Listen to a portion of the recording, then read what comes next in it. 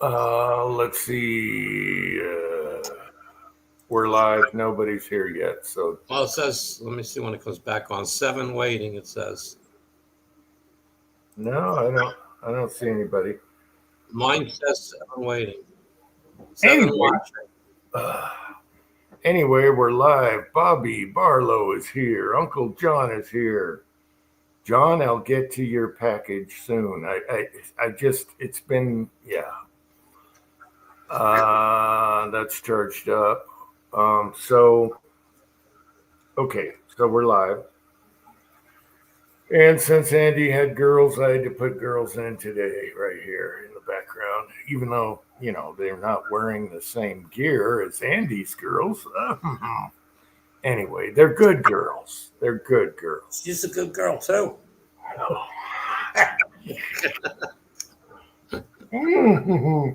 Did you see the girl that was going out on dates, drugging the guys and stealing? She stole his Rolex, which is 11 grand. Anyway, let's see. Jag is here. Let me quote these. Vanessa Kitty is here. Talking about a good girl, Vanessa Kitty. There we go. All right, there's Bobby. There's Uncle John. We got Jagwan and Vanessa Kitty. And Kip is here. Hey, Kip. How's it going? So, yeah. Just Jeff is here. So Andy was just talking about he's not shooting 38s anymore. No, Andy, no, bad no. It doesn't matter. I'm not shooting hot loads anyway. So I'm working up ladder loads on the hotter side with the semi-wide cutter, or whatever, 103 grains, whatever it is, 104 grains in zinc. And then the Type 3 wad cutter, which is like 93 grains in zinc. So I've made the ladder loads up over the week. And of course, it's going to rain tomorrow, but so I ain't going to get to test them. But again, it was the carbon ring in the revolver. So in the Rossi, it's going to be a pain in the ass. Well, you got to take your Rossi apart, or you just. Well, yeah, but I mean, the gun's basically clean, but the chamber's going to be full of carbon. So I got to tear down this pain in the ass rifle to put back together. Okay. Yeah, but now what you could do to cheat, if you're shooting 38s through it and you're filling it up with lead or something, take a bore snake and just get it in the chamber and then go eat. Yeah. Well, what I was going where the brush is. You know what I'm talking about.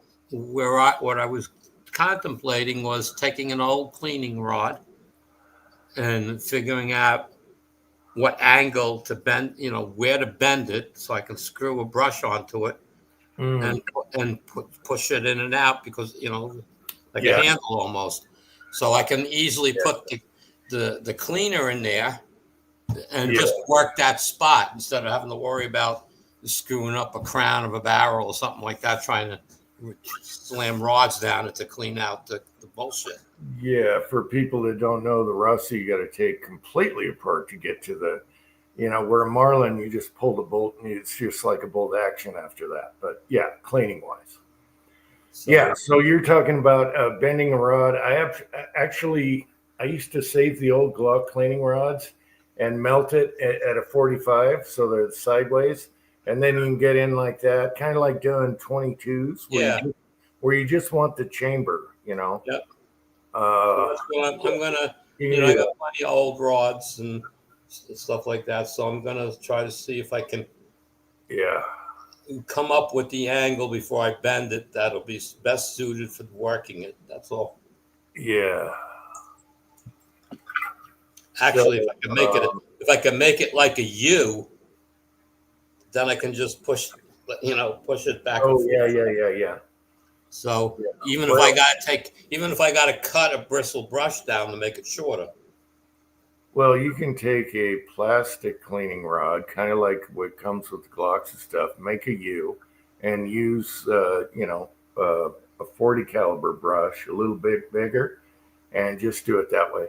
That's Yeah, I have no problems, but it's what does it say? You need an M14 style ratchet chamber brush. Okay. Yeah, there you go. I know what he's talking about. Yeah. I don't, so I got to But look it up. the plastic is good, so you don't scrape up. You scratch up. Yours is stainless, but you don't scratch up anything. Yeah, on the outside of the gun accidentally. Say you had a Yeah, steel. but I bend the rod. I can put shrink sleeving over it, Yeah, there you go. or something like that. Even a piece of plastic If tubing. you bend it though, get it red hot, forge it, and Oh trim it. yeah, that's Yeah, not the problem. yeah. I got settling torches, so I can get it real hot. Yeah. Yeah, for people that don't know, don't bend a 45-degree on metal without heating it up. You heat it up, it's not going to care. Otherwise, it'll snap on you or it can. Yeah. Yeah, I'm not worried about making the tool. I just, I would rather not have to do as much cleaning. Okay, to that area of the rifles because again, it's a fun rifle to shoot, and I'm not going there and just putting 50 rounds through it. So Yeah, but what I was telling Andy is I shoot suppress, so I shoot a ton of like 44 Russian, 44 special, 44 mag in the same chambers. Same with the 38, 357, 357 maximum. And it's no problem as long as you clean that chamber now and then. Thorzax is here. Hey, Thorzax. hey, Thorzax. So, yeah, we're just talking about when you're shooting short and longer chambers, clean them now and then because, yeah, they can get a little gunky. But that's mostly what I do because, I shoot suppress, so I'm shooting quiet. So, So here's one. well, here's something weird, Andy. I'm looking. I can't see it on the laptop, but on my iPad, you have these purple crowns with numbers on them. What the hell does that mean now? I have no idea. That's been 2 weeks now. Yeah, what is that, YouTube? What does the number mean? They're all 21. Is that people that reply or what is that? Do you guys see that? Right next to your name is a purple. We see it. It's purple with a crown. I don't see it on the laptop. I see it on the iPad. That's weird. So maybe I'm four. An extra chamber. Okay, here we go. M14 M18 chamber cleaning tool. This is a nice one, but it's $40 basically. Yeah, you can bend one, make your own, and I would use a plastic rod as long as you don't break it. Maybe we can come up with 3D printing a thick enough one that won't snap on you. Texas 6 is here. Hey, Texas 6. Yeah, I got. Let's see if I can. I'm going to copy this link and post it in there. This is what I'm finding. I just found, and it looks really nice because it looks like it really angles. Chessboard is here. Kyle is here. It has a universal joint, and then the brush screws into it.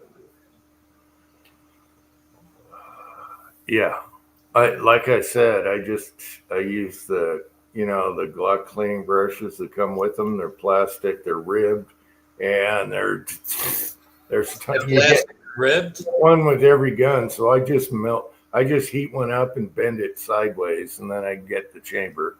If I'm too lazy to take the gun apart or whatever, yeah.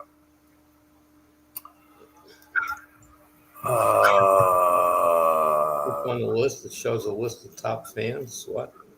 Click on the crown. It shows a list of top fans. Oh, okay. Top fans. What does that mean, Vanessa? What does this crown stuff mean?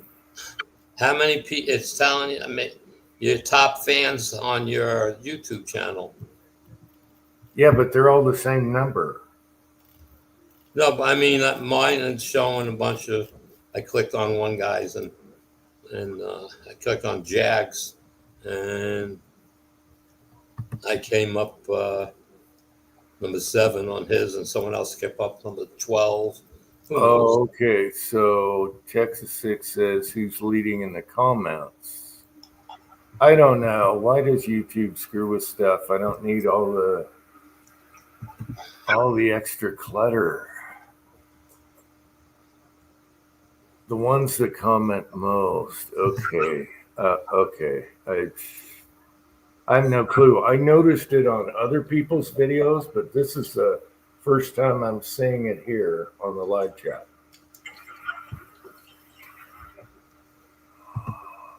Hey, Kyle. Kyle is Hoppy's number 9. Okay. Press board, welcome. Hops, Hoppies, whatever you want to call it. Yeah, it's weird. To me, it's just clutter. It's clutter. I know Uncle John doesn't like the heart reply things. You know, when someone replies, you give them a heart so they know that you replied or they replied.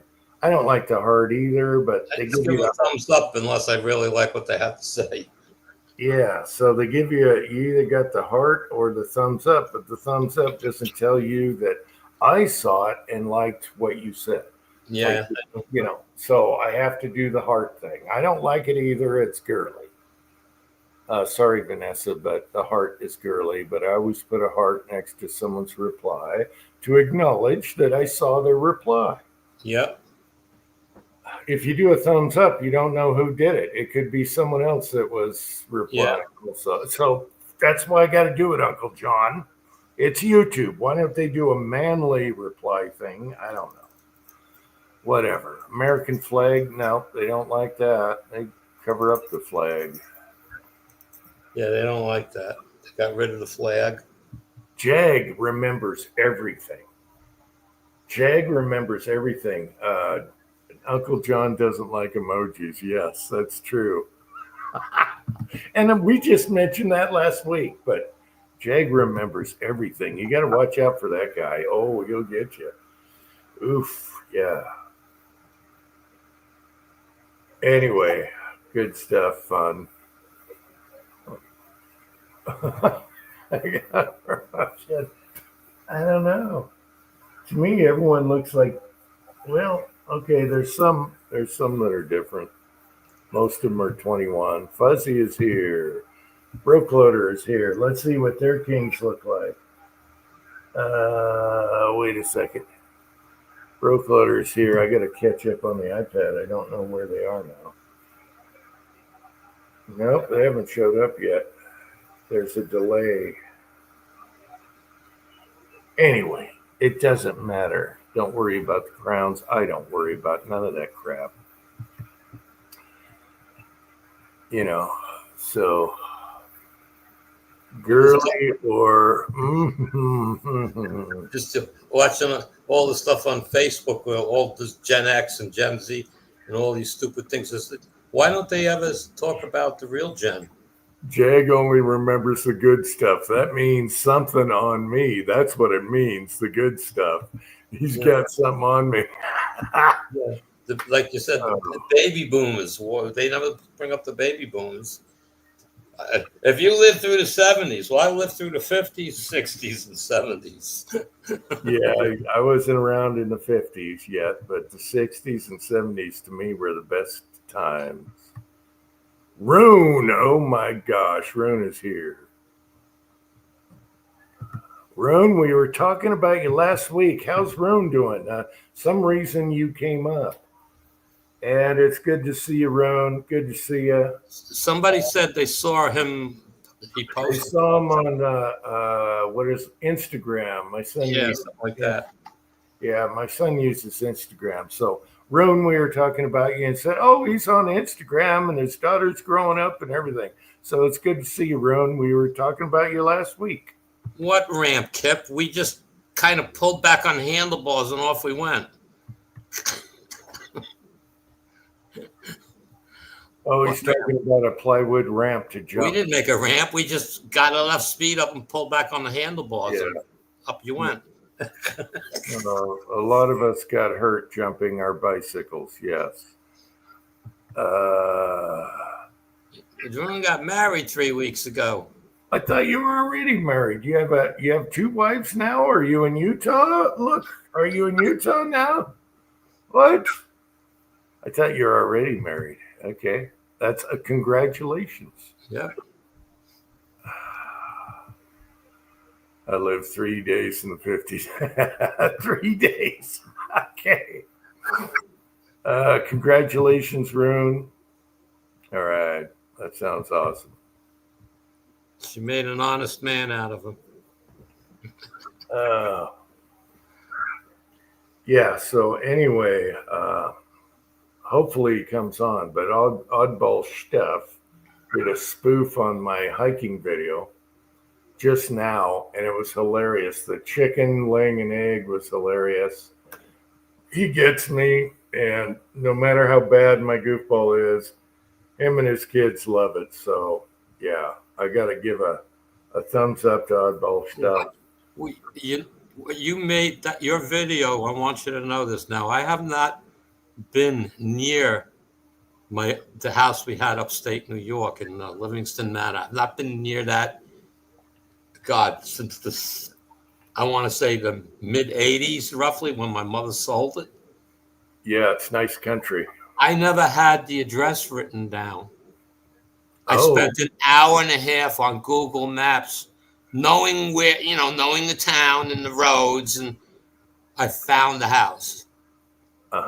Okay. Cosmetically, it's nothing like it was. I mean, that house was immaculate. When you looked at it, it was something to be proud of. They changed a few things, but it doesn't look, I'm looking close-ups and whatnot. All the windows are the same, the ones I put in, and the storm door and stuff like that. Our front porch was a cement porch, the whole length of the house. Yeah. And they covered it up with a wood, type porch. And the place, it looks run down, but you can't tell the inside from the outside. But just reminiscent, you're going up and down the road, looking at all the old houses that were there. But what was impressive is that across the street was the actual hotel that we used to always go to that owned all the property in that area. So we own our house. We bought it from them after the hotels closed. Yeah. That house was totally done over. It's got a steel roof. It's all LED solar panels on it and stuff, and the whole fascia of the place is all like, it can't be more than 8 to 8 years old what they did with it. But boy, the memories we had sitting there. And I wanted to send you a link from the Google map, and I got to go back on and get it just so you could see the area. You could pinpoint it, and you could see the lake and everything else. And it was just a lot of memories from your video. That's what sparked me to go look for it. Yeah, I remember when I was, I think it was 16. I got on my motorcycle, and I couldn't buy the motorcycle until I was 16. The owner it was the one owner, and he wouldn't sell it to me until I was 16 and had my endorsement. But I get on the motorcycle and I drive where I grew up in the 60s. And yeah, the house has changed, the neighborhood. Most of the neighborhood looked the same. And I saw neighbors that were still there. Like one of the younger kids, he was outside and he looked over me, he's like, what the hell is that? Is that who I think it is? Yeah. Anyway, it's really cool to go back to your roots or whatever. Yeah, but all the old, I couldn't see the house that was built facing my house up there was built off to the right and off the road by a few hundred, maybe 100 yards off the road. I couldn't see that. I could barely see it through the shrubs, but the average layout that they used to on the property to the left of us, there was what used to be an old chicken coop from the hotel that was across the street. And when you went to camp, we used to go in there and collect the eggs and stuff. It was, the memories that came back. I mean, I was like 6 years old. It's like, wow. Oh yeah, I had a ton of memories. I used to have a fort on the side of the house. That was gone, but we used to launch all kinds of stuff at one neighbor. It was a kid we on the same bus. You know, he was older than me. We used to hit his roof all the time, and he'd come out and say, "You son of a bitch!" And all these memories came back. You know, we had these giant, what did they call them? Funnelators, you know, giant, thick surgical tubing hooked to a funnel. You can launch water balloons, rocks, whatever. Anyway, that first came to mind launching, you know, so I looked at the roof and everything. I was, uh, yeah, lots of good memories back then. Yeah, we were little troublemakers. Our little crew we had going there when we were kids, but yeah. The house I grew up in, I guess it was about 10 years ago. I was in that neck of the woods and I drove by the house. You wouldn't recognize it. But the house was totally changed. Yeah, this was close, but they did some different things to it. And then we looked at our first house, uh, and that thing is just, it's like, what did you do? You let everything get overgrown. And I had fruit trees in the backyard they were apple trees, and I took the lower branch, trimmed it all, you know, the stem, and then I wrapped it, okay, and trained it that way, kind of like a bonsai or whatever. And they were still there, and they got really fat, and you had this wood spiraling around it, and that was really cool. Yeah, so that was still there. That was our first house. But anyway, it's good to go back. They let it go to hell, though. We would have never, it was gloomy. You couldn't see the house anymore. They let everything just, I don't know. Yeah, I know what you mean. Well, again, that's like the place I'm at, and I'm looking at it. I mean, we always kept that house. I mean, it was we had asbestos shingles on the outside of the house. You know, those big shingles, and they were always every 4 years we painted them, and and they're brown and stuff, and white trim on the house. Everything was always neat and tidy. I mean, somebody's living there. The pictures are 4 months old, and the grass is cut and everything else. So, I mean, there's somebody, whether they're living there or just having somebody cut the grass, but it's kind of a little overgrown and not maintained the way we did it. Yeah, So John's talking about the house he grew in. We stayed there for a while, me and my sister, and that was the most gorgeous. What 19? When was that built? 19 something. Anyway, my grandpa had this rare. I guess it was a rare tree. It was a huge tree out front, and he'd trim her down, and people thought, oh, he over trimmed it. And then the next year it was awesome. And then they took the deck out. But what I remember is they had push button lights, push button instead of flip. It was that old, and it was the coolest house ever. And of course, it's worth millions now. But yeah, that's depressing, John. They took the decks off. Oh my God, they ruined the look of it. Anyway, lots of memories there too. Uncle John was a troublemaker back then too. We could talk about stories when he was a kid. Anyway, okay, Kyle grew up in the same house. Wow. Uh-oh, battery is going. Hang on. My battery goes. I'll be right back if my battery goes. Keep me going, Andy. okay, yeah, I was just again, I can't tell you it's a it's got to be 35 years since I've been to the house upstate New York, and it was just I can't believe I took me a while, but I found it. Uh, and it was just hard to navigate Google Maps through the hills, and I didn't know where to start exactly. It's like first I went in the wrong direction, and then I went back to the lake, and then I went the other direction, and I finally got to the house, and then it was cool because I could see. I should have went down the road a little further than I did because on the opposite side of the street there was an area where at one point in time they put a bunch of houses in there, and and to see what that looked like in there. But again, it's a private lake. It's it's the people that own the property around that own the lake. It's everybody has a piece of it. So there's no motorboats allowed on it. So I can't tell you, it was just the memories that kept coming flooding back because like Fran, my wife, we got engaged up there,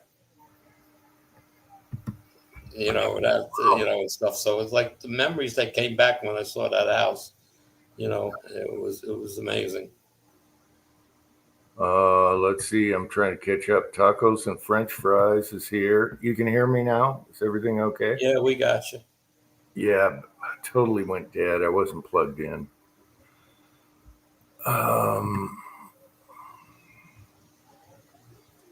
Okay, I think we're caught up.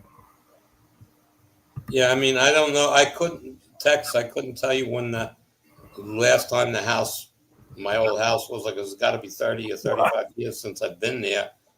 And I mean, it was in great, you wouldn't know.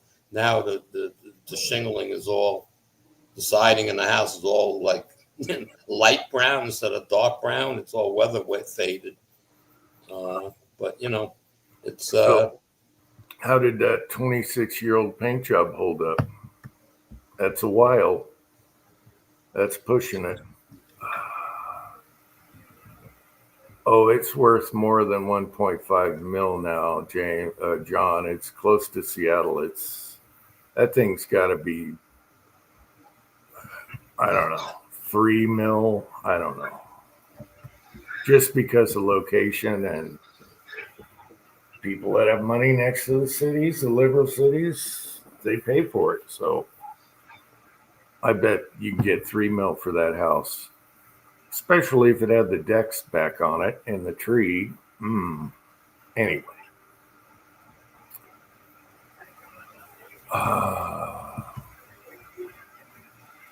The house I was talking about where I wrapped the trees, that's crazy price now. I think it was 60,000 when we got it. That's crazy price now. That's 1.5. Just because of location, closer to the city. Oh, that was 10 years ago, John. Yeah. I'll have my wife look it up for you. Okay. That's her thing. She was in the,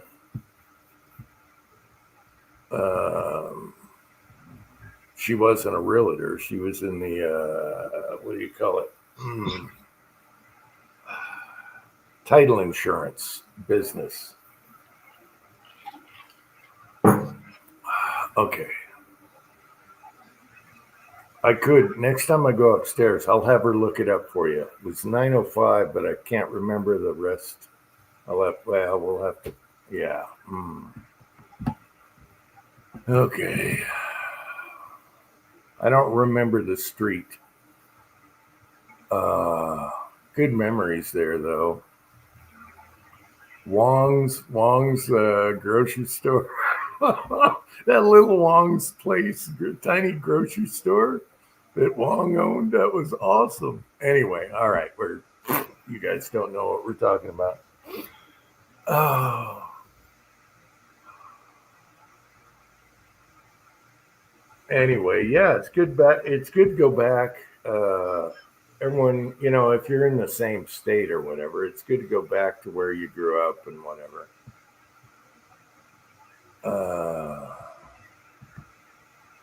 Poor fella. Okay. John is laughing at Wong's. Here's the story. We went to Wong's and they had these airplanes you put together. I think they were styrofoam. And they had like what were they? Monster faces or something? It's 60s, so they were really cool little planes, and they were cheap. We got them at Wong's, and I would say, "Oh, my plane is so cool," and John would say, "Yeah, but mine's cooler." He'd always do that to me. Yeah, but mine's cooler. And he had a little gas Volkswagen, a gas, before you had remote control. So I think you had a string and you just went in circles. He had a gas powered Volkswagen.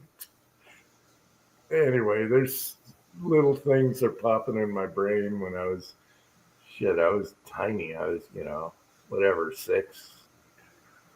I don't know, whatever. Here, if I reply here, let me do H.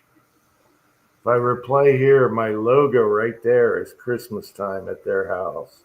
And I have a little Tommy gun toy. And I think it was 4 or 5 at that time. Anyway, you see the Uncle Jim 3. I'm holding up something. That was Christmas time. And I got a Tommy gun that made real Tommy gun noise without an orange thing on the end of it. Yes. Oh, it was a gas dune buggy Volkswagen. Okay. Anyway, tons of fun. All right, what else is going on here?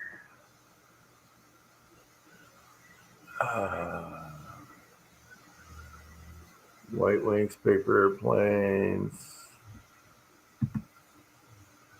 Yeah, no, these were cool planes. They had really good logos on them that the kids would like. I forget what it was. Monsters, Frankenstein, whatever. I don't know. I can't remember. I wish I still had one, but yeah, good stuff. Lots of good stories in that house. Cool house. John grew up in a cool house. I used to walk when I was staying there because, okay, my parents got divorced. My mom and the kids, me and my sister, moved in there for a little while until she got situated. And you can't do this now, but I used to walk to school, and we're talking, you know, that would be dangerous today as a 5-year-old walking yourself to school, but we did it every day. So Yeah. yeah, we're not talking about the country. We're talking about city. Yeah. I mean, I could run into a bum or whatever, but hey, that's what we did. Yeah. 8-cent soda. Yeah, I know. Anyway, good stuff.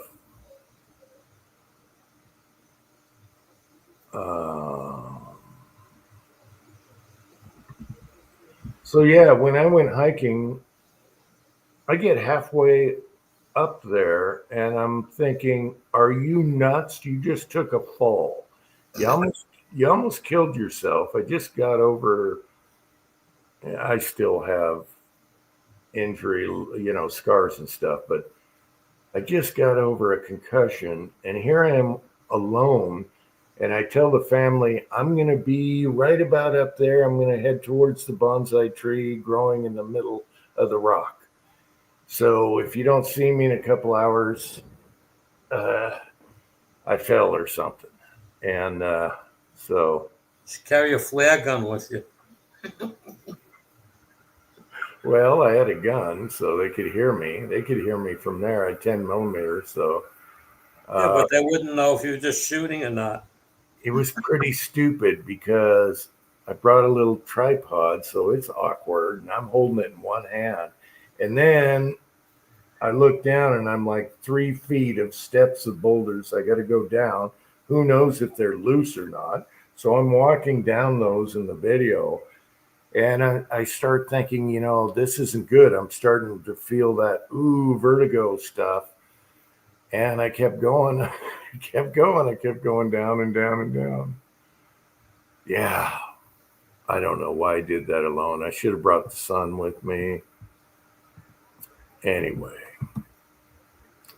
there's lots of other parts of the property that I got to show. I mean, that are cool. I mean, giant giant boulders that look like the Aztecs fitted them together. That's right behind the birdhouse. That I can do that in 15 minutes. And then I have to go towards the cactus where we throw our hatchets and stuff. Go towards the cactus, and then I go up. And there's a giant, like, all rock waterfall. So it's like the rock got smoothed out, and you can see everything. It goes way up high. And I found brass up there from hunters, 30 30-06. There's nice little square rock benches to sit on. And that's where they'd sit there and hunt. And it's on our property. So I found that, after we moved in and I was exploring around. I still haven't explored half our property. There's some really cool stuff, but there's a valley in the way, and it's just solid. It looks like, giant Aztec square rocks all fitted together in a row like a fence. And maybe I can do a close up on the phone just from my driveway, but I don't know if I can do that. I've never been there. My neighbor puts swingers up there and shoots at them 300 yards. I haven't been up there. I don't even know how to get there. It'd kill me going down the valley and up. But that's a lot of that is our property also. So the ones in the back I showed, it turns into government land,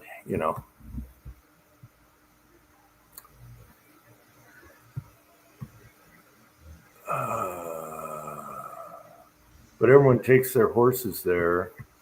I should do more. I should actually go down with my sheriff neighbor, hop on one of his horses, throw some lever actions in there, and do what he does. Because he goes around my property, and when I showed the mountains there, he goes all the way up there on the horses. Yeah, I should jump on one of his horses and do that. He's got mules also, and buffalo. I should do that and wear the Indian headdress the whole time. That would rock. Okay, I got to do that. I got to do that. Yes, I got to do that. Indian headdress, horse, write that down, remember it. All right. I haven't been on a horse since I was a kid, so that's going to be fun. What do you do? How do you steer it? Do you kick it too much? It's like riding a bike. Do you kick it too much and piss it off and do a wheelie? I mean, yeah, it's been a long time. So, yeah, that could be ugly. Talk about a fall. Oh, anyway. John says, pray hell. Yeah. No, I should, he's totally willing. So I should just say, hey, can we go for a ride on your horses? And by the way, I want to wear a headdress. And the sumo suit. Yeah. No, he'd be totally cool with it. He'd be, yeah, that's awesome. Let's do that. He's like a kid. He's just, him and my son, man, they're two peas in a pod. They're like a kid. Oh, look at my new AK or whatever. Oh, that's awesome. I need to get one. Anyway. Yeah, I need to do that. How many people on the side want to see Uncle Jim on a horse and a headdress? Absolutely. There we go. It's got to be safer than going down the road in a sled. No, the train is pretty rocky. I don't know. I don't know. The one thing on my side is animals seem to like me. We had two horses in the backyard that were, that showed up. Remember that? And they were lost for 3 days. And I'm pretty good with animals. So they, I was fine. I was petting it and everything. But thank God. Tin Man XP is an old Windows version. Oh, Tin Man is here. Hey, Tin Man. What the hell is XP? Where's the XP coming from? It's an old Windows program. I know, but why is he bringing that up? I don't know what the hell's XP. And John's saying a VCR recorder. Yeah. Oh, I had so many good VCR tapes. I should have kept them. I put them in garbage bags and hucked them when we moved. And now I'm killing myself because I could have done videos just on those. What's on them? It's nostalgia type stuff. Anyway. Hey, Tin Man, what's up? The side chat gives you XP whenever you type. I don't know. I don't get that. I don't know. They're putting these little blue crowns on them now. I don't get it. YouTube is weird. Rollis is here. Hey, Rollis.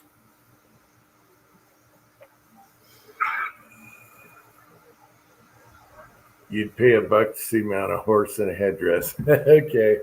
All right, we'll do that. I'll do it in fall when it's not so hot because it's hotter than hell. But yeah, we can go for a trip. He carries old Marlin, usually 30-30 on him on the side saddle. He also does leather work, so probably made his own holsters and everything for that. I have another neighbor that makes saddles, but they're expensive, but he's good. He's really good. He sells them online or whatever. Nice guy.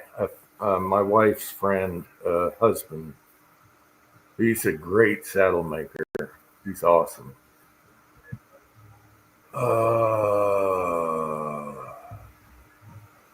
Oh, I got to catch up. Yeah, Tin Man's exhausted from laying the floor back in his basement there.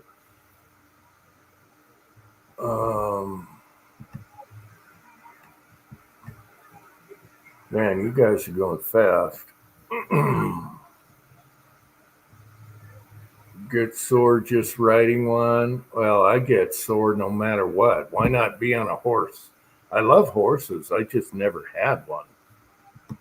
I was a city boy half my life, so we didn't have horses. Even though we went camping all the time, we'd go out to country like this. Eastern Washington was just like this. Exactly the same terrain. That's probably why I love it here. Reminds me of my childhood. Man, you guys are just chirping. West Covina Dodge is here. Cranky is here. Let me catch up to you guys. Should have. Oh, we got 27 lurking.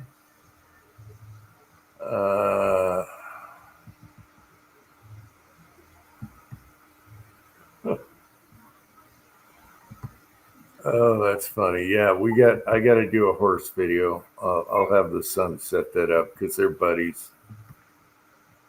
Yeah, I got to do that. And I want to ride a horse. Damn, I might like it too much and want one. Oh, it'd be awesome because we have horse trails all in the back there. Everyone does it. Whenever I hear a noise, it's a horse trailer. Somebody coming up the road and they go to the, what do you call it? The BLM park, and they, get out of their trailer and ride their horses all day. And then I hear them leaving. He saw us here. Me lurk, working on construction time estimate. Oh, okay. He say, I'm sorry. He say. Okay, tote goat. Okay, I can't take on BLM. I can't take the tote goats up there. They have it blocked off for ATVs and stuff, so it's only horses. And then in the wintertime, as long as you have something belt driven, you can go up there in the winter. So it has to be a snowmobile or a tote goat with a belt on the back. And we might do that. We're working on it. We have conveyor belt rubber, and we'll do 2 wheels in the back that oscillates with a shock, and have a like a mini bike that can go in the snow, skis on the front. But that's the rule. So they block that off so people don't just tear up the terrain. It's only horses, and wintertime is only belt driven like a snowmobile or anything like that. And I'm glad that's the way. Otherwise, I'd have ATVs all up in there, and I'd be pissed.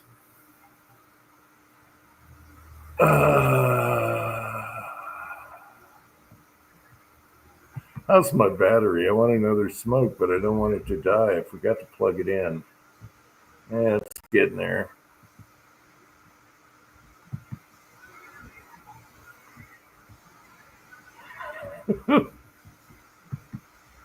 No, I think horses are cool. I like them. So maybe you sticks me on a mule. I don't care. I'm fine with a mule, even though they're more stubborn. They could be a little bitey. They could be a little bitey. But yeah, horses are awesome.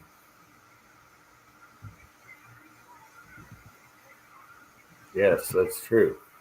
It's true.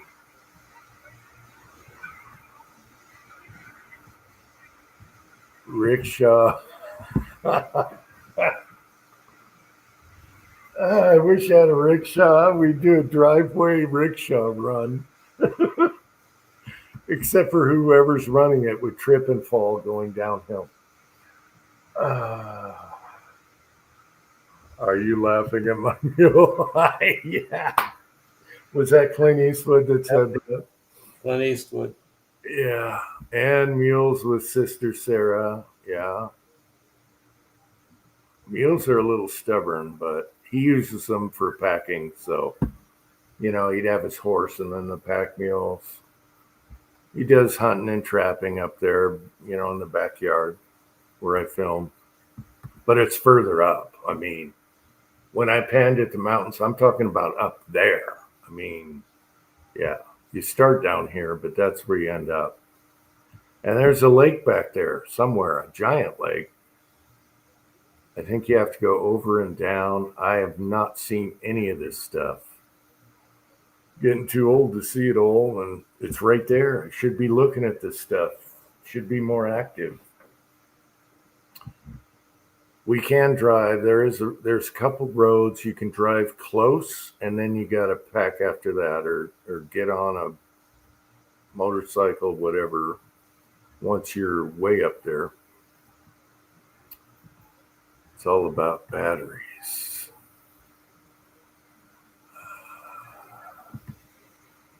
I got divorced in '82.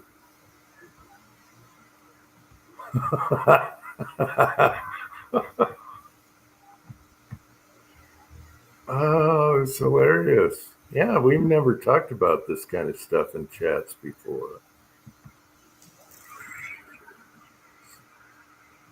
Very interesting. Even if I only go a quarter mile, I need to do a video of me on a horse with a headdress and a tomahawk. Gotta do it. And maybe throwing the tomahawk from the horse and sticking it in a tree. That would be like a fool. That would be epic. Hell yeah. Or bow and arrow. Do that. All right, this fall we're doing it. We're doing it before the snow hits. Except for I'm fatter than hell. Got a beer gut for days. Should do more hiking. Need a lance. Yeah, I've done a lot of tractor videos, but I haven't done a horse. I need to do a horse. I don't know if you ever... They were trying to ride the buffalo, but that big one, I wouldn't get on that big one now. That big one, no way, no how. Kill you. I think he's still got 2 buffalo down there. One's a beefalo, one's a buffalo. And he must have, I think he just got another pony. He must have 5 horses. Maybe some are mules. I don't know. He's got a corral and everything right at the base of my house.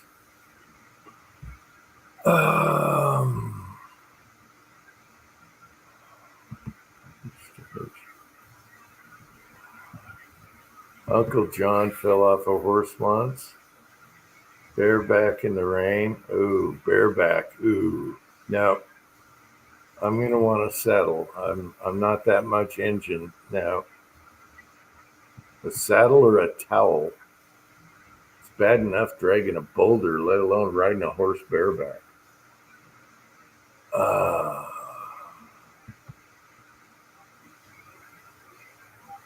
Okay, let's see if this battery holds.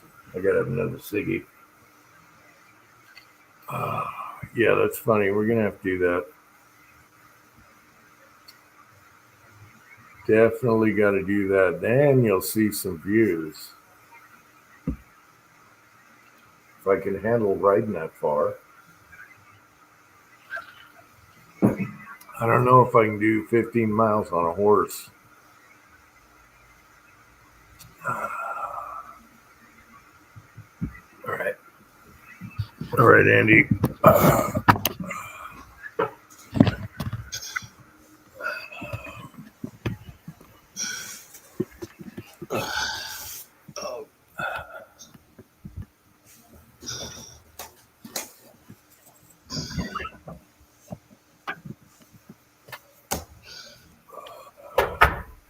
So we're down to 1 room left in the house to be finished. Good. Yeah, this one will take probably 3 weekends, maybe 4. All right. It's a lot of stuff in this room. It's going to be hard to work around.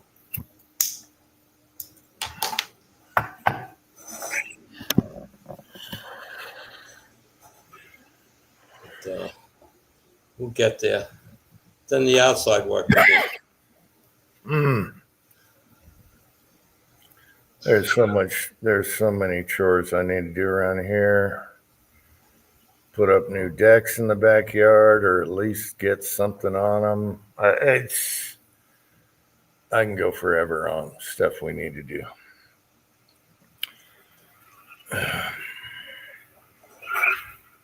Getting too old. I saw Tin Man hating it. I said, from now on, I'm just going to hire somebody. I don't want to do it anymore. So. Oh, I got to go test. I have to put a new light up in the driveway. I don't know when it died, but not even a year old. An LED with motion detection stuff. Mm-hmm. That's not good. It only lasted not even a year. Yeah, it should last longer than that. And it's on, and it's only set to go on to detect motion, so it's not like it's on 10 hours a night. So.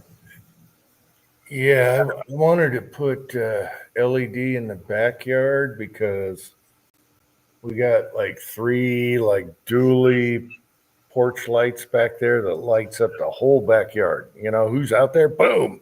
It's like a baseball stadium, but they're like these halogen lights that get hot. Yeah, and they're a lot of power they draw. Oh, but they light up that backyard. Yeah, you get LEDs that do that. Again, we made them. I mean, we lit up stadium. Yeah. If I think something's in the backyard, I can hit one switch does 2, another one does 1, but in the living room, they're both together. So I can light up that backyard like who the hell's out there? And it'd be like deer in the headlights. Like you put up 150 watt LED lamp will make those halogens look dim. Really? The LED level has gone so far. I mean, you look at those small lights you put up in your garage. Yeah, I got the tri-lights and then I got the big round ones. Yeah. Think about the power they actually using 40 watts. I mean, and it's if They they're nothing. Yeah. you And we bought a case of these Trilights, a whole case of them. They were on clearance and they were cheap.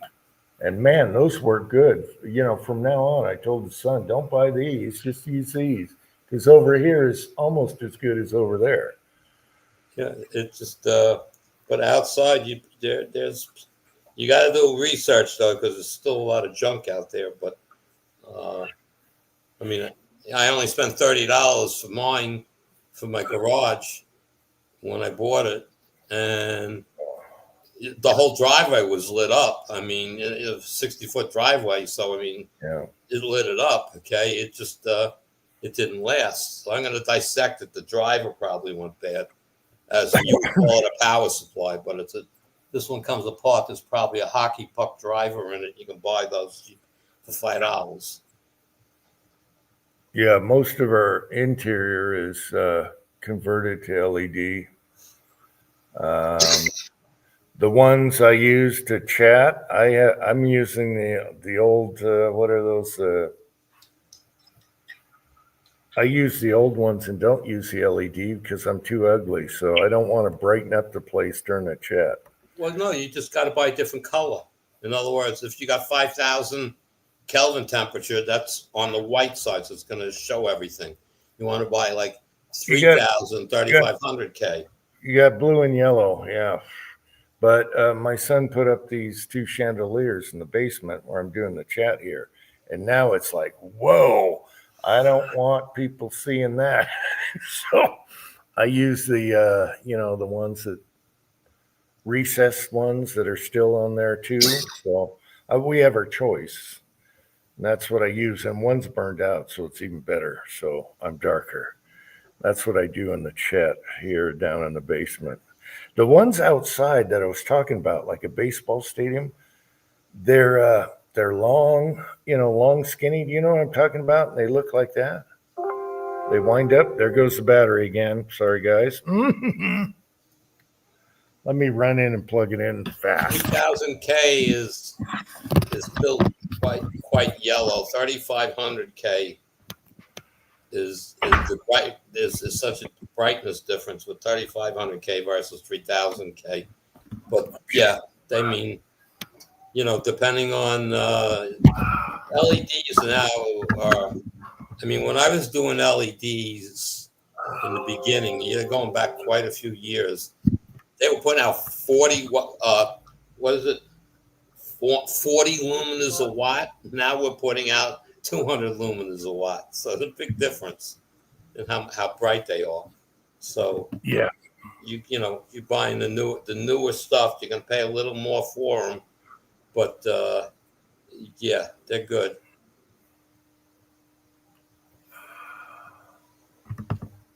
Need to remove the stirrer and just heat sink glue and put cheap. Huh. Anyway, he put in these fixtures here. Can't show you right now, but they're long tube LEDs.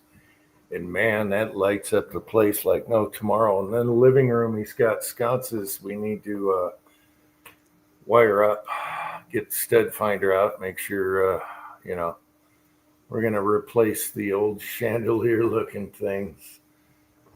Yeah, but just water, what's the Kelvin temperature? 4,000, 4,500, 5,000, 6,000? That's going to determine how white it is, or as we call it, blue. But yeah, I mean, outside lighting, depending, you really don't want 5,000 K for a street light. It's bad on the eyes. You want down close to around 4,000. But for security lighting, yeah, you want to put in 5,000 to 6,000 Kelvin because it just lights everything up. Yeah, I can't put motion in because every time a deer or critter walks by, it turns on. Then I grab my shotgun and it's like, what the hell? So I'm not doing motion lights in the back. Well, you don't have to. So, Yeah, I'll just use the switch if I hear a bump in the night. And then they'll be like, what the hell? Michael is here. Hey, Michael. You'd be surprised with 400 watts of LED light, how bright 400 watts of LED light is. It'll blow your mind. Okay. I mean, you got to relate to it. They're lighting stadiums with LEDs now.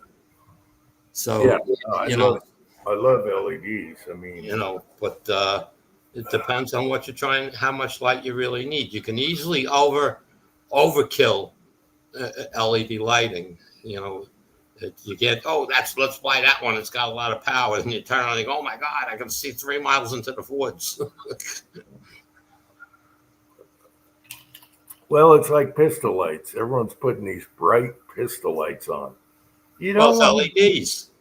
You don't want a bright pistol light in your house. If you have white walls, it's blinding. Yeah.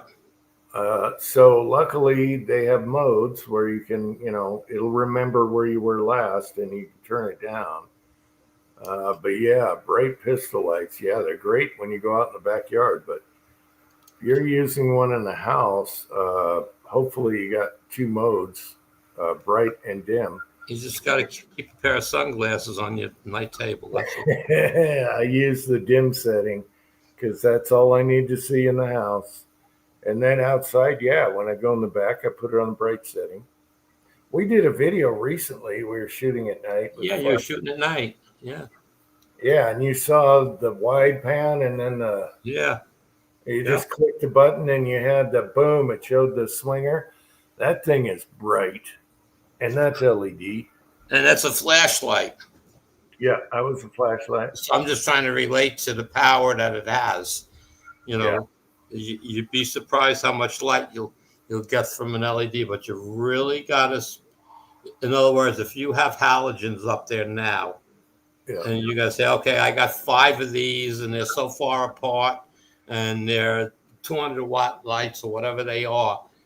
Somebody who knows about LEDs, they can get you there, and you will still be brighter than you are now. Okay, Vanessa Kitty. One thing I'm going to say again is the Chinese always lie on their lumens on flashlights. And there's actually channels you can watch where they test them with, machinery that picks up the exact lumens they have.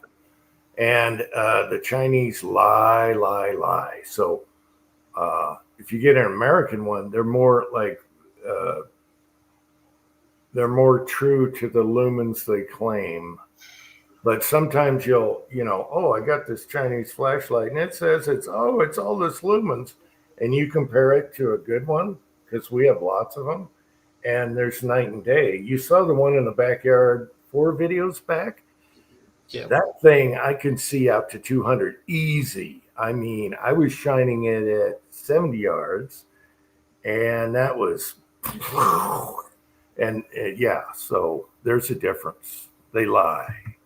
Oh, yeah. Well, again, it's your luminance rating. You got to remember something.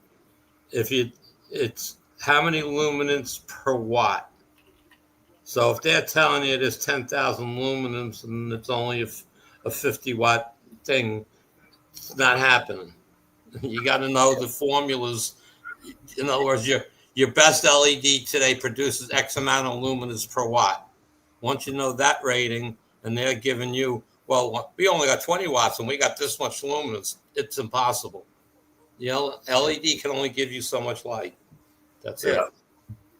And if you compare, again, there's sites that actually test lumens on flashlights. But if you compare a good one, which my son has lots of good ones, and then you compare, and they both claim the same, and you do this in the backyard, it's night and day. I mean, they're lying. Yeah. So watch out for those cheap Amazon flashlights. They're not the lumens they claim to be. Put it up against a good one, then you're going to know. Hobbies is here. Hey, Hobbies, how's it going up there?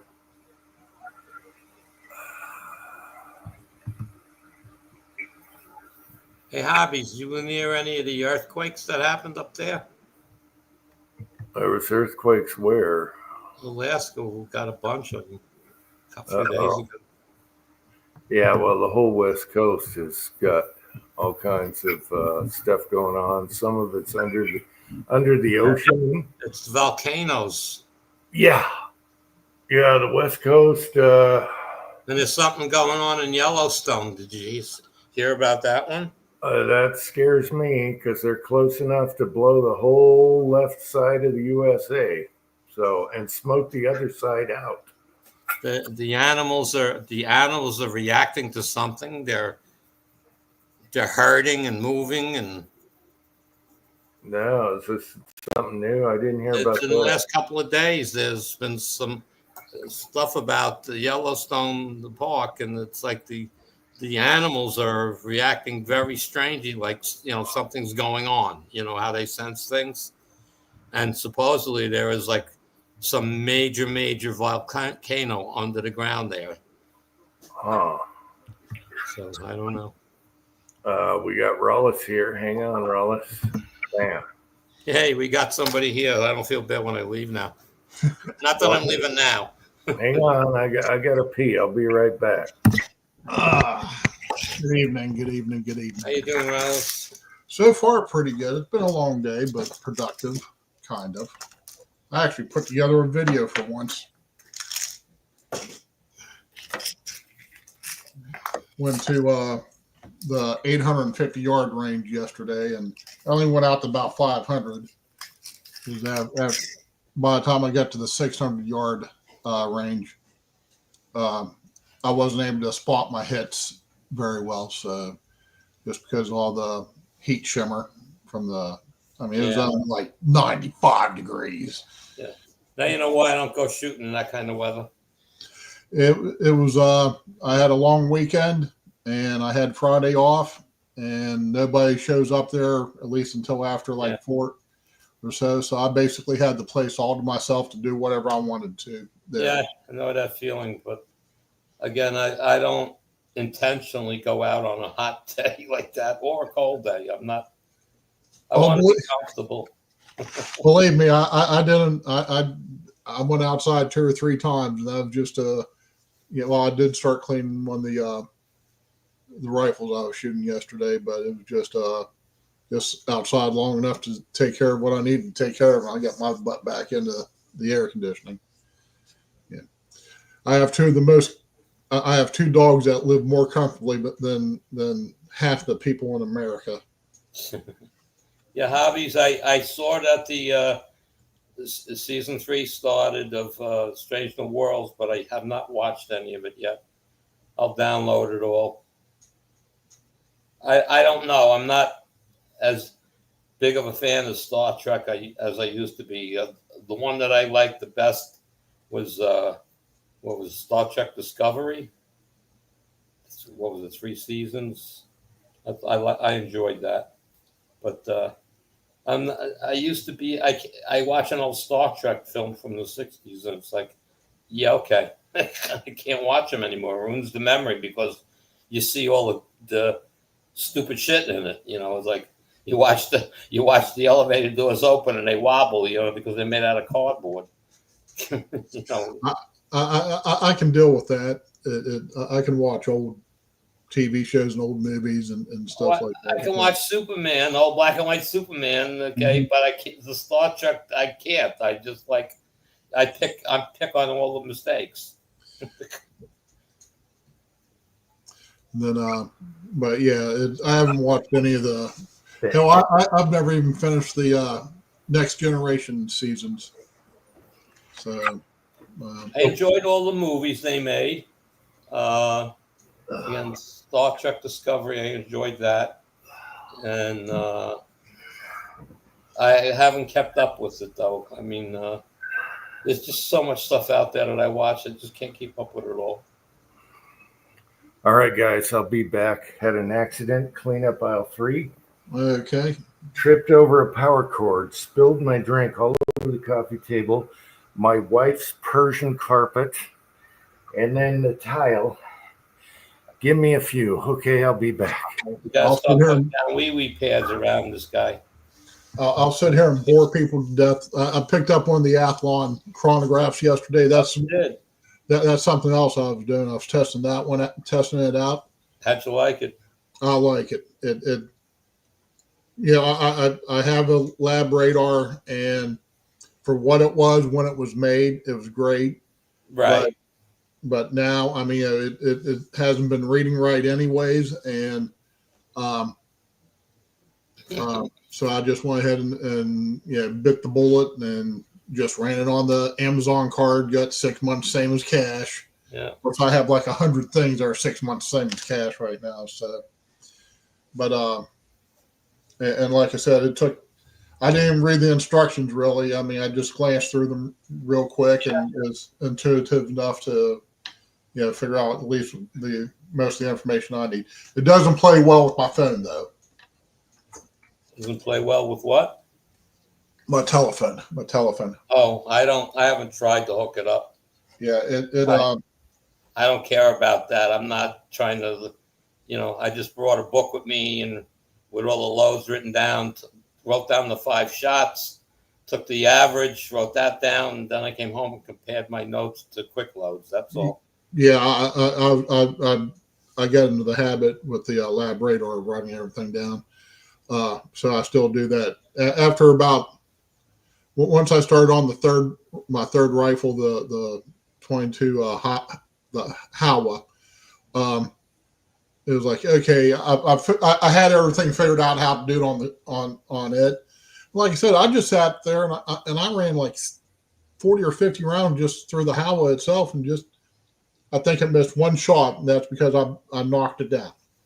Yeah, I knocked it off the way I had it set up. It was set on some boards and just knocked it down. So it didn't read that one shot, but everything else it read, and it seems like it read, everything was in the ranges where they should have been. So Yeah. I'm pretty confident and comfortable already using it. So I need to go in there and just try to get to work with the telephone a little bit better. Well, what I like about it is those, if you got it there, even if you're not writing things down, you're confident in what you're doing. The load you got is working right, and you have it sitting there, and you pull the trigger, and you're quarter-inch right. You can see my speed off. Yep. So you can. Oh wow, that's 80 feet per second slower. That might be why. Exactly. That takes a little guesswork out of it. Was your trigger finger pulling the rifle, or something else happened? The big thing for me was I've never shot any of these rifles at that particular range, and I've never shot it at that distance with these loads. So I didn't want to spend half my ammo just cracking rounds off trying to walk my way into the target. Right. So they officially don't have 100-yard range there, but they have a dirt pile about 100 yards away, and I just take one shot. Had my first reading, typed everything into Strelok Pro, and went ahead and literally my second shot out, like the AR-10, was on still at 400 yards, so it worked out pretty good, like you said. So I'm real happy, and it's small enough where you can just set it up right there, and if you're shooting off the bench, and it takes up no space whatsoever. You just plop it down and you're ready to go. It just in my range, the benches that I was shooting from were very small tops, so I bought a tripod to stand it on, stand it next to it. And when I got to the range, it was the first time for the year, they redid a lot of that section of the range. They took out the first 5 or 6 rifle points and made it all pistol. So that's like a third of that range area is now pistol. right. It used to be rifle, pistol, and then more rifles. So now it's half pistol, a third pistol, and 2/3 rifle. So I took the first spot at the end of the pistol. So because if I wanted to bring my pistol, I want 2 spots. Yeah, you can bounce back and forth. and the first table is a cement table, and it's a new one, so nice and wide. Okay. Okay, we were sitting kind of on top of each other the first 5 or 6 points in the rifle area, but they didn't want us to walk straight down from our point to the target. They always wanted us to walk around. Mm-hmm. But there's new owners there now and stuff. This is the range is safe. What's the difference which way you walk? So we're allowed to go straight down now. So I'm in the middle of the range, so it's like straight down to the target. It was really nice. Yeah, the range I normally go to, well, like that 850, we just drive out there because the closest target is 400, and so we're allowed to drive down there. Hey, Ozark, what's going on? just glossing about guns. I'll be right back. Clean up aisle 3. Mm-hmm. What's up, Ahab? She got in Turkey or something. It's an antique. Son of a bitch. I'll be back. All right. There's a bunch of rug cleaning videos out there. I'll sit there and watch them for half a day. Watch them go in there and build a swimming pool, hit it with a garden hose. That's all you got to do. So, at least in the classes that I took, that I didn't want to. Yeah, no, I'm glad someone else got the Athlon and got this, to see it work. It's, CW has one. I got one. I don't know who else in the group now, other than you, that's bought one. And I'm really enjoying. I mean, I only got to use it once so far, and I'm glad I bought it. Yeah, like I said, yesterday was my first. What surprised me was that little tripod. I thought it was just going to be a little cheap plastic. No, it's aluminum. That's probably a $15, $20, probably $30. Yeah, it could be. You try to buy it somewhere. Yeah, that's a nice tripod, but because I have like small tripods, maybe 8 foot tall, and they're all flimsy. Yeah, and I can't find a good one. I'm going to hold off getting one until I get the range set up at the farm. Right. Yeah. So, but if you're out there shooting, Marvin, and you want to know, it's whether you buy it now or in 3 months doesn't make much of a difference. At least you'll know what's going on.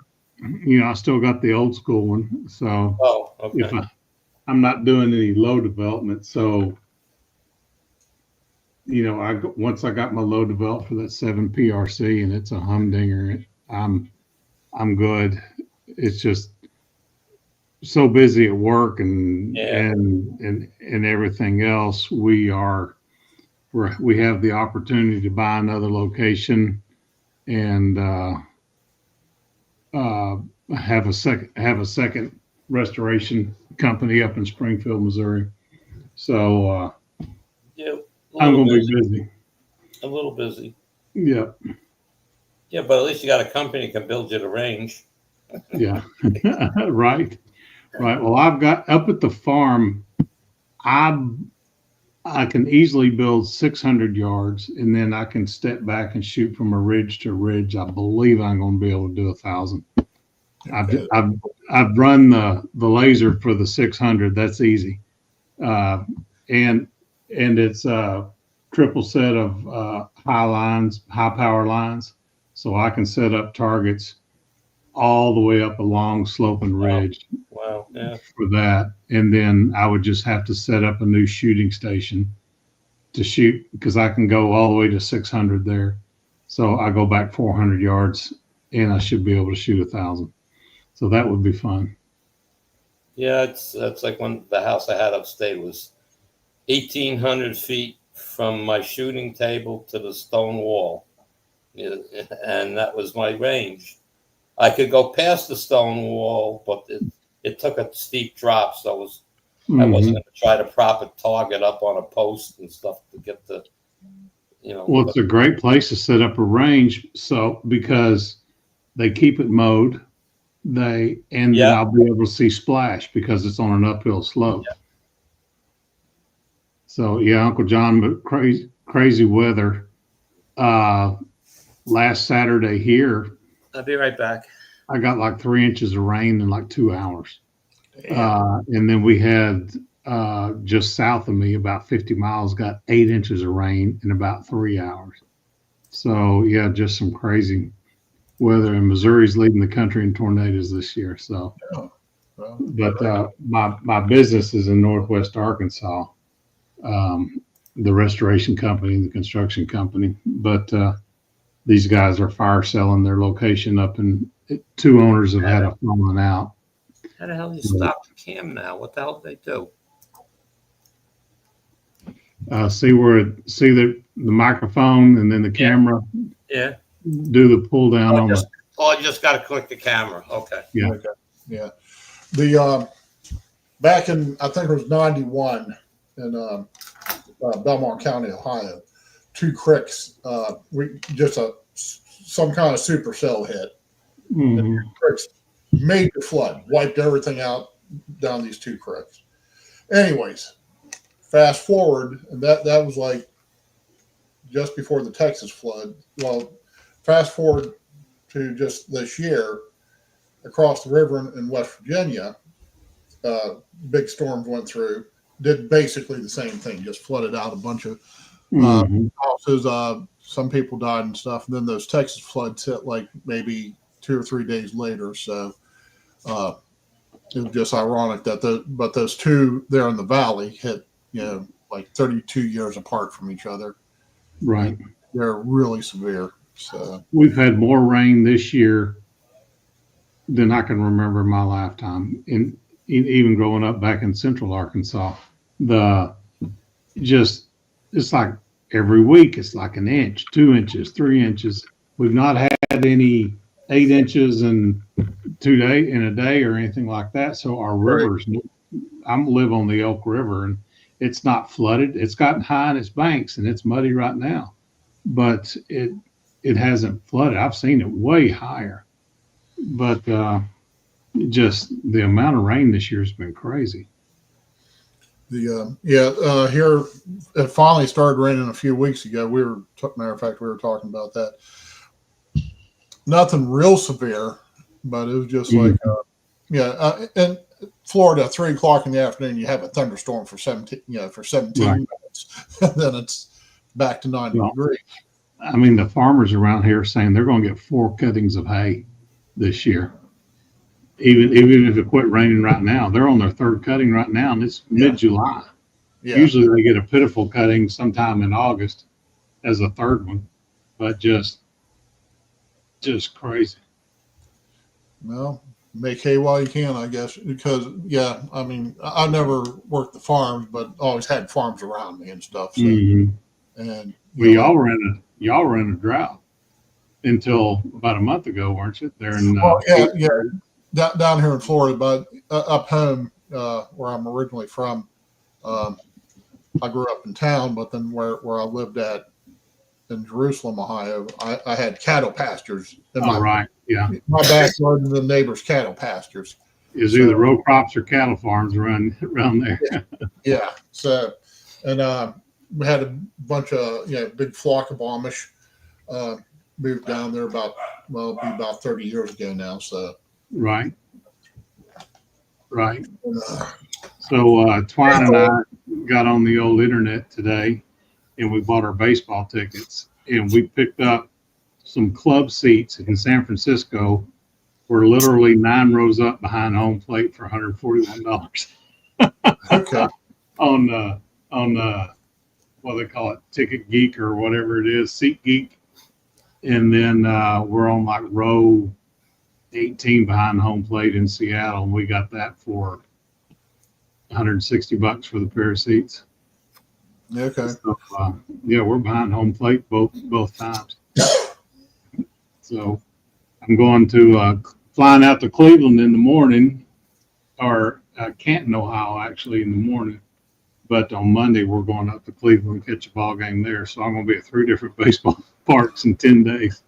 There you go. Yeah, you've been saying you're doing that tour. Yeah. So.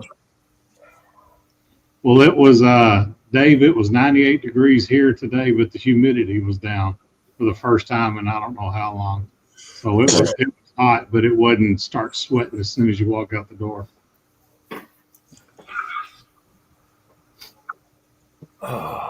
Disaster averted, Jim. 20 minutes of my life I'll never get back. I hate extension cords. I tripped over it, spilled my drink all over the carpet, my iPad, the tile floor, had to clean it up. Oh, geez. I'm going to bail 2 out. cords of wood. That's a shitload of wood, Dave. Yeah, 2 cords of wood. I got to bail out, guys. I'll be in the side chat for about 5 minutes. Okay. All right, Andy, have a good one. Have a good night, everybody. See everybody next week. All right. Good night, Andy. Take care. Thanks for coming on. So La Migra got Pat's burrito guy. That sucks.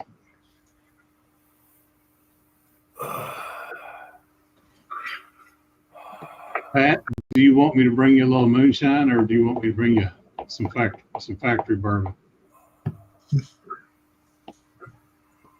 We're headed to Pasadena next weekend, and that's right next to where Pat lives in West Covina.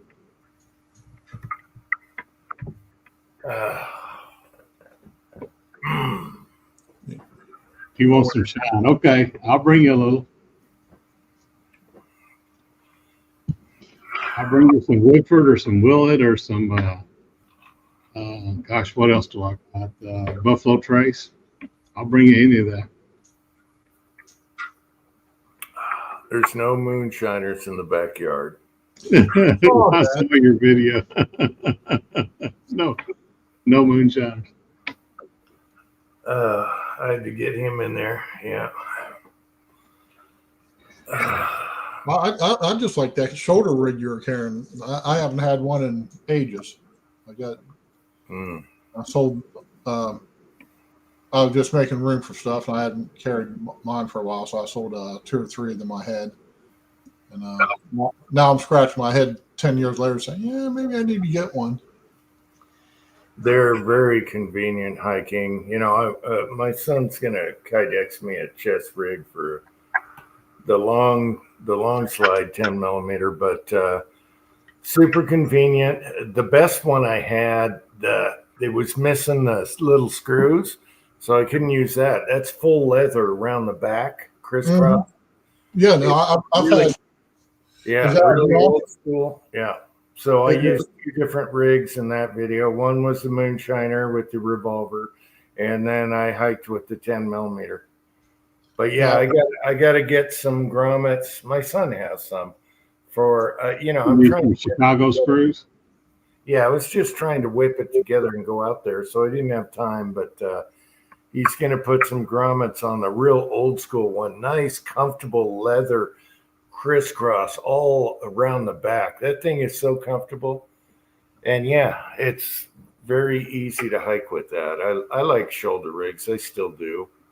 I have them for even the small revolvers and everything, like in Bullet that he used. But yeah, so I had a 357 on one for the moonshiner, and then I had the 1911 in the other. And you got 2 extra magazines on the side. And then the revolvers, you got your I like it because it's smoother. You got your clip, your flat loaders. You do 2 at a time, instead of a speed loader. Mm-hmm. I do have the pockets for round speed loaders, but they stick out. So yeah, that's kind of what I used. I have a bin of holsters. I grabbed one. I got to go for a hike. Let's throw something on here. That's what I did. So I got to sort through those.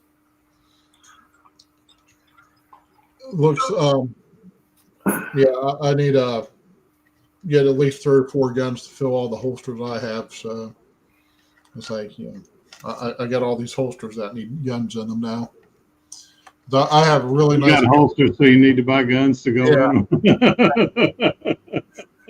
Yeah. So, and Well, some of them I acquired like in the holster bin, like super cheap. It's like, damn, really? You buy a new rig, it's expensive, but these were in the holster and they're broken in. You know, they're all comfortable. The leather is smooth coming in and out, you know. Yeah.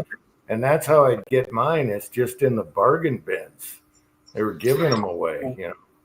And if you've got a 1911 rig, it's going to fit 90% regular slide 1911s. It's going to fit all of them unless they got some wicked. Some commanders or, you know. No, no, commanders will fit. Everything will fit. High powers, Browning high powers fit. Yeah. It's just when you start putting rails and red dots on them, you know. Yeah. That's when it's different, a light or something like that, which you don't need hiking. Carry a flashlight. Do this, you know. My Rock River or my Rock Island, I mean, it has the full rail underneath it, and so it doesn't fit in my Bianchi. So I guess I call that chewers. You know, once they start doing rails and stuff, they chew the holsters. Yeah, Right. Chewers. You Yeah, need to go to Kydex if you got that kind of rail. yeah, I carried the smooth one hiking. Yeah. Well, for that one, I do have a Kydex, but the only one I could find that would accommodate the rail, I have to get right-handed. So if I pull up with the right hand, I'm going to have to cock my head just over for a fraction of it. And then just move everything to the left hand. Yeah, well, if you can get on the cheap, if you have the holster part, just do the leather strips and the cross in the back. Right. You can put that back there, and then boom, you got a cheap rig. You need that good square, that good triangle on your back to make it comfortable. I used to do bargain bin. Man, it's like a perfect leather total rig with your mag holders, everything, and they want like $20. Are you kidding me? Yeah. And, used holsters at the gun shows are cheap. Yeah. Yeah. The only thing cheap at them anymore. Pawn shops, thrift stores, rummage sales, flea markets. That's where you pick up those rigs, and they're broken in. They're super comfortable. Once the leather's broken in, oh, hell yeah. Uncle John, you can buy them on Amazon cheaper than you can make them yourself now. What, copper soldering? Making a steel, yeah. It's going to be a stainless steel copper mix, but it's still way cheaper than you can make it yourself. Yeah, I know. We talked about that, but our state, I think you can only make so much a month or year or whatever. I don't know. Not in the U.S. of A. Nope. Only if it's federally registered. Okay. Because New Zealand, you can make 100 gallons a year in your stew. Yeah. If you're drinking that much, you're drinking a lot. Yeah. Me and my son talked about that. We got lots of copper tubing, all that stuff, but I told him, no, we got to look at what's legal. I don't want my gun rights taken away from me over some liquor. And you do have a sheriff that lives just down the hill. Can't you get a license from the ATF where it's like personal use or something like that, or is it? Yeah, but you have to sell it to a state distributor. Yeah. So you can't do direct sales. Yeah, we could do. Oh, no, I'm just talking. No, I'm just talking for personal use. There is no personal use in the United States on steel. Okay. Yeah. Okay. Yeah. You can do beer and wine, no problem. In Right. most states. Correct. Some have a cap on how much you make a year. Yeah, it's like 300 gallons in most states, but yeah. When it comes to taking the government tax off of whiskey, they get pissed. And that's our problem. Mm-hmm. Yeah, you can make, like in Arkansas, you can make 300 gallons of beer and wine. But once again, if you're drinking that much, that's a lot of beer and a lot of wine. That's a lot of beer, all right. William is here and he says, fuel permit? I like how he's thinking. The I like only that. thing, the only thing that's not illegal is when you're making what they call jack liquor or apple jack liquor, when you're freezing it and you're taking the water out by freezing it.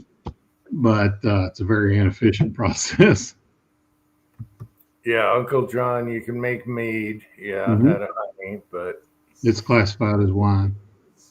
yeah. But the good stuff. The government wants their tax money. Once you put it in that still and run it through that condenser, and that's where you've stepped across the line. And by the way, there's some really good old moonshine movies out there with every star you ever thought of. You name a movie star and he's in it. Okay. So David is here. What's up, David?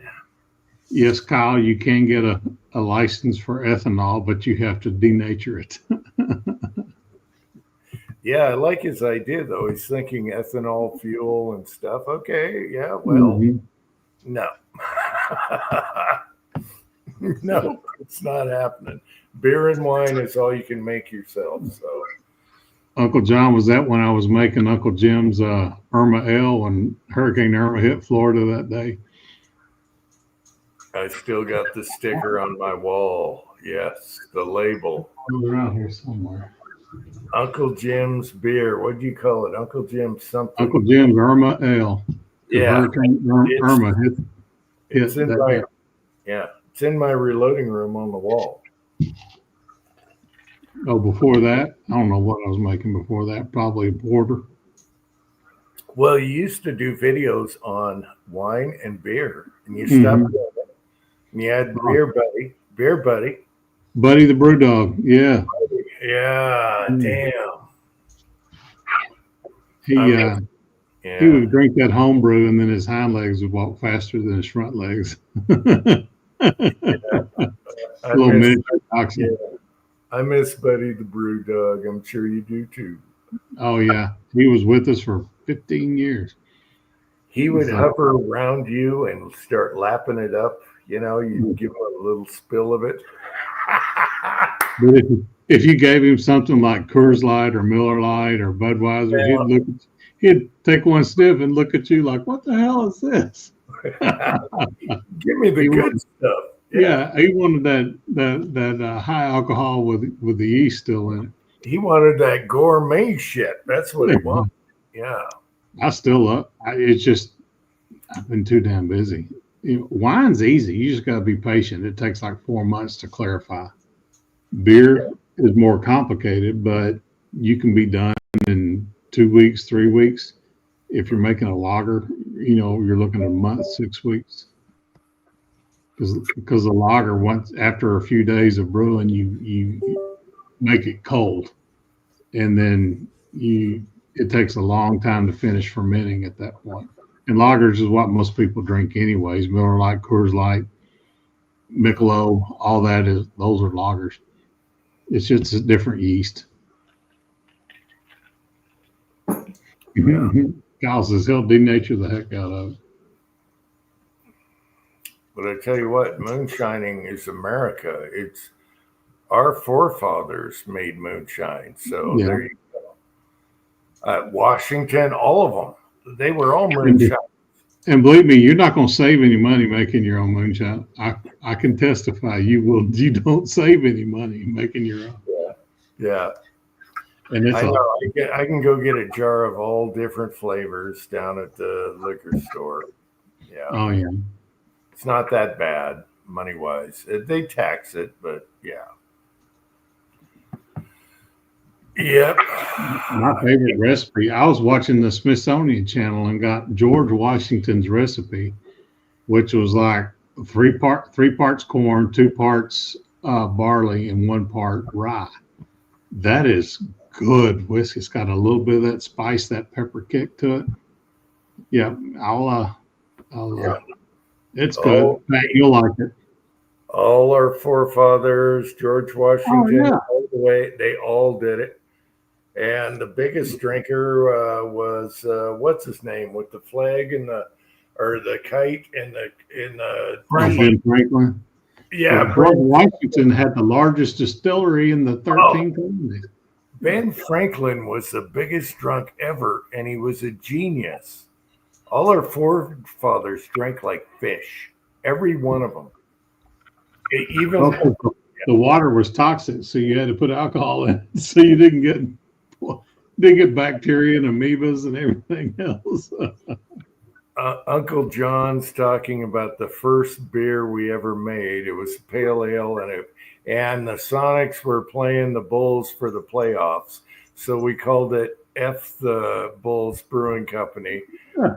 And I gave a couple to my garbage man. I set him on top of the garbage can and gave him some beers, and he's probably like, hell yeah. I still got all my equipment, my kegs, and everything. Yeah, so we did do the beer thing for a while there. My neighbor started a brewery where you go and brew, like a laundromat. You just show up, you got your bottles, you show up, he stores it for you, does all this crap, you come back, fill up your bottles, and you're done. That was the best invention ever. He quit his job just to open that company, and he's on the waterfront, which you might see when you visit from the other side.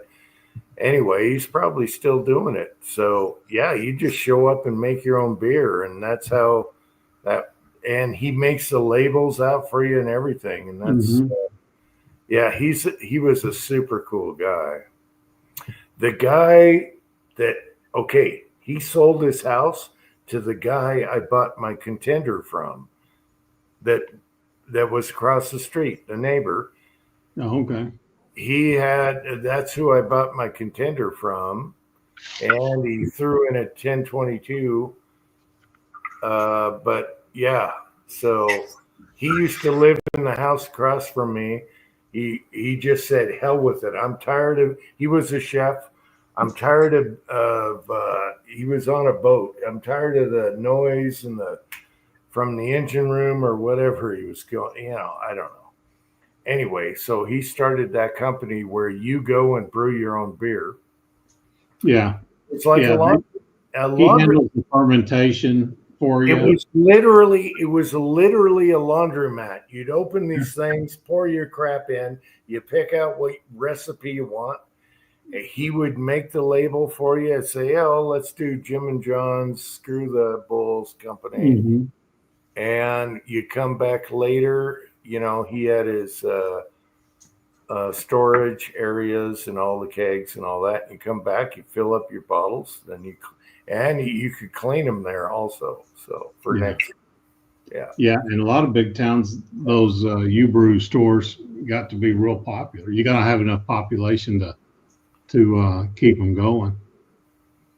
But my guy here that had a great home brew store, he had a heart attack, and pretty severe one, and just couldn't manage it anymore. But there's plenty of online stuff. You can buy kits online where the barley sugar is already, it's like a concentrate in a can, has the hops in it, everything. All you do is mix the water, bring it to a boil, cool it down, put it in the fermenter, throw in your yeast and let her rip. Siphon it off, clarify it. Patriot Paul is here, and all you had to do is buy the bottles, and of course they weren't screw caps; they were pop. Well, the Miller Lite pints in the aluminum bottles have the screw lids. You can recycle those, and those are great to do homebrew in. Yeah, but we liked using the capper and doing it old school. I like the flip top bottles. The cappers are a pain in the ass because they can explode. No, they were already fermented. They don't explode once they're done. Oh, yes, they can. If you're carbonating in the bottle, yes, they can. No, we carbonated. No, it was carbonated in the kegs. So he's CO2. All you had to do is you went over. It's literally like a sink. You went over and just loaded up all your bottles. You filled them up and capped them. All right. Oh, okay. Tin Man, I got to address this. It hasn't rained a whole lot. Da, da, da. Okay, we have had no rain, right? And when I did that video and I hiked out, there's a little. You saw me next to a little bonsai tree that's growing out of a boulder. It has no dirt. Did you see that? I did. Yeah. It is literally growing at the top of this gigantic boulder. No dirt, no nothing, and it survived. And it has been there before we moved in here. I was hiking up there and I was like, look at this little bonsai tree. It was little at the time, growing out of a rock. There's no dirt. How does it live? We have brutal winters and hot summers. How in the hell did this thing live? And in the video, I show you it. And now it's bigger. And that son of a bitch, I've seen it for 12 years. And I felt really bad for it. And this is where Tin Man comes in. I hike out there and I felt bad when I came back home that I didn't give it some water because it's been so hot for weeks. It's been 90 degrees. And I'm like, son of a bitch, I should have gave it a gulp of water. I made fun of it. I kissed it. And I was going to go back. Feed on it, it'd been just as happy.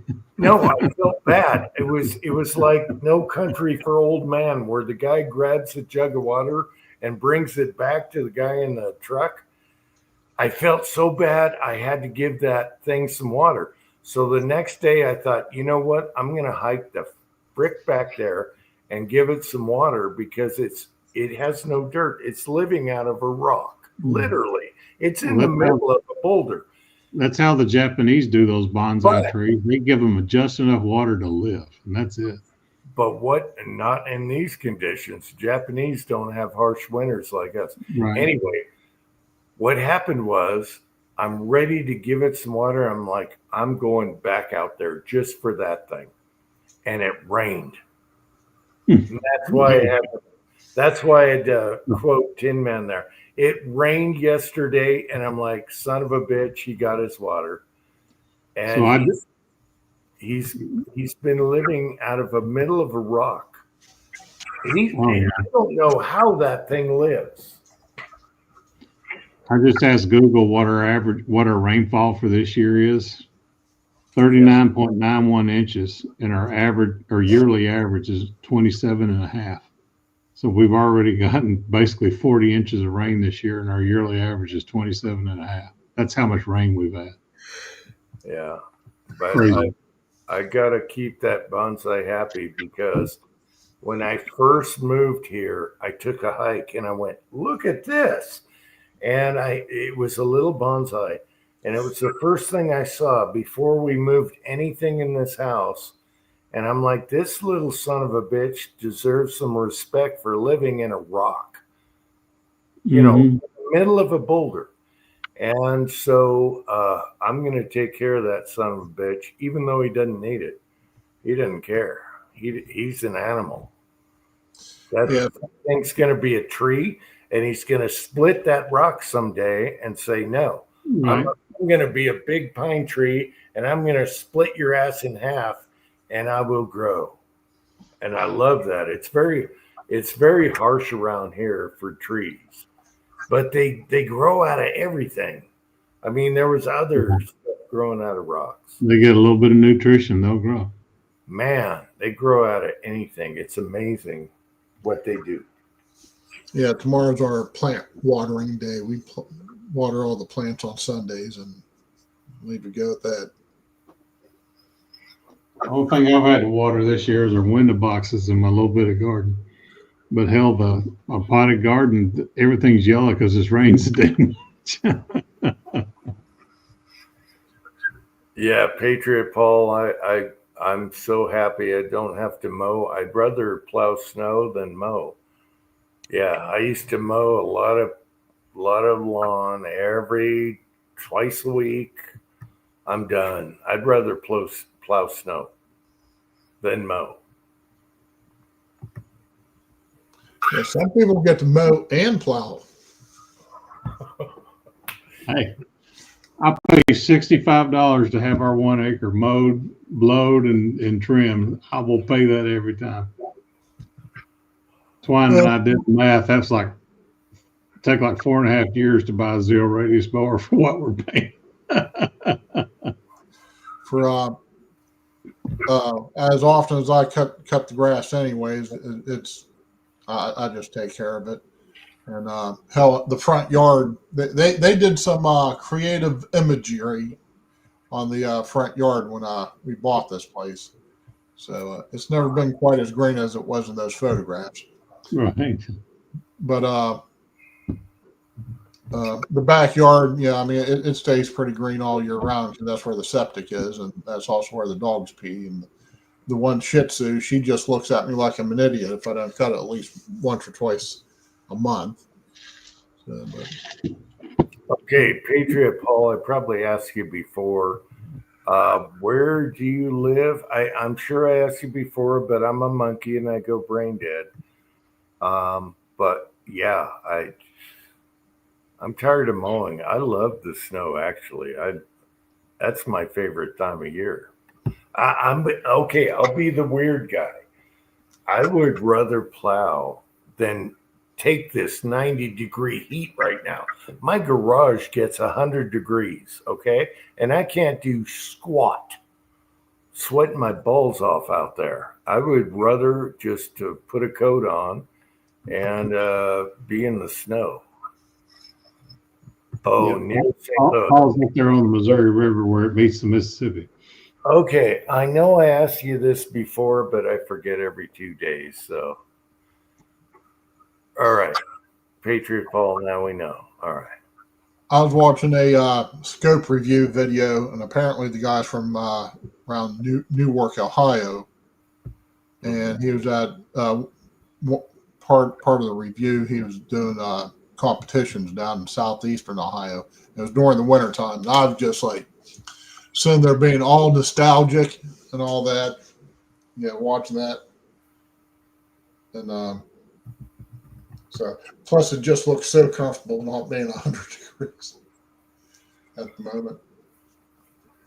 Okay, Patriot Paul. It's all about clothing. I put on a zoot suit, and I'm sweating in -5-degree weather. I'm sweating. So it's all about your clothing, okay? Good boots, gloves, and a zoot suit. And I've had that. And some cranberry juice and vodka. And cranberry juice and vodka. Yes, you're correct. That's what keeps you warm. You are correct, good sir. Just don't mix it up with your hydraulic fluid leaking. Right. Oh, yeah. All you need. I'll never forget your kid. That's cranberry juice, you dumbass. I've had that damn suit for 10 years and it's starting to wear out. I got to get a new one. I'm dreading it. But son of a bitch, I never get cold. And on a tractor, you're just going slow, so it's even colder. On a quad, at least you can rip up and down the driveway and get back in the house. But I tell you what, you get a good suit, a zip-up suit, there's no cold air coming in, and you got to have a Russian hat. You got to have a Russian hat and sunglasses for the hot sun. Well, at that altitude, it's just different. That day we were out there shooting with Willie walking around in the snow. We were in T-shirts and jeans and stuff. And it was fine until the clouds moved in. Then it was like, until the sun goes down, then you know you're in the cold. Yeah. It was like, son of a bitch. Yeah, I know. It was like just right like that, wasn't it? Yeah. So you went instantly from being hot from the Utah sun, and then all of a sudden the sun went down or the clouds, and oh my God, I'm freezing to death. Yeah, we lasted maybe 30 more minutes. We all put our coats on and stuff. But yeah, the clouds moved in, and it was like, golly. I know Pat didn't like it. He's from California. He's used to the warm. As soon as that sun went down, it's like everyone started running into house. Yeah. Willie was like, F this. Yeah. Yeah, it's all about clothing, though. You guys weren't dressed like I do, when I plow. So, I zip up a suit. I put my revolver on one side, my Russian hat on, my gloves. I got good boots that are, rated for, and they're cheap, and they're rated for 20 below. I do not get cold. I swear to God, people, I'm on a slow tractor and I don't get cold. That's my secret when I'm hunting is don't let your feet get cold, because once your feet get cold, You're done. You're done. Yeah. But and what I try to tell people that hate snow, they're in cold. They never get sunshine, so they're in whatever different states where the sun doesn't come out and warm you up. In Utah, you're sweating your ass off. That sun comes out and you're like, son of a bitch, don't come out yet. I'm trying to plow before it gets sticky. Once it gets sticky, it's a pain to blow over the mountain. And people, Michigan, stuff like that, they hate it. But if you lived in Utah, that's why people come here and they ski in T-shirts because the sun's out. And you'll get a sunburn. Yeah. And that's what makes the difference here is you actually get boiling hot when it's sunny, when it's snowing out. Yeah. As long as the sun comes out, you got to time it, And I hear you. My left knee, when it's getting ready to snow or ice, my left knee's like, dude, get ready. Bring some wood in. Yeah, my knees don't bother me when it's snowing or getting ready to snow, but rain, they'll throb pretty good. Yeah. So what I do is, if the sun comes out, it screws up my blower because it'll get all sticky snow. It's wet snow. Yeah. So I have to go out and plow early when I know it's sunny out. And that's what I have to time perfectly. And by the time I come back, I swear to God, people, I am sweating my ass off in 5-degree weather because of that sun out there. Yeah. So you got to time it. Otherwise, if I go in the afternoon, that snow blower gets clogged and I'm just pushing it. It's a nightmare. It's a freaking nightmare. Same with the quads, using a plow. It's a nightmare because all you're doing is pushing this wet crap. So I try and do it early in the morning. And then the driveway is totally dry because the sun comes out. Yeah, it evaporates off. It boils your ass. Yeah. So it's kind of weird, but people that hate snow, you got to live where it's sunny out while it snows. You would love it. That's my favorite time of year. Shooting in the snow is awesome because it's sunny, it's hot out. I could have a flannel shirt on and be Ozark. You were talking about it. We were all shooting and it was nice. And then the sun goes down or gets covered, and then boom. Okay, that's winter. Yeah.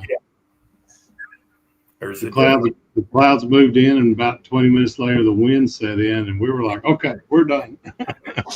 Yeah, wind turns is a real turn off there. I can deal with the cold.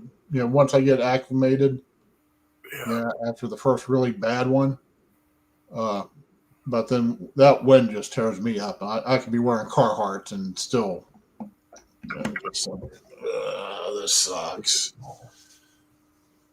Yeah, it's not a slush blower. You don't want wet snow blowing. Yeah, I like powder.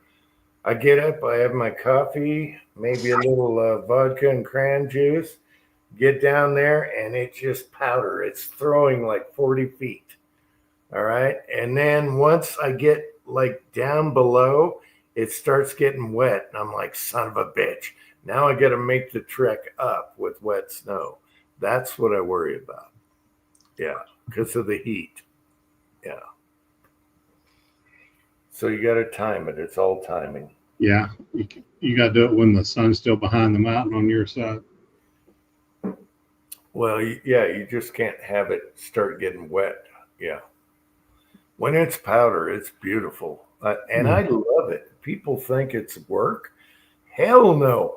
I love getting out there on the machine and just driving and looking around, all the critter prints and everything. You got all kinds of critter prints, and you're like, oh, we got more rabbits this year, and blah, blah, blah. I absolutely love it. And people think it's work. No, it's not work. It's actually fun. It's really fun.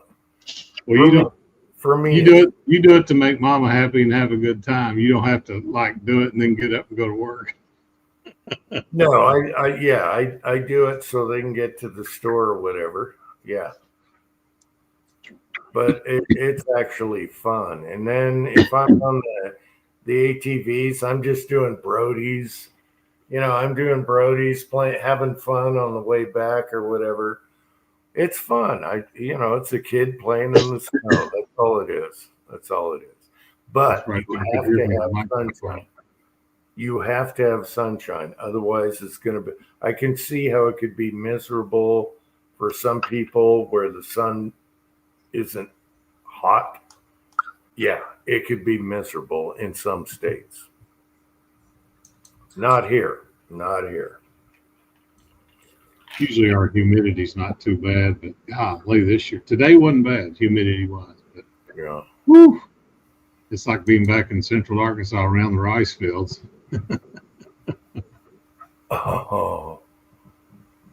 Oh man. Okay, Patriot Paul. Once it gets over 100 degrees, I can't handle it. No. And rattlesnakes, tarantulas. Oh, I couldn't handle that.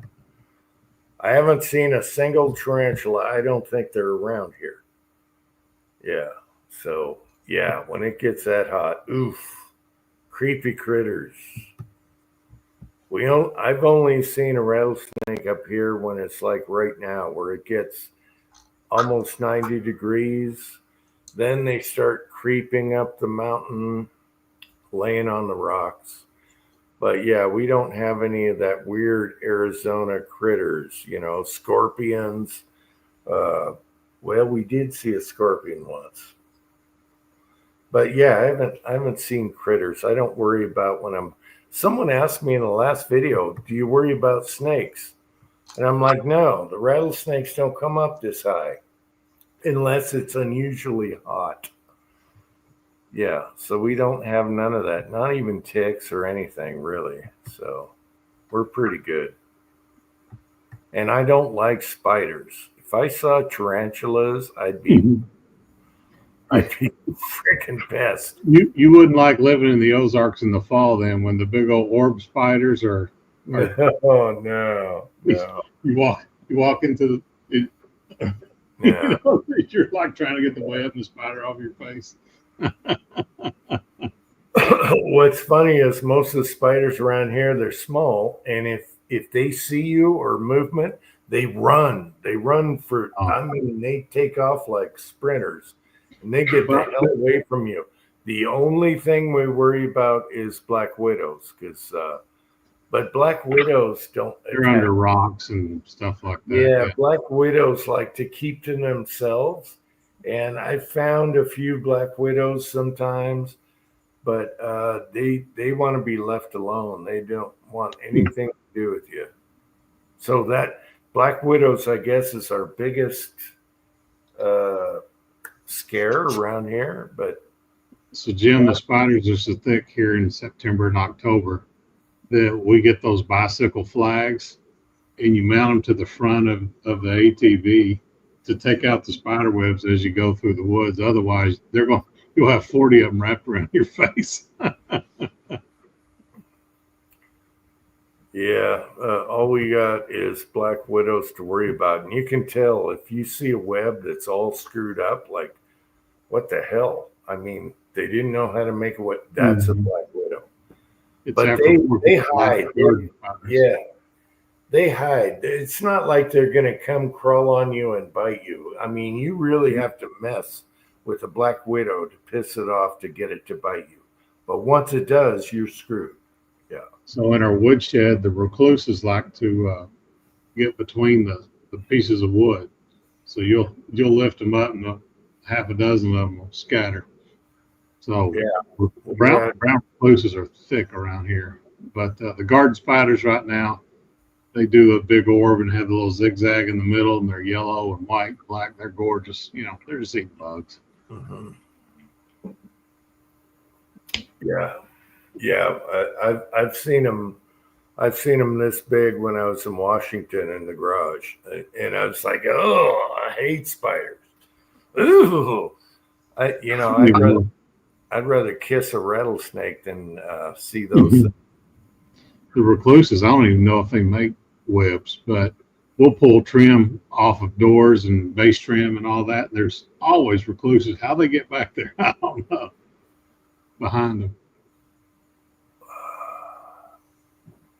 If the web crackles, it's a widow. Now, they're the only shiny black spiders I know of. I'm You not can, gonna get around and look on them. yeah, you can spot a widow web a mile away. It's like, it's totally weird. Like there's Yeah, there's no form to it. It's just no design. Yeah, it's like they have no care about. And when you see that, like it's usually you'll see it like on a door jamb or something. And then you'll see the black sucker with the little hourglass on his back, and you cook it. You just take a lighter to it, a heater torch, cook it. But it's very rare around here. I'm so glad we don't have, we got little lizards, but they're totally harmless. Here's your tidbit of Black Widow trivia. In World War II, the Norton bomb site, you know what they made the crosshairs out of? Black Widow webs, because it's stronger than steel. It's So silk. yeah, It's silk. silk. Mm-hmm. Yeah. In some way, the light comes to it, looking through the lenses that they wouldn't break with the vibration of the plane. Yeah. So I really don't like the creepy crawler stuff, but we're really lucky because you got small spiders that run, and then you might find a black widow every once in a while. I mean, rare. And you can tell right away that web is, don't reach in there. You need to get you a black light flashlight and walk around outside in the evening. You'll probably be surprised how many scorpions you got because they glow in the dark under a black light. And then all the rattlesnakes are down below. They don't like this elevation. So unless it's super hot out, they'll come up. We caught one by the garage. You saw where we cut the head off. But I think they're going to follow the mice in the still ground. in the freezer here too. Anyway, we're going to make something out of that one. But other than that, there's really no creepy crawlers around here, which is good. Copperheads would drive me nuts. You'd never hear them coming. Oh my God, copperheads would drive me crazy. Yeah, you step on those, you just don't see them. And they're not aggressive. Now, a water moccasin or cottonmouth, they're aggressive. Yeah. You get around them, they'll come after you. But a copperhead, he just wants to be left alone. If you step on him, he's going to react. And the only other snakes we saw around here are like bull snakes, which eat rattlesnakes, and they're totally harmless. So, yeah, we're pretty damn lucky because I don't like creepy crawlers whatsoever. And there's really nothing. I mean, we get bats. I've seen, when I moved in, we had a bat on the porch, which was cool. I don't mind bats. Other than that, I haven't seen too many bats, but we will have bats also. They come out at night. They're eating your mosquitoes and your bugs and all that. I say bring them on. We've had more mosquitoes this year. Yeah. Just with all the rain. Yeah. Normally, you might get 3 a year. Now you go out there right now, you could eat up. Yeah, I'd take a bat over a tarantula any day. Bats don't bug me at all. They were doing this, but nah, they don't bug me at all. It's just like a bird. So yeah, that's what it's like here we're at about 7,000 feet. So 690 something. We're at a So, whopping it's like- 1,100. Mhm. Yeah. So if you don't like crawlers, it's a good place to live. If you're about 690 something feet, almost 7,000. We're right at You drive about 8 or 9 hours south of Raleigh, and you'll have all the creepy crawlers you want. Get down in the Everglades. Eee. Oh, we got plenty around here. I walked out the house and had, they call them palmetto bug, and I call them fucking cockroaches on my back one time. So Oh, those about 3 inches long. but we got plenty of lizards and around here, and at least Have one. have the iguanas made it up to y'all? Not yet, not that I know of, anyways. But we like I said, I saw my first armadillo here in the front yard a couple weeks ago. I knew he'd been around for a couple years, but the first time I actually saw him. And but as far as the iguanas go, we haven't had to deal with them yet. At the farm, we shoot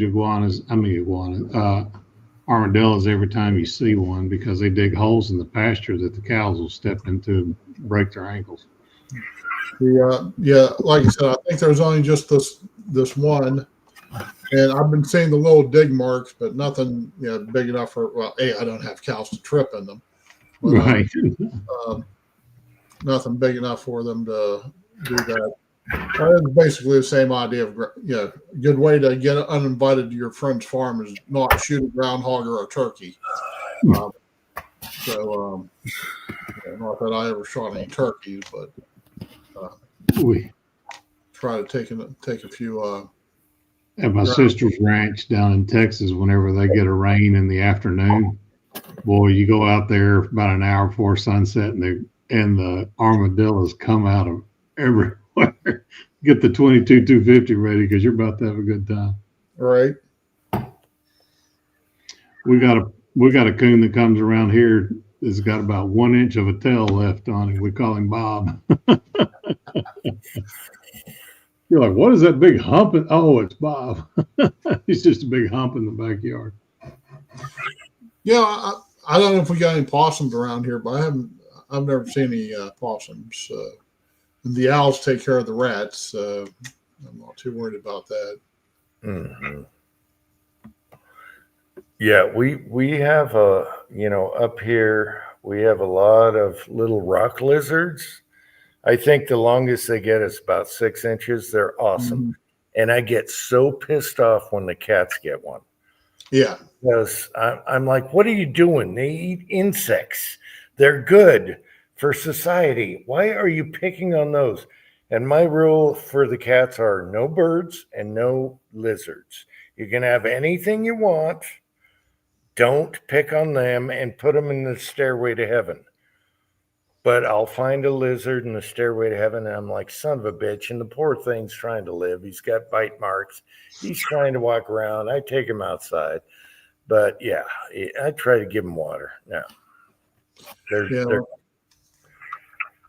And our lizards are, like you said, about 6 inches or so, and the frogs are pretty good. Yeah, and like you said, they eat the cockroaches and they eat the palmetto bug and they eat all the other stuff. So they're beneficial. They're great. Yeah.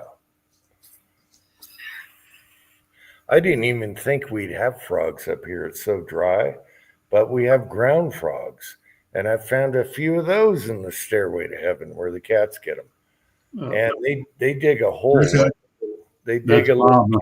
That's Bob right there getting him a drink of water. Yeah. Coon with no tail. He would make a very good hat.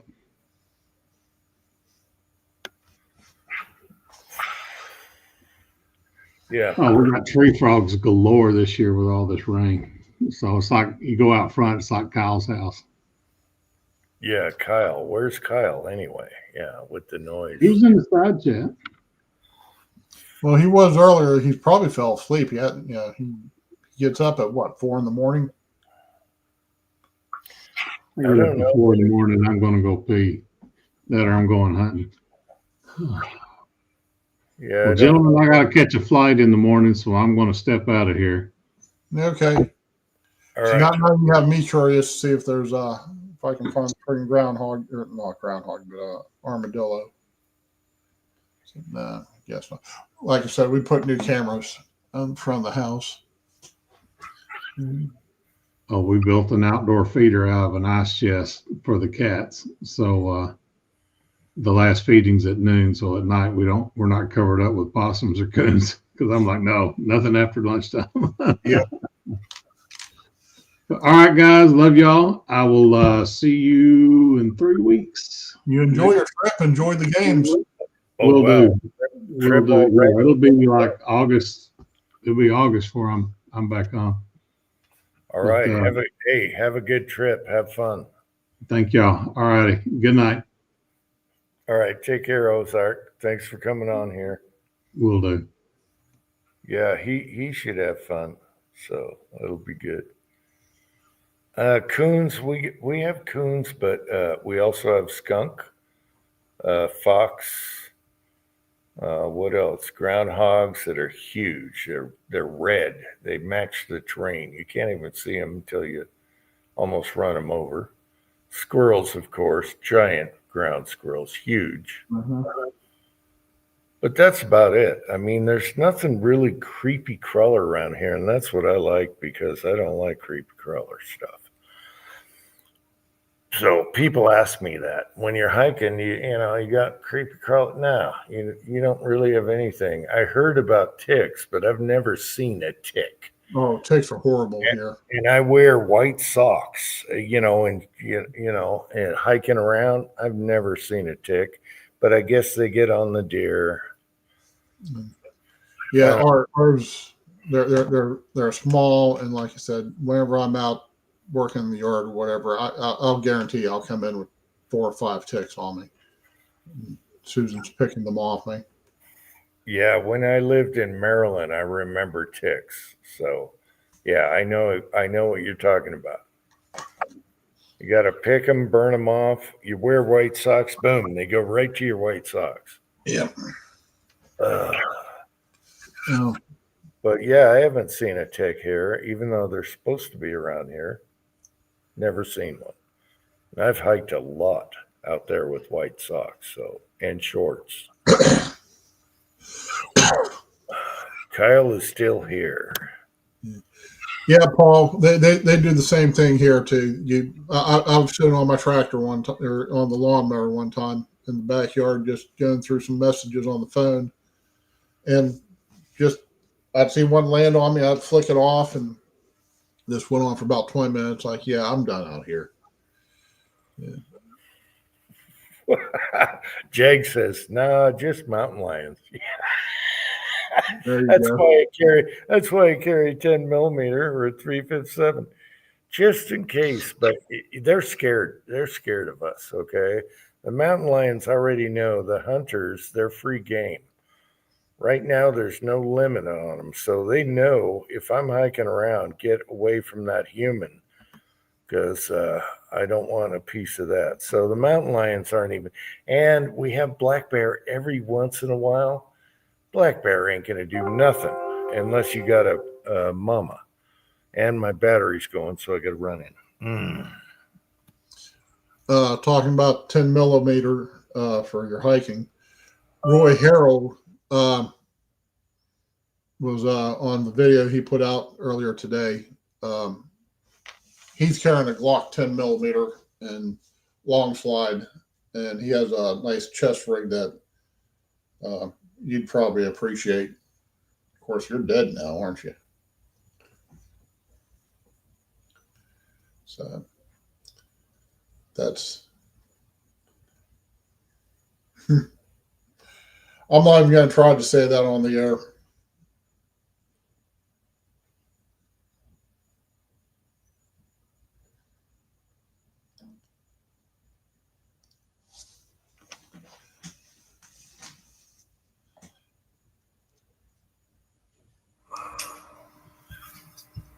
All right.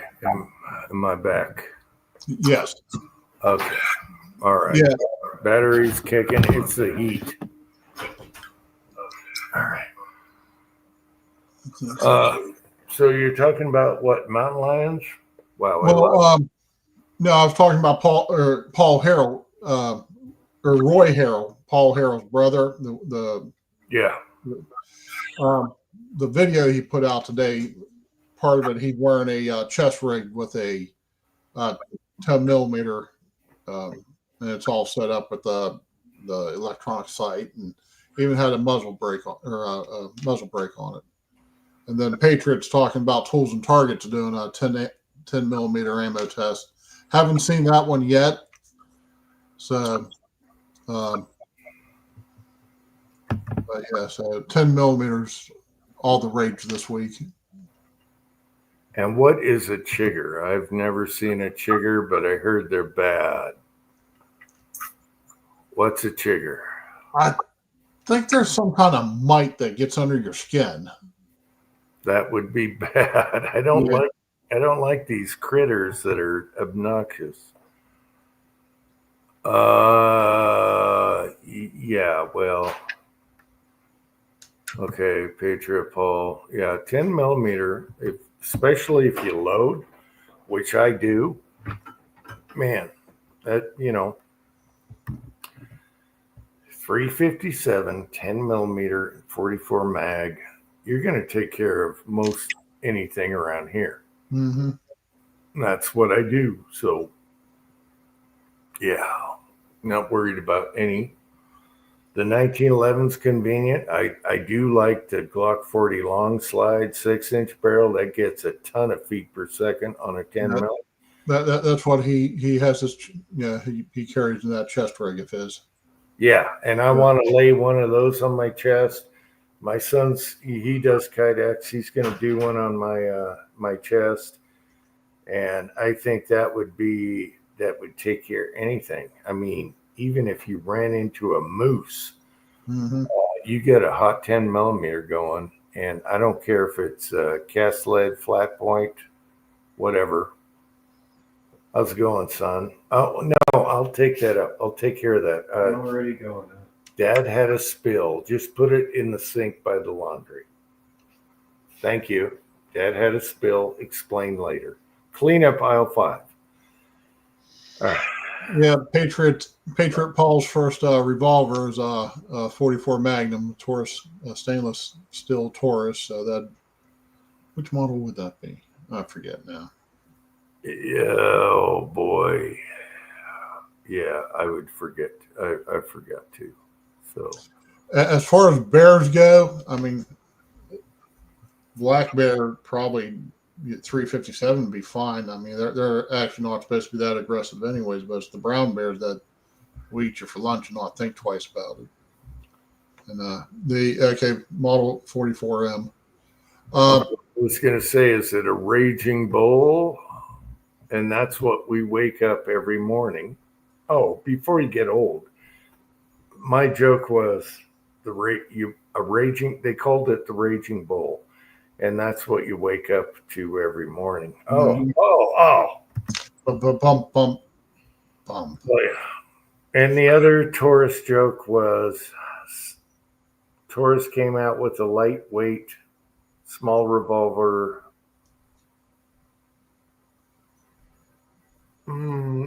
And they called it, no, they should have called it the clitoris.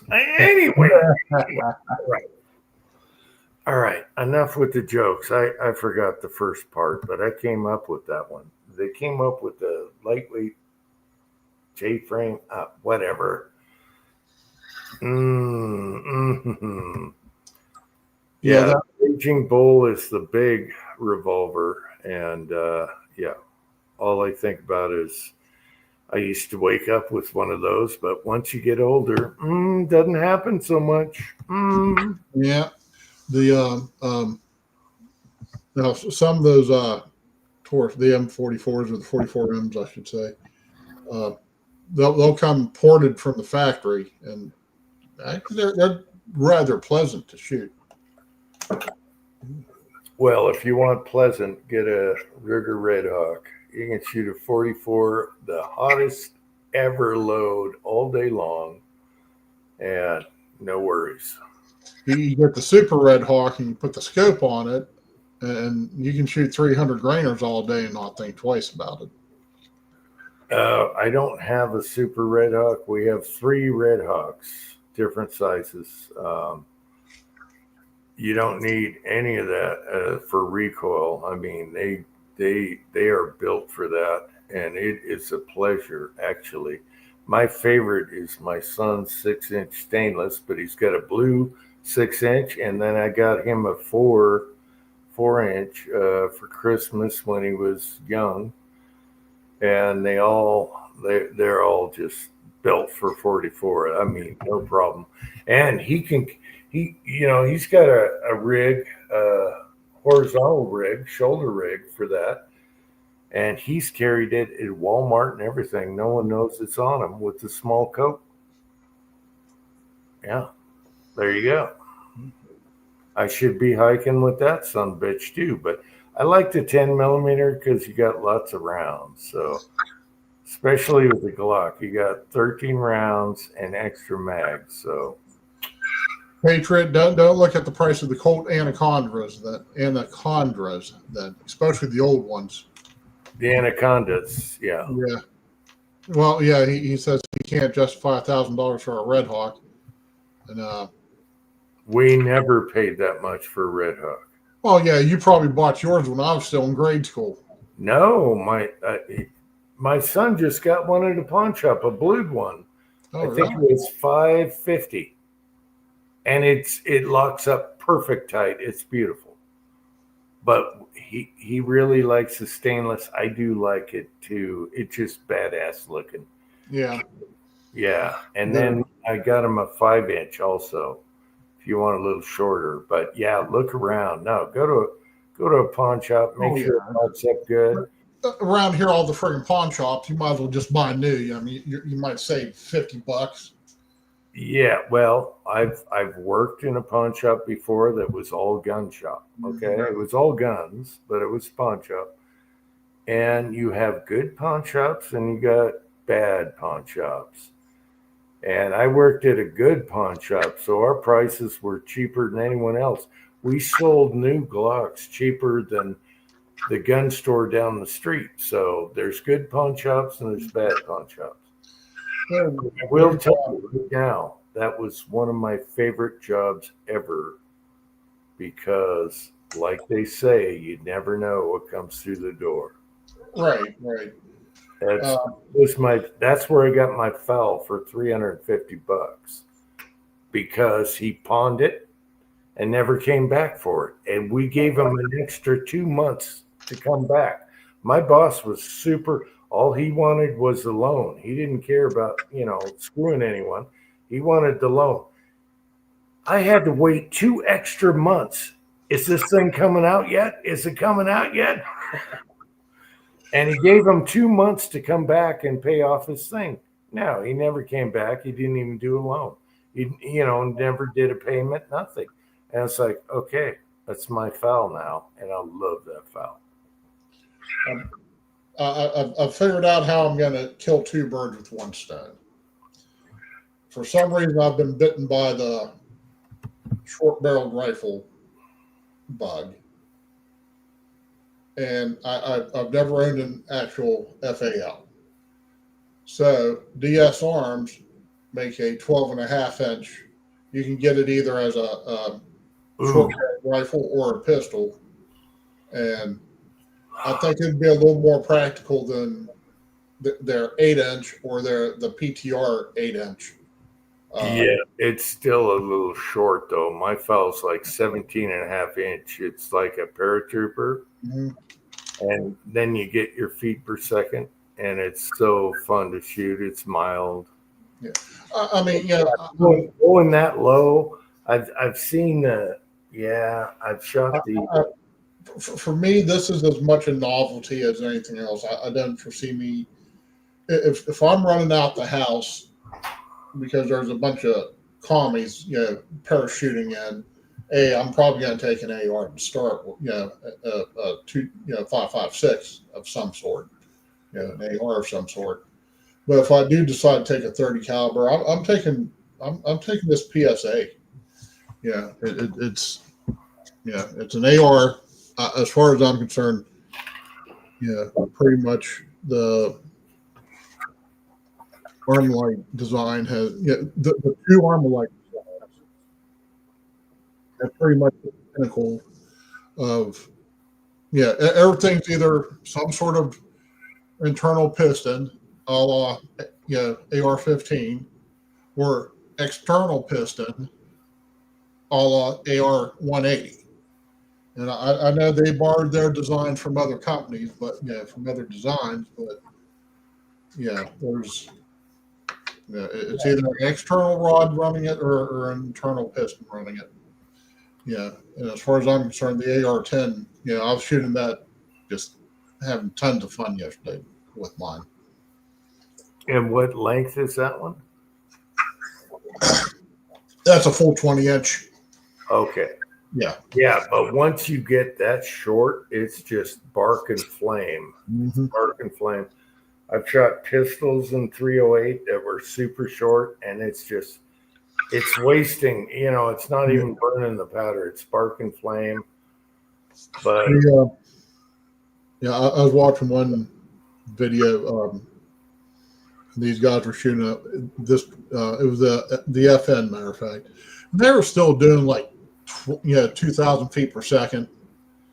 With I'm certain it was 147 grain ball, but and for if I'm using it for anything, in kind of combat, which I foresee me never having to do it. So for me, it's just a toy.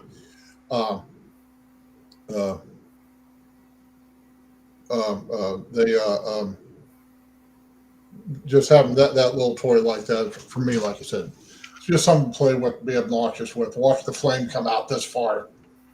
Yeah. well, they have, man, I can't remember their names. They have the Jackal 308 and other, and then they have another one, and it's adjustable gas, which is nice. If you got a can, everything. They got some good stuff coming on, but as far as like 308 or anything like that, man, you need a little barrel there. And I'm a pistol lover. I'm an AR pistol lover and AK pistol lover. So but when you get to certain calibers, you got to have that barrel, because otherwise you're just wasting flame and bark. Yeah. I've never cut down a barrel to see, but it seems for a 308, You got to 18 to 20 inches is going to be your maximum. No, I'd say 16 is your minimum on a 308. And You really don't want to go lower than that. You're not utilizing it. So 16 on up. Again, my file is 17 and a quarter or half paratrooper size, and I wouldn't cut it any shorter than that.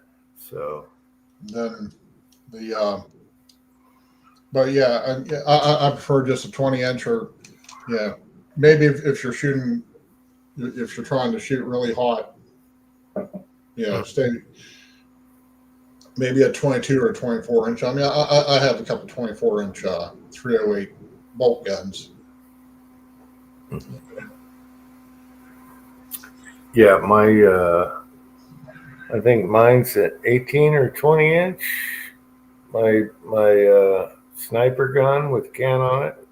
Mm-hmm. What is that? 18 or 20? I don't know. And that's because the can takes up a lot of inches. Right. But I wouldn't go lower than that. But it's perfect. It shoots really good. I'm gonna have to go measure that. It's at 18 or 20 inch. I don't know. That's a good bolt action. It's a 700. That's a good one. That one's a tack driver. But yeah, I am. Hey, there he is. I am a huge fan of short and sweet, but some calibers you don't want to go short and sweet with. No. Where are you going, boy? Store tomorrow, get some bread. Okay, hang on 1 second here. Rollis, you got to run this for a minute. Okay, I got it. But now Patriot Paul's talking about the Springfield Armory. Yeah, that a lot of their stuff is just imported and whatnot. But I need to get another M1A because I sold the last two I've had over the years, just trading back and forth. And so, I mean, I might try one of those James Rivers, I guess, instead. But yeah, Springfield and Rock River Arms doing their whatever those shenanigans were never really upset me too much. So, What were we talking about? Rifle or pistol? I was talking about the M1As. Oh, Yeah. okay. I had a couple. Okay, hang on one more second. I got a lot going on here.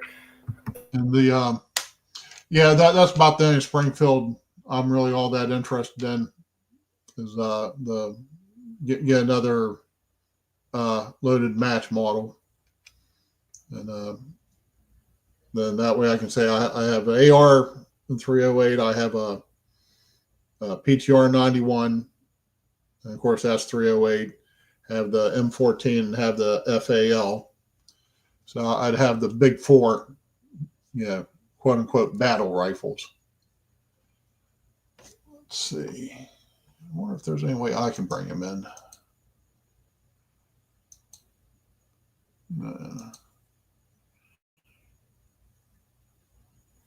I don't know what him and his son are arguing about or yelling about.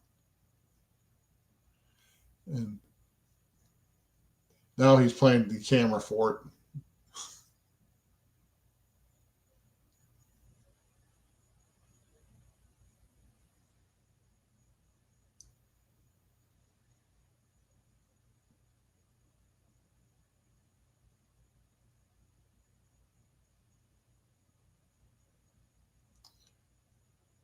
And Pat's back, and of course, Crazy Squadron's here. Sorry about that. Yes, we weren't arguing. We were just figuring out stuff.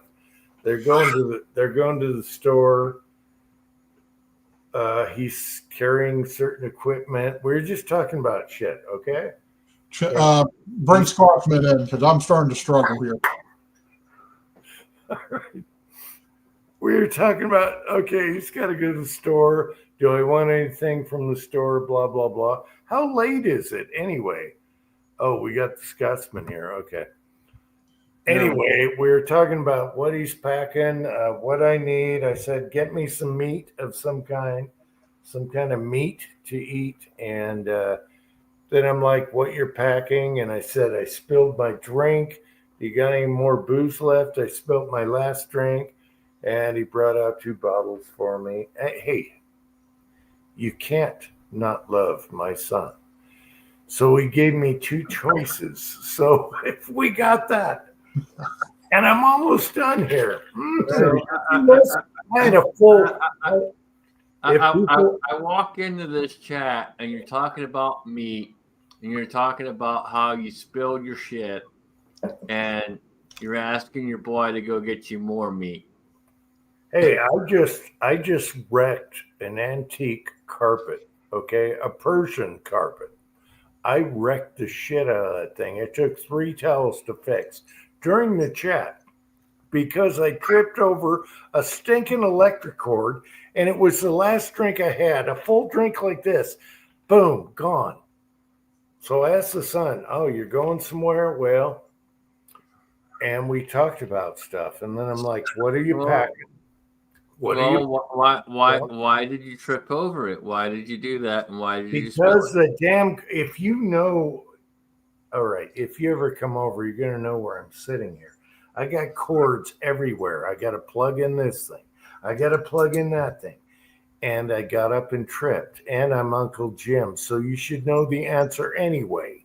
Well, I do, but I gotta fuck with you. I almost died in the garden. Do you want to see the scars on my shoulder I still have? Hey, Oh my gosh. all right. Hey. Remember, you're not allowed to die. I'll see you next year. I am coming. I'll be there next year. I'm not coming this year. I'll be there next year. You're not allowed to die. You got to stay alive. Well, I went hiking and I went down worse terrain and I survived with a camera holding it the whole time. Oh my God. Anyway, all right. How you doing, Scotsman? That's what we were talking about. And I thought it was funny that Rollis was commenting, oh, they're arguing about something. We weren't really arguing. We were just discussing what booze I can give Dad and what he's carrying to the store. And, I'm curious, what are you carrying tonight? Blah, blah, blah. It's typical American stuff. What are you packing to put? Hobby's Hubbo's got it right. You were trying to adjust for the curvature, and the curvature ain't there, so you tripped over the fucking cable. No, I could show you right now. I got I hate extension cords. I like everything on battery. But son of a bitch, yeah. Right, but the thing with an extension cord is, guess what? It's flat. It's right there. That's why you tripped over it.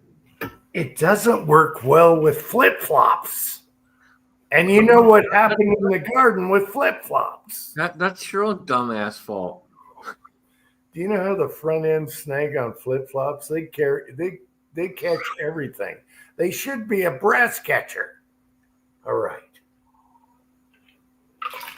You know what? The good brass catcher? Sunglasses. Yep. The sunglasses work fantastic. I had a Ballista Molina, which was I think it's a Argentinian-made 1911 knockoff. That damn thing, about every third round, would just pop me right in the forehead and get, like you said, get caught between your glasses. So for the first time, it was about 2 weeks ago, I was out shooting 45, 1911, and fucking thing came straight fucking back and landed right on the fucking edge of my glasses, and it sat there just long enough that it fucking put a burn mark right there. Hey, adjust your extractor. Ejector, extractor. Ejector, you got to bevel it. Extractor, you got to tweak. Boom, bang, pow. It'll shoot to the right. Like, my God. That's the first time it's ever done that, and I've got probably... Okay, that could have been your ammo then. Yeah. It was factory ammo, but factory. Yeah. Okay. Yeah, it was factory. I actually went and bought some factory because I need to refresh my brass because I don't know how old my fucking brass is. It's fucking old. So yeah, I went and bought some factory. If it's not split, it's not too old. It's been through the press quite a few times. It's up there.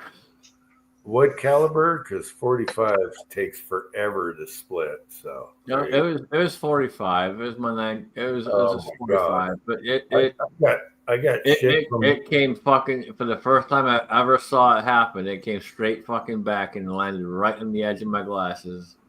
Mm-hmm. And your gun never does that, so it's the ammo. Yeah, it's never done that before, ever. Okay. Otherwise, it's a bevel on your ejector, or you got to tweak your extractor. You want to do that right there. Yeah. Yeah, it's the first time that's ever happened, and I've probably got easily 1,500, 2,000 rounds through that gun, easily, maybe more. Yeah, I got brass from World War II that lasts forever. It's actually thicker. I have used that for 20 years, and the brass lasts forever. So, especially if you got good brass, the World War II brass is thicker. The I only bought 2 boxes of 45. I bought 500 rounds of 9mm because that was what I was really trying to replace. because the 9mm stuff, I've had that brass for God knows how long. So that was what I was really trying to work on replacing. So I went ahead and bought some 9mm at a really good, decent price. It wasn't worth me reloading it at that price, so I just bought it. So I bought 500 rounds of that. And I bought 2 boxes of 45 while I was there. But yeah, I had that one round just straight back.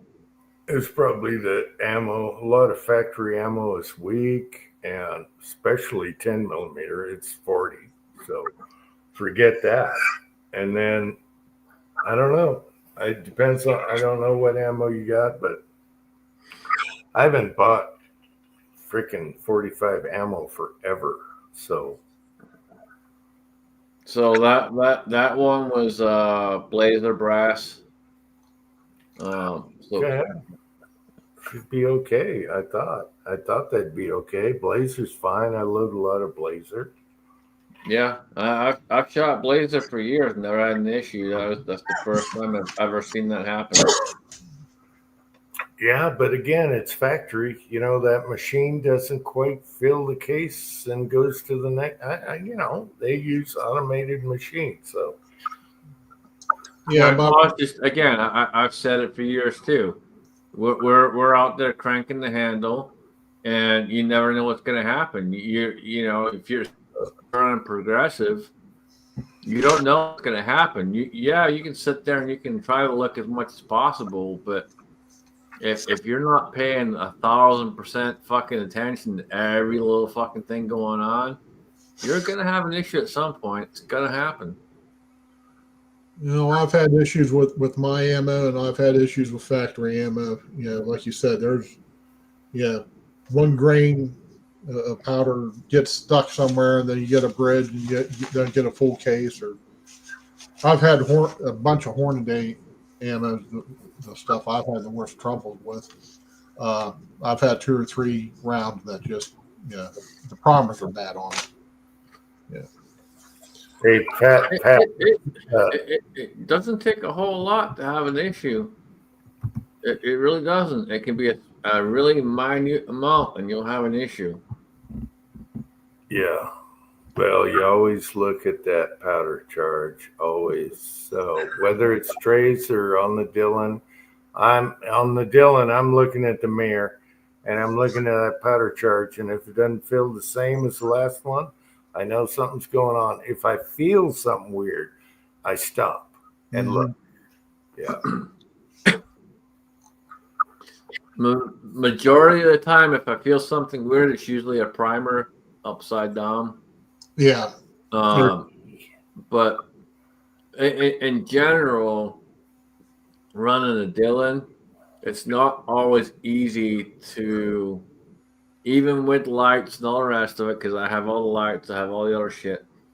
It's still not always easy to make sure the powder level is right where you want it. I have the powder level checker doohickey thing. I had that installed before, but the problem with that is it doesn't always work right. Well, the way I use mine, I took the buzzer and everything off of there, and I determine what the level should be, and then I mark it, and then when I'm loading, I'm watching the rod. And as long as that rod raises up to the mark where it's supposed to be, you're pretty much. Eventually, you just have to trust your equipment and just whether it's factory stuff or if you're the factory, eventually you just have to have confidence that it's going to work. I don't use any gadgets to tell me how full the powder is. I look down that through the mirror. And my Dillon is older than all of you guys' Dillon. It's an old one. And it throws perfect with Winchester 231 or any powder that's similar to that. It's perfect. As a matter of fact, I know if my scale's off because the Dillon All right. I'm like, wait a minute. It went off a tenth of grain. The scale needs to be re-teared. That's how good the thrower on the Dillon is. So all I'm doing is watching that powder charge. And you can tell in the case if it's the same as the last one. And that's what I do. And actually, I have to shim up my Dillon. It is so worn out, it's wobbly this way. All the hardware is wobbly, and I need to shim that out. I talked to Dillon about it, but now they want money for shipping and all that. I said, screw that. I'll put little shims in it. And I asked the tech guy. I said, I want to talk to a tech guy. And he goes, yeah, I shim mine too. I'm like, son of a bitch. That's what I was going to do. Why are you? Oh, so anyway, little shim washers because, mine's starting to do this.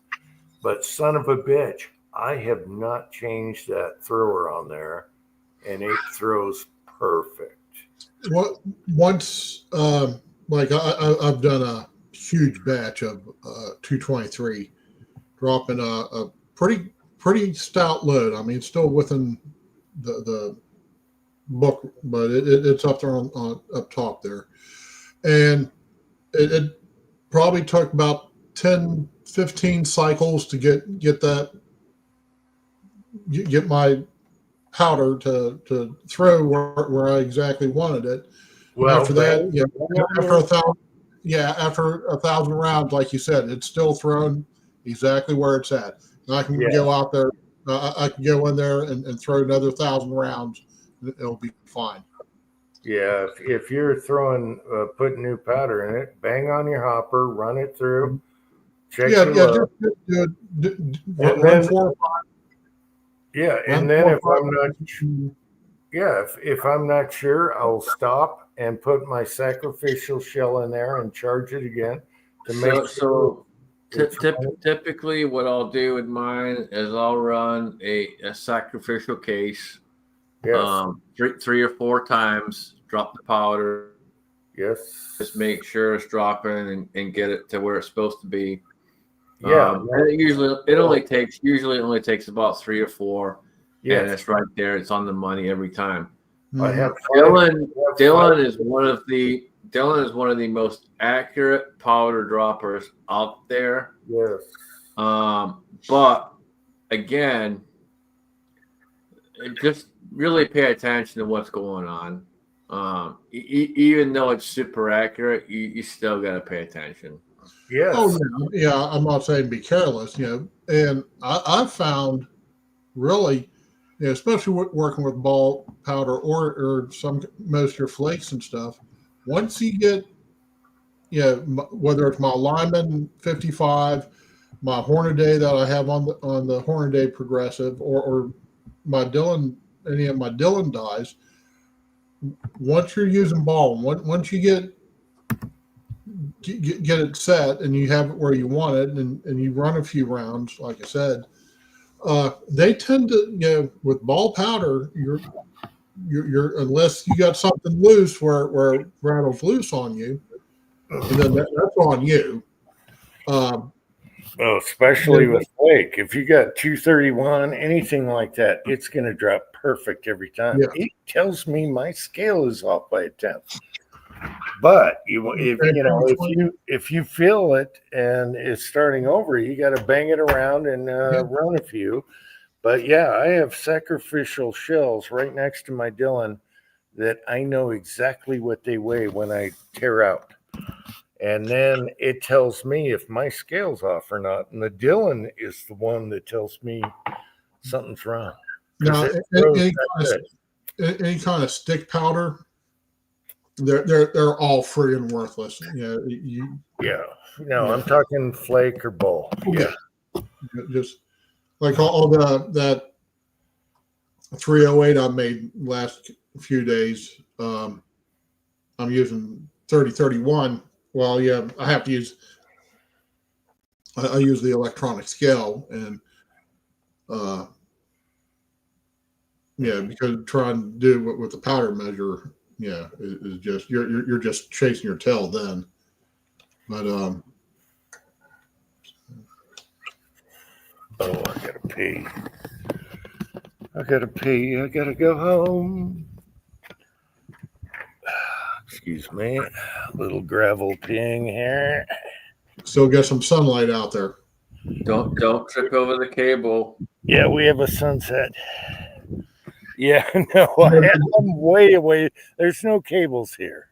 Mm-hmm. So, Yeah, everybody's gone now. So if you fall down now, you're in bad shape.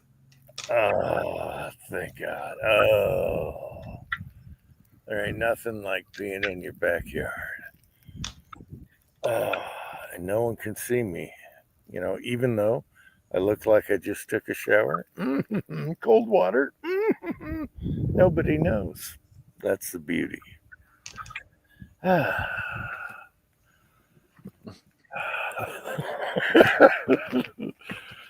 I'm sorry. You know, you get down to 5 inches when you're cold. It's bad. It's bad. I'm sorry. Okay, where were we? 5 inches. You're fucking pushing it there, boy. I'm talking cold, shriveling cold. Shrinkage. You're pushing it, calling it 5 inches. And I'm not talking excited because that's like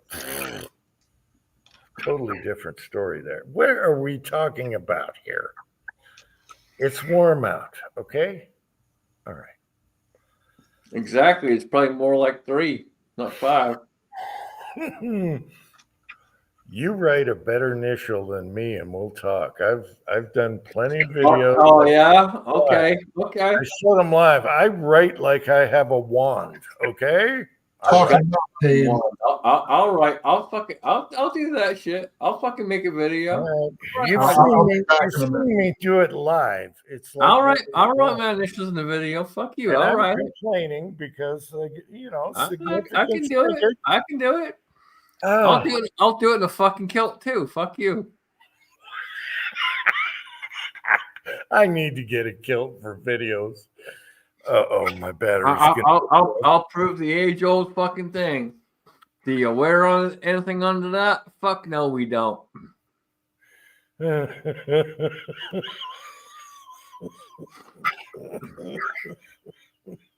You want a signature? I'll give you a fucking signature. Here you go, bitch. Oh. Mm. Hey, I won't just do, admit it. I won't just do my initials. I'll sign my fucking name. I just admitted I had significant shrinkage, and here I get my ass kicked here. You know, and it's warm out. It's not like a cold pool. That's even worse. You got significant shrinkage in warm weather. That's pretty bad.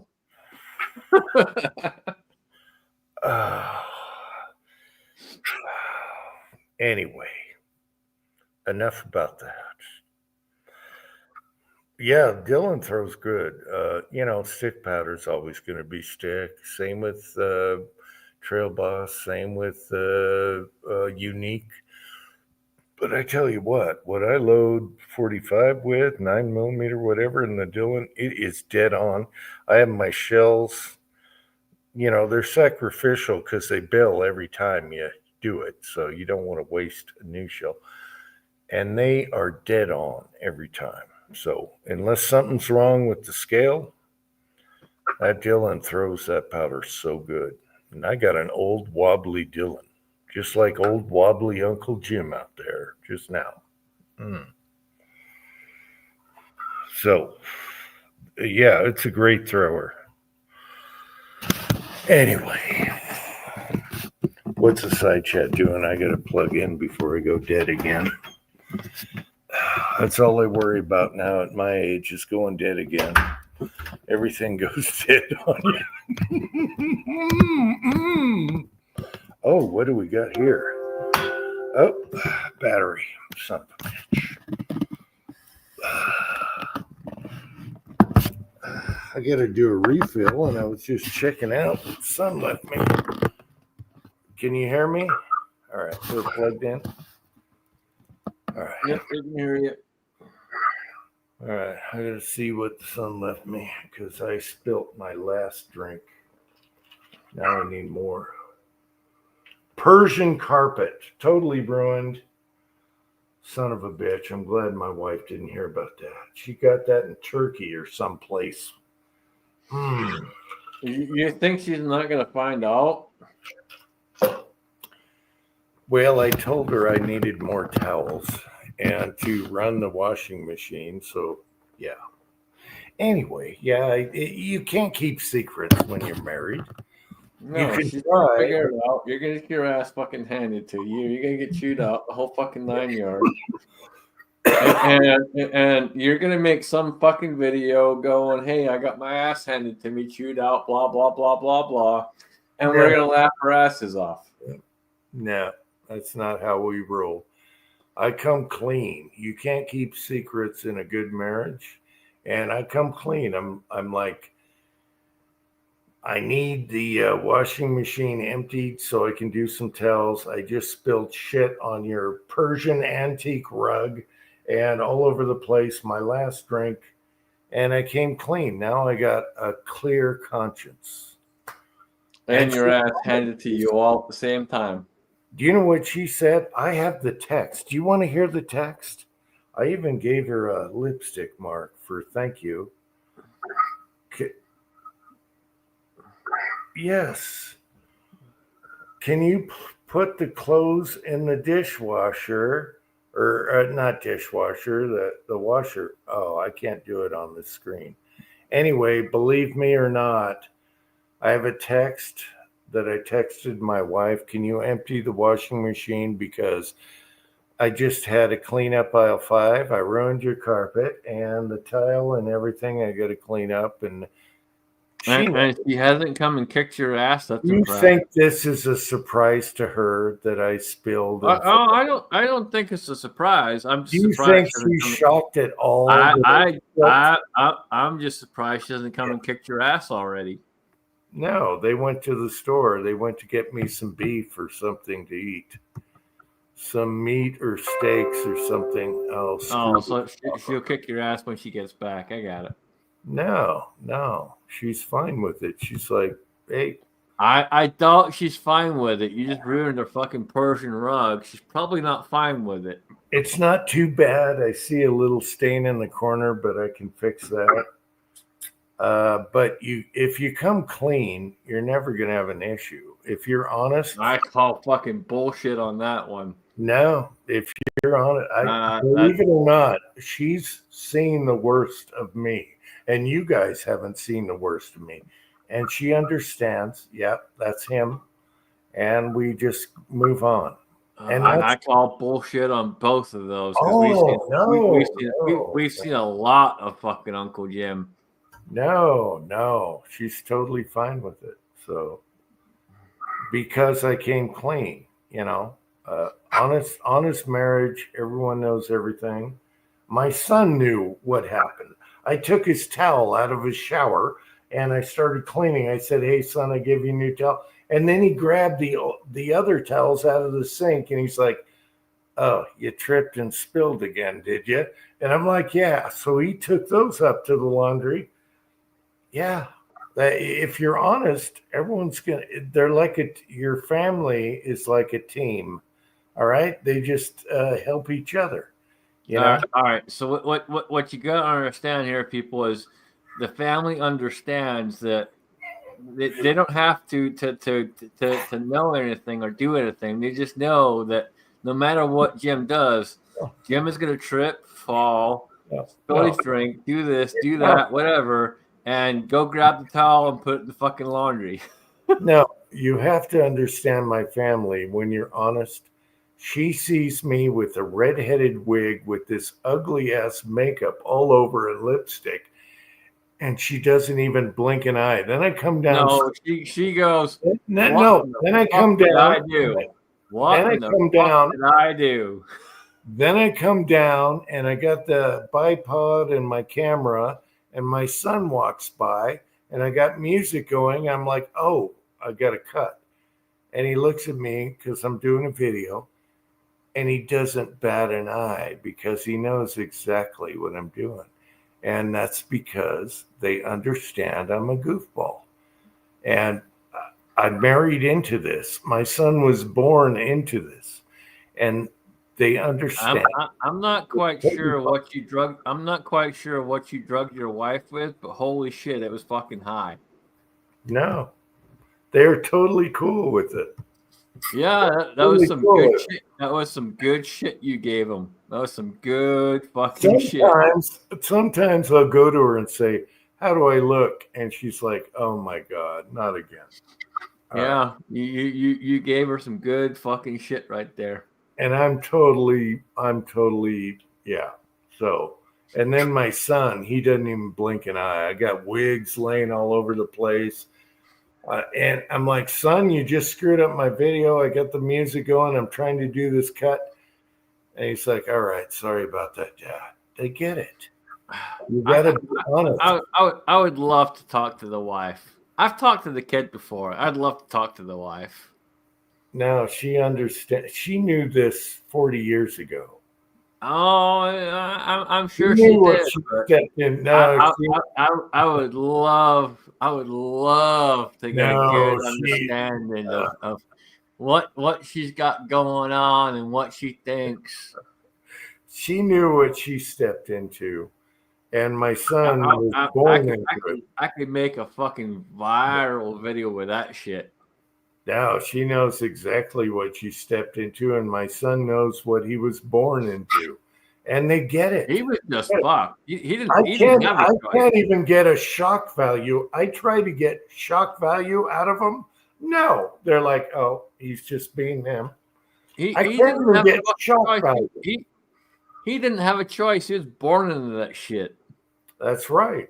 And I can't even get shock value out of either one of them, no matter what I do or make myself up as. No shock value. They already know. Oh, he's doing his thing. And that's the way you do it. Just be honest. I told her I screwed up your carpet. And they went to the store to get me something to eat. So there you go. Well, it's just like I told you the other day. There was 7 minutes and X amount of whatever fucking seconds that I'll never ever fucking get back. Why? Because it was fucking horseshit. What the fuck did I watch? I don't fucking know. It was fucking horseshit. Well, that's too bad. Other people get it. And I gotta be me. I gotta be me. Hey, take it or leave it. That's what kind of guy I am. Same with, everything else. So, take it or leave it. That's what we married into. And that's what you were born into, son. I'm sorry. And they're fine with it. They accept me for who I am. And that's the way it is. Now I got to go do a refill because he left me out something because I ran out of something. Don't trip. No, I got the cords. I got the cords tucked under this seat right here. So yeah, I'm sure you got them tucked under, like you got something else tucked under too.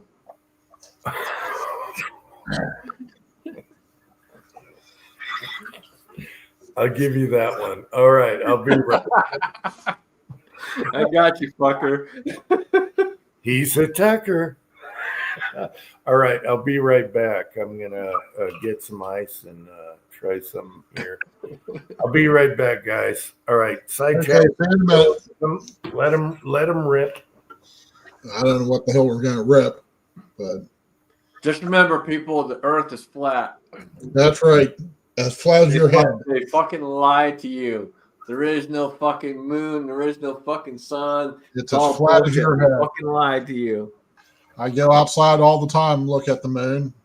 I got telescopes. So I can see some pretty good details.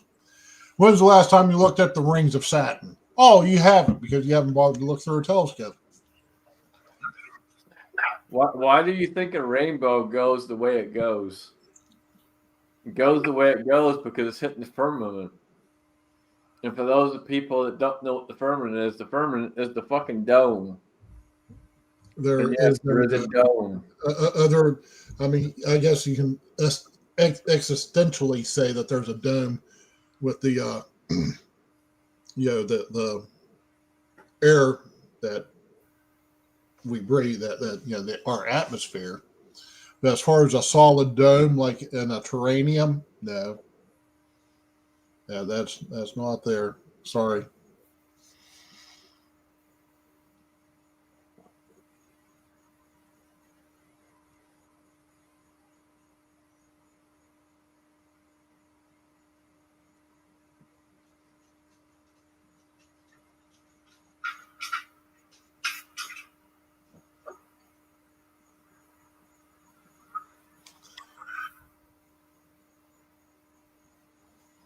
There you go, West Cabina.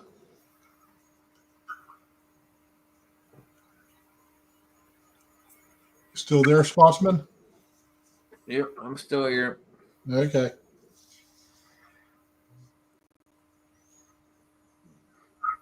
No, Pat, you watched the fucking movie. You didn't watch shit re-enter. Nothing fucking re-entered. It's bullshit. It's fucking bullshit.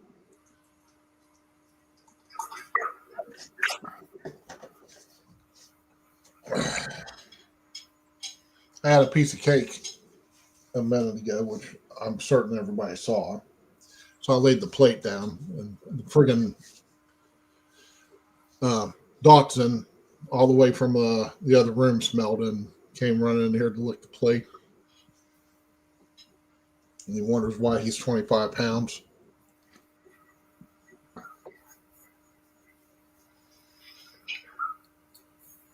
Y'all keep saying they're going to fucking space and doing this and doing that, but we haven't been in the moon since the 1960s.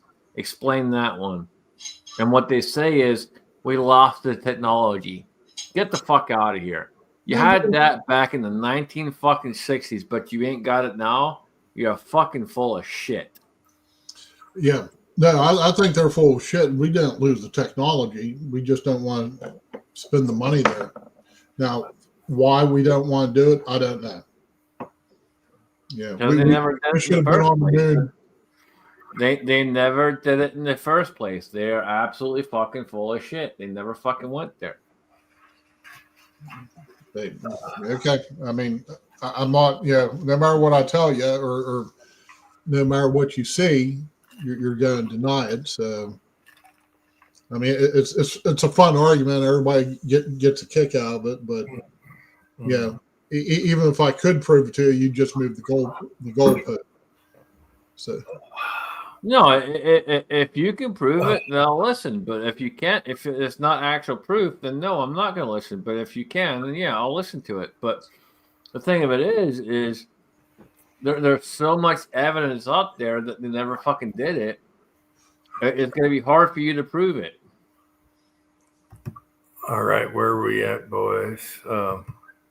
Let me get back something here. There's only 16 watching right now. It all comes back to being honest. I know, Scotsman. You know, no. It comes back to being honest. When I worked all my life, if I screwed up and the boss said, "What the hell happened?" I said, "It's my fault. I did that." And he respected me for it. And it goes on to marriage and your kids. I'll tell my son, I screwed up. I'm a goofball. I'm a dumbass. And they get it. So it continues from your work to your family, everything. Be honest all the time because they can trust you because you're honest. And that's how it is. They accept you. No. I am the biggest screw up in the world ever. Well, you ain't fucking wrong there. You're 100% right there. I'll agree with you right there. But the thing of it is, and you're not wrong, is be honest. But the problem that we have is the government is never honest. Never. Yeah, but I'm not talking about them. I'm talking about me and a good marriage and family and your bosses. I worked all through my life and I was honest. If it was my fault, I said it was me. I screwed up. And guess what? I didn't get fired. He actually trusted me because he knows I tell him what it is. Same with your wife. Same when you're married. If you're honest with your wife and your kids, they have to trust you. That my son trusts me. He knows if I screw up, I'd admit it. He knows I'm a screw up, but he accepts me because I just tell it like it is. And that's what I'm trying to convey here. All right. So anyway, we got Mrs. Tin Man. Hey, Who's in the picture in your background? Whose background? Mine? Those are angels. No, I don't know who those are, Mrs. Tin Man. Oh, we got David here coming back. hey, David. Hang on, David. I got a quote. Honest, just train.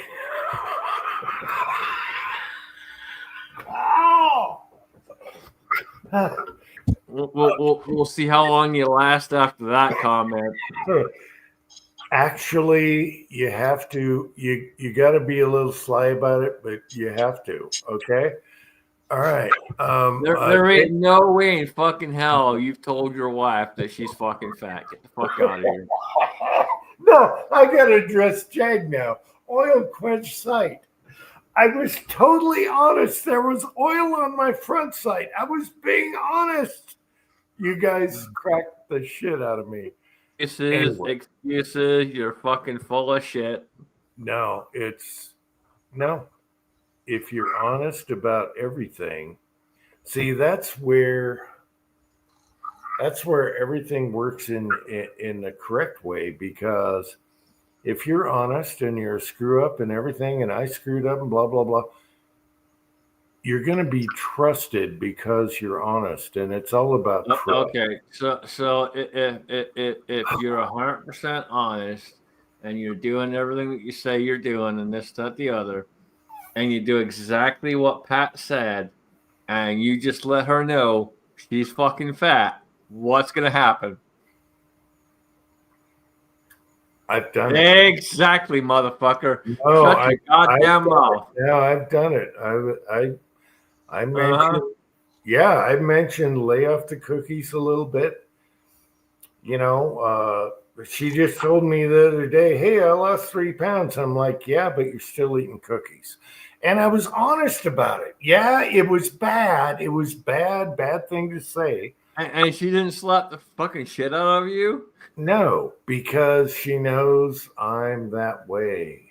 And that's where it's killer. Wow. This is what I'm trying to convey to people in life. Be honest, and you can be trusted. You know, whether it's good or bad, it's going to hurt. A lot of times it's going to hurt. It's going to hurt so bad. Believe me, you know me.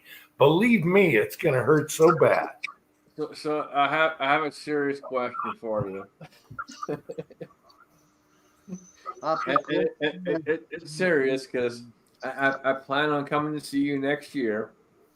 So when I get there and I'm honest with your wife and I tell her how it is, am I going to get bitch slapped or am I not going to get bitch slapped?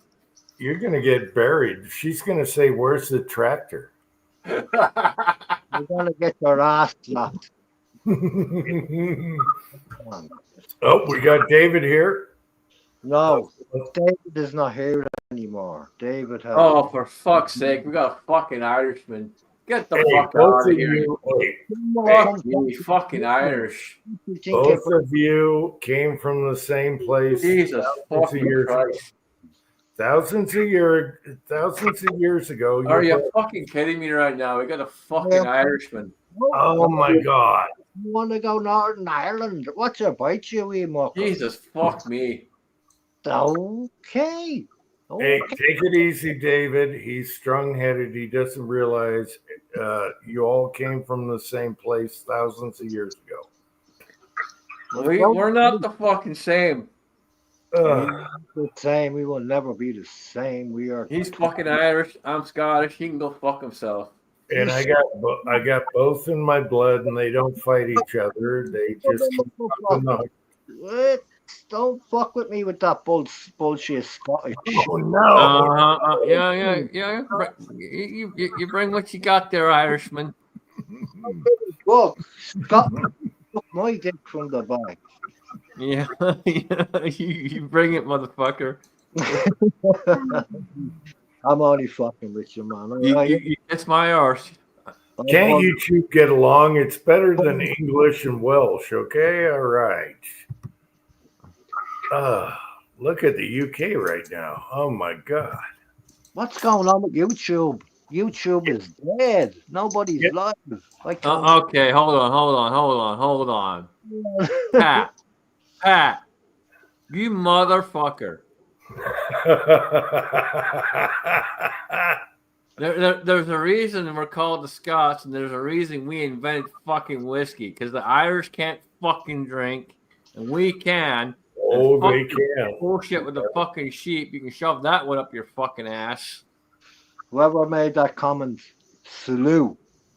I don't want you two to fight, okay? You're both very close, and you're way better off than other places, all right? I'm sorry. Did I walk in and beat his ass? I don't think I did. Did I? Did I do that? No. So shut up. I know, but I got both of you all in my blood, and they don't fight each other when my heart's pumping, so there you go. But you keep saying you're dead, so. Oh, I'm not dead yet. Well, you keep saying you are, so you know. Well, I know what reality is, so. Do you? Are you sure though? Do you really? Yeah, you pretty much know when. Yeah, you pretty much know. You know when your number's almost up and your cards are almost dead and you got a bad hand. You know. All right. So I got a question for David. Since David is an Irishman, yes, sir. and I'm not trying to be a prick about this. It's a serious question. So I've had when I went back home last year, I had some brew that was done in Jamaica, and I also had some that was done. Where was the other one fucking done at? Jeez. I don't remember where the other one was at. Hurry up, man. We have not got all night. Dude. Jamaica would be rum. No. We're talking about. We're talking straight up Ireland's fucking beer itself, of what it's they what they call beer. Can I help But you? what's Guinness. that? Guinness. You talking about Guinness, man? Aye, Guinness. There you go, motherfucker. Wake Aye, up. Guinness, but Guinness that was from Jamaica, No. and it was fucking good. Jamaicans know how to make fucking Guinness. Yes, they do. Yes, What? that's a fact. They do know how to make Guinness. I've never had Guinness from Jamaica, but I love Guinness. All right, so that was my question. So you've had it, David. You've had it, right? I live next door to it, dude. I live next door to the factory that exports this shit all around the globe. But go ahead. Wow. So it's fucking good, right? Yes, sir. See, Fuck Okay. it. Jamaicans know their fucking shit, man. When it comes to Guinness, Jamaicans know their fucking shit. I'm drinking Jamaican rum right now, and you won't believe the flavor, but it is awesome. Anyway, yeah, I've never had Guinness from Jamaica, but I love Guinness. I love Black and Tans. I love all kinds of beers. All right. It was fucking impressive. I'm not gonna lie. Wow. All right. Hopefully, you guys can agree on something and quit fighting, because When I were we Wait, fighting? When were we fighting? We haven't fought yet.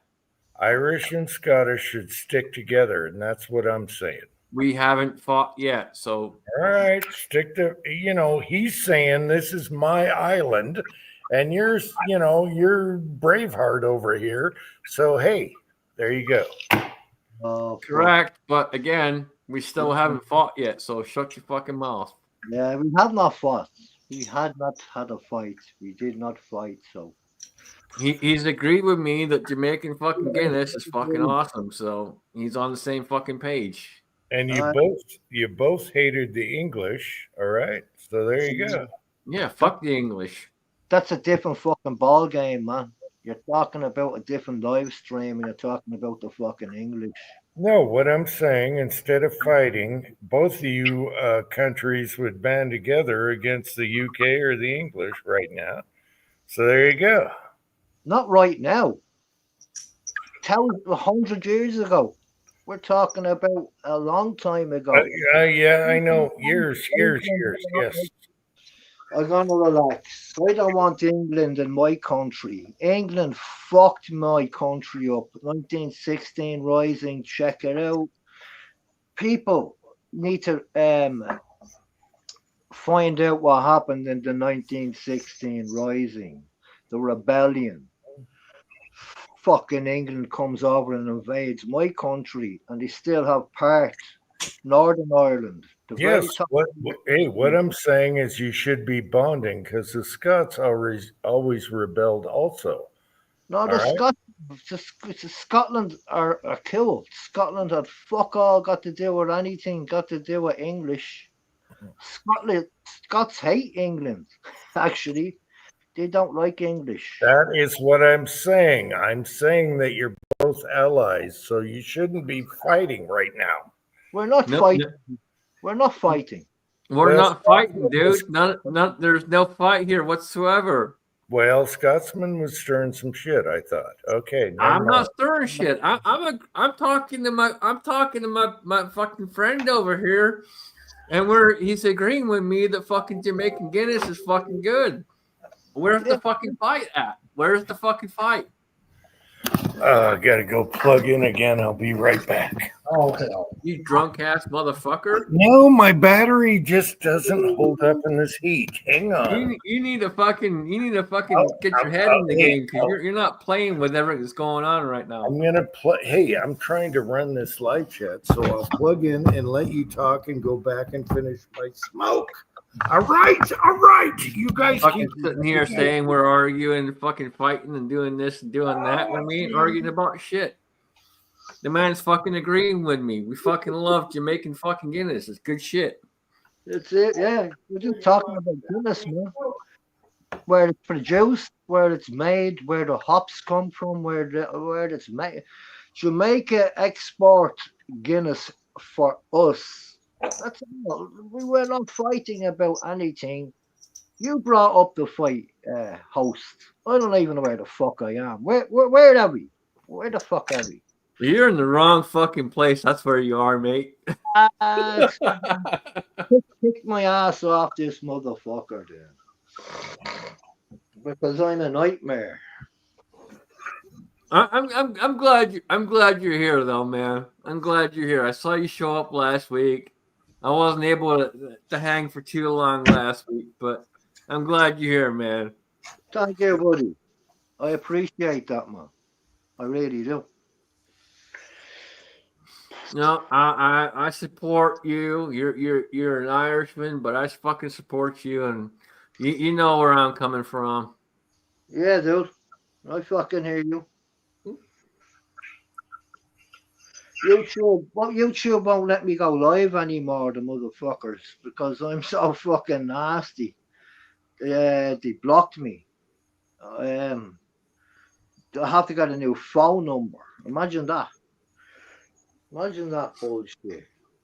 The only way I can fucking promote myself, well, not promote, show myself, is to go live on other people's fucking streams. Which is Dude, I got banned on so much shit fucking 4 years ago. I can't even tell you what I got banned on. I got banned on fucking everything. I got shadow banned, you fucking name it. The whole fucking 9 yards. Yeah. I'm surprised I'm still even able to fucking make videos on YouTube. I can't even go to you.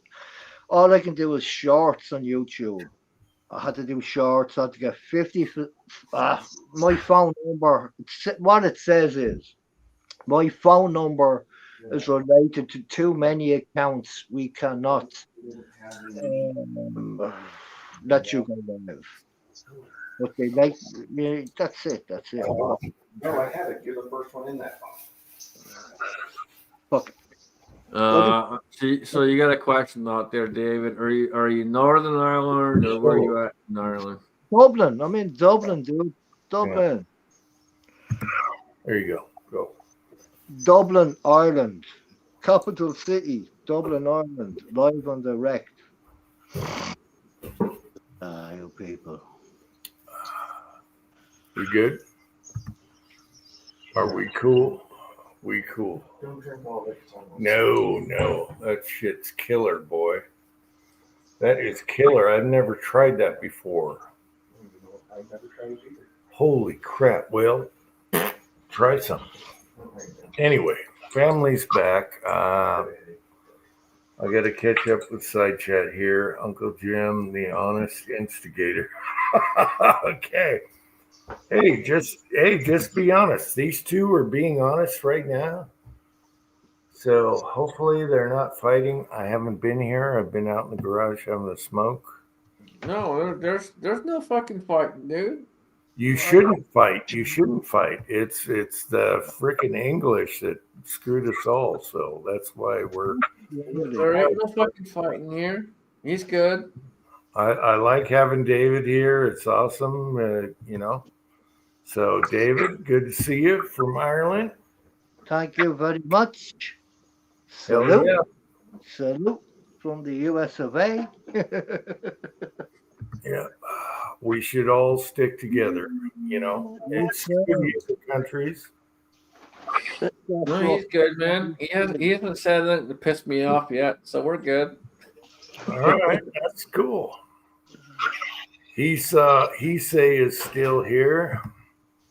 Heesay, I got to try that trigger. I got to do a video on that. Cheers, motherfuckers. Yeah. Oh, cheers. all right, hold on. What the fuck are you drinking? Cheap ass shit. Oh Jesus! Oh, Yeah. don't. Oh start Jesus! over beer. German shit, dude. That's gonna make me cry right there. And German vodka.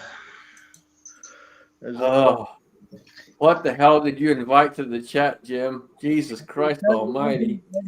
Hey, I've never tried the beer, but vodka is good with me. So there you go. I have been drinking non-stop, just getting fucking wasted.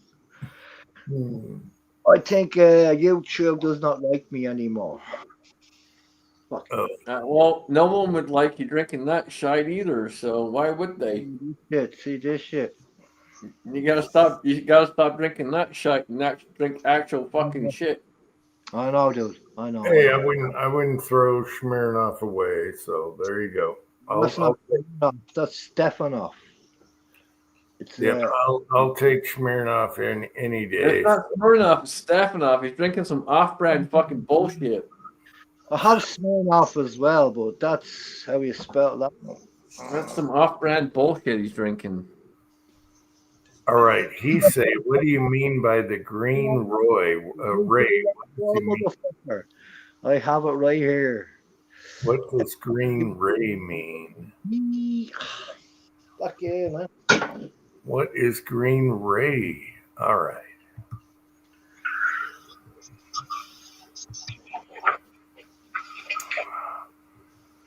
Do you see? Okay, David, you got to see the Book of Kells at the museum. Question. Yeah, I seen the Book of Kells, yeah. I have no idea what you guys are talking about. I thought I knew all the history. Damn it. An old Irish Bible. I'll show you. Hold on, guys. Hold on. There goes my night. Now I got to search that. Where's the fucking cows? I'll show you, motherfuckers. And he's 5 minutes away, just like Uncle Jim. He can pull it out 5 seconds away. Ah, all right.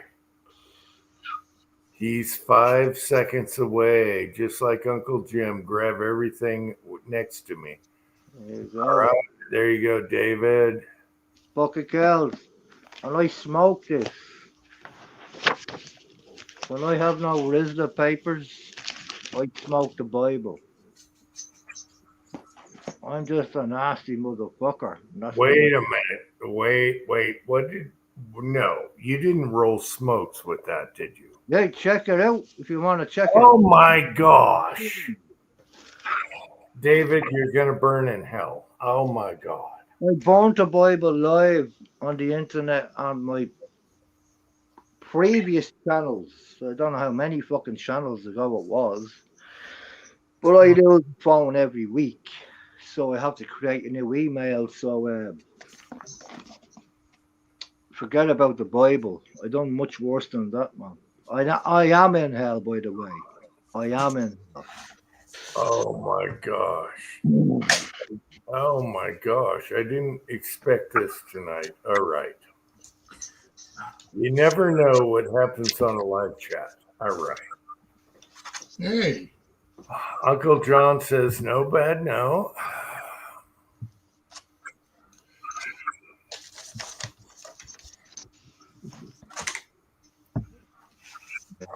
Um, Well, I had to show my face for the Irishman.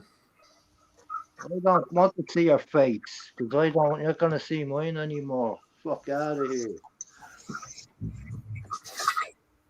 Bet you ain't got no fucking beard, fucking pussy. all right. I think Pat got it right. It's better rolled in the Quran. All right. Oh, there you go. A fucking assassin, man. You look like some sort of an assassin from some sort of movie script. The fuck? That's right. Don't fuck with me, boy. I'm not gonna fuck with you. I'm fucking here, bitch. oh, so I'll hunt bad. you down. You have no idea what skills I have. Hey, I like that. I like that. No fighting. No fighting. Come on now. We're not fighting. Will you fuck off, you prick? We're just You're instigating. You're instigating. We're not instigating anything. We're talking. we're just We're fucking. fucking talking. Scotsman likes to stir the pot. We are talking. David, am I stirring the pot? Yes. Sure. I'm pretty sure we're having a conversation. I've not stirred the pot once. All right, Pat, West Covina Dodge. You got to come in here and be a mediator. All right. Can I stir the pot? Absolutely. Am I stirring the pot? No. So fuck off. Pat, mediator now. Come on, Pat. Mediator. That's not gonna do shit. Oh, can I change the subject for a minute? And it has to do with Scottish and bagpipes and all that. Oh Jesus. Now, I watched, okay, Pat sent me a movie a long time ago, a month ago. And it had Rowdy Ryder, right? Rowdy Rodney Piper. Okay, yes. Say that one more time. Rowdy Rodney Piper. I looked up his biography because I was never into professional wrestling. And my God, that guy was an animal. And okay, here's the funny stuff. And Pat sent me a movie. He acted in like 3 movies or something. Anyway, this guy was a rock star. He started the whole making the WWE popular by being the bad guy. All right. And he played bagpipes as a kid. So anyway, say it one more time. Rowdy Rodney Piper. Okay. Early in okay, so I looked up his biography and watched the whole thing, and this cracked me up. This cracked me up so much. And Pat is here. Pat, hopefully you're listening. I wanted to tell you this. So anyway, early in his career, he's a wrestler and he plays the bagpipes and does all the Scottish whatever stuff. And he comes in the ring. He comes in the ring. This is before the big. No, listen. This is so good. No. I'm not trying to interrupt you, but I'm laughing because David's going like this, and David has nothing to stroke. I'm not doing shit, dude. What did I do to you? I'm listening to the guy. Shut up. Okay. Yeah. Can we finish, Scotsman? Anyway, he comes into the ring before he's famous, right? And say it one more time, Rollis. Rodney Piper. He comes into the ring and he's getting his own persona going. He plays the bagpipes and he becomes the bad guy in the WWE. And he actually makes them famous. And he makes it so famous they're huge. But anyway, he comes into the ring, and in the audience is nothing but Mexicans because there's three brothers that are the top guys in the wrestling community that are famous. And so the whole audience is Mexican. Now, this is what makes Roddy so good. Rodney Piper. Okay, that's what makes him so good. He gets into the ring with his bagpipes and his kilt. Oh my God, I laughed my ass off. He gets into the ring and he goes, and the announcer goes, and now for the Mexican national anthem. And he's going to play it on his bagpipes. And he plays Cucaracha, which means cockroach. I didn't see that one. And the whole Mexican crowd are throwing chairs and bottles at him. They want to kill this son of a bitch. I'm going to play the national anthem, and he plays Cucaracha, cockroach. Oh my God. This guy is my hero. This guy is my hero of all time. Went down in history, that did, dude. That was Oh my God.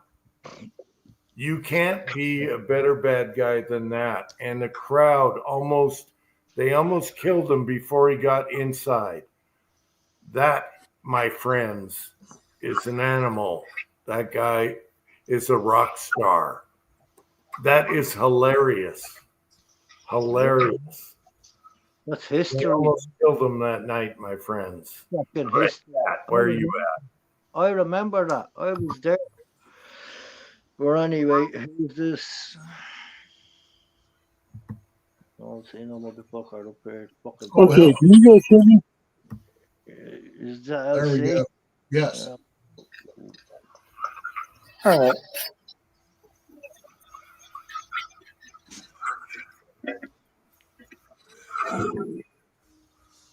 And now you know this guy started the WWE. There's nobody better than the bad guy. He didn't start the WWE, dude. Is that what Yeah, you're he trying did. He did. He did. about that? Are you correct? No, for real. I did not know that, man.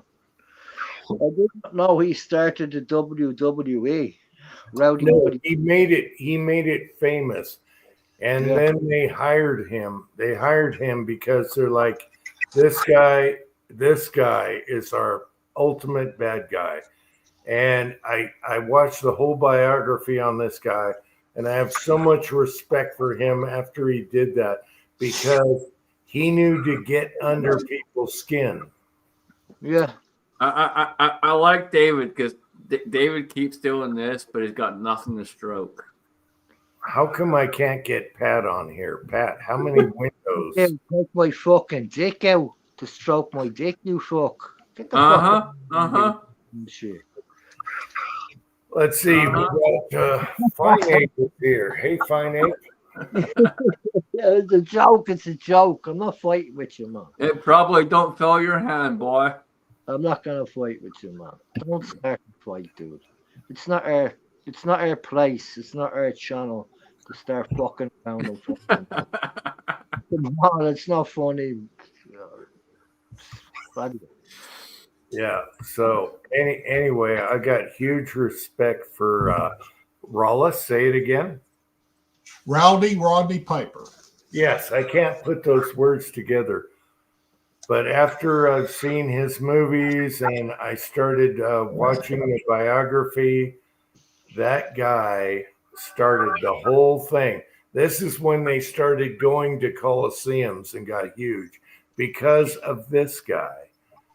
Well, Yeah. his most famous movie would probably be They Live, which is a science fiction horror movie.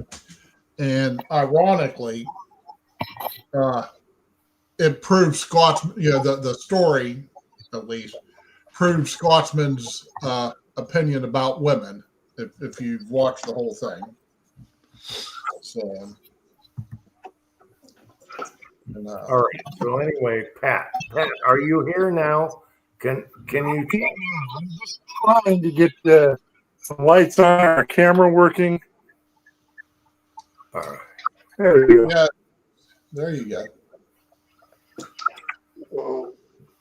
All right. So Can you hear me? get the movie from Pat, and in his biography, he always wrote notes in his book, and one of the sayings was, and I'm all out of bubble gum. Okay, I came here to kick ass. What was the saying, Pat? I came here to kick ass and chew bubble gum, and I'm all out of bubble gum. No, I came to here to kick ass or chew bubble gum, and I'm all out of bubble gum. In the movie, they took that out of his notebook. He always wrote down in his biography, he wrote down so many phrases that they used in wrestling and all that. But in the movie, they used his phrase, and I'm all out of bubble gum. And then he shoots up the bank. It was awesome. It was so that, to me, that is my kind of guy. All right. He is awesome. Yeah, the movie that comes from is that They Live. Yeah. They Live. Yeah. And yeah. it's classic sci-fi, and Which matters today because you never know. You got to wear the sunglasses. Yeah. So anyway, all this stuff they took quotes out of his little notepad. He wrote down stuff, and he was so good at creating phrases, and that's why I didn't realize he was that great. And now I know he was the starter of the huge WWE that came later. Yeah.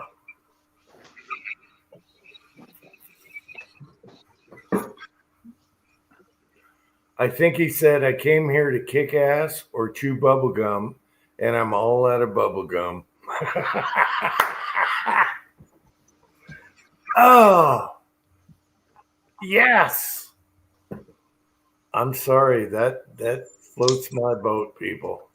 So anyway, I suggest everyone in the side chat, they should look at the biography of Rollis. Roddy, as Uncle Jim has corrected me, and it's Roddy Rodney Piper. Now I can't say the damn thing. Yeah, I suggest everyone look up his biography. I was never into professional wrestling, but now I get. I wondered because he's not a big guy. He's like a medium-sized guy. And how did he make it in professional wrestling with Hogan and the Giant and everything? It's because of what he said. and he was awesome. And he fought with all those guys. It's because it was a fucking show. It's all been a show. I know, but the guy was a rock star. Yeah. And he grew up poor and all that shit, and he made his own way. And he had the best notebook ever with all the phrases that he used throughout his career. And people copied him actually on a bunch of stuff. Hulk Hogan copied him. Hulk Hogan says brother all the time. Well, it was Rowdy that always said brother. All right. So they all copied his ass. He's the original. And I was so fascinated by that.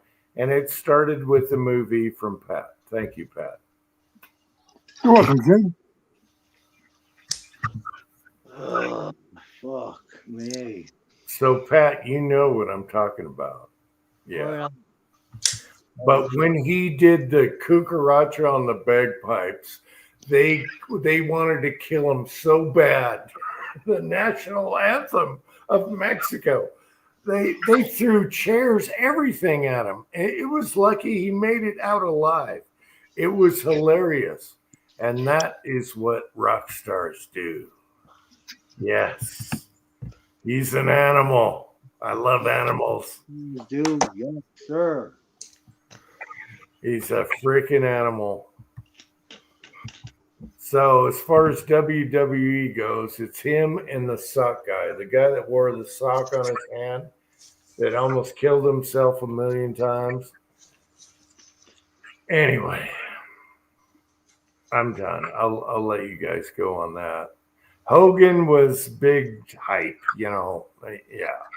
I'm talking about the guys that really freaking got in there and did it.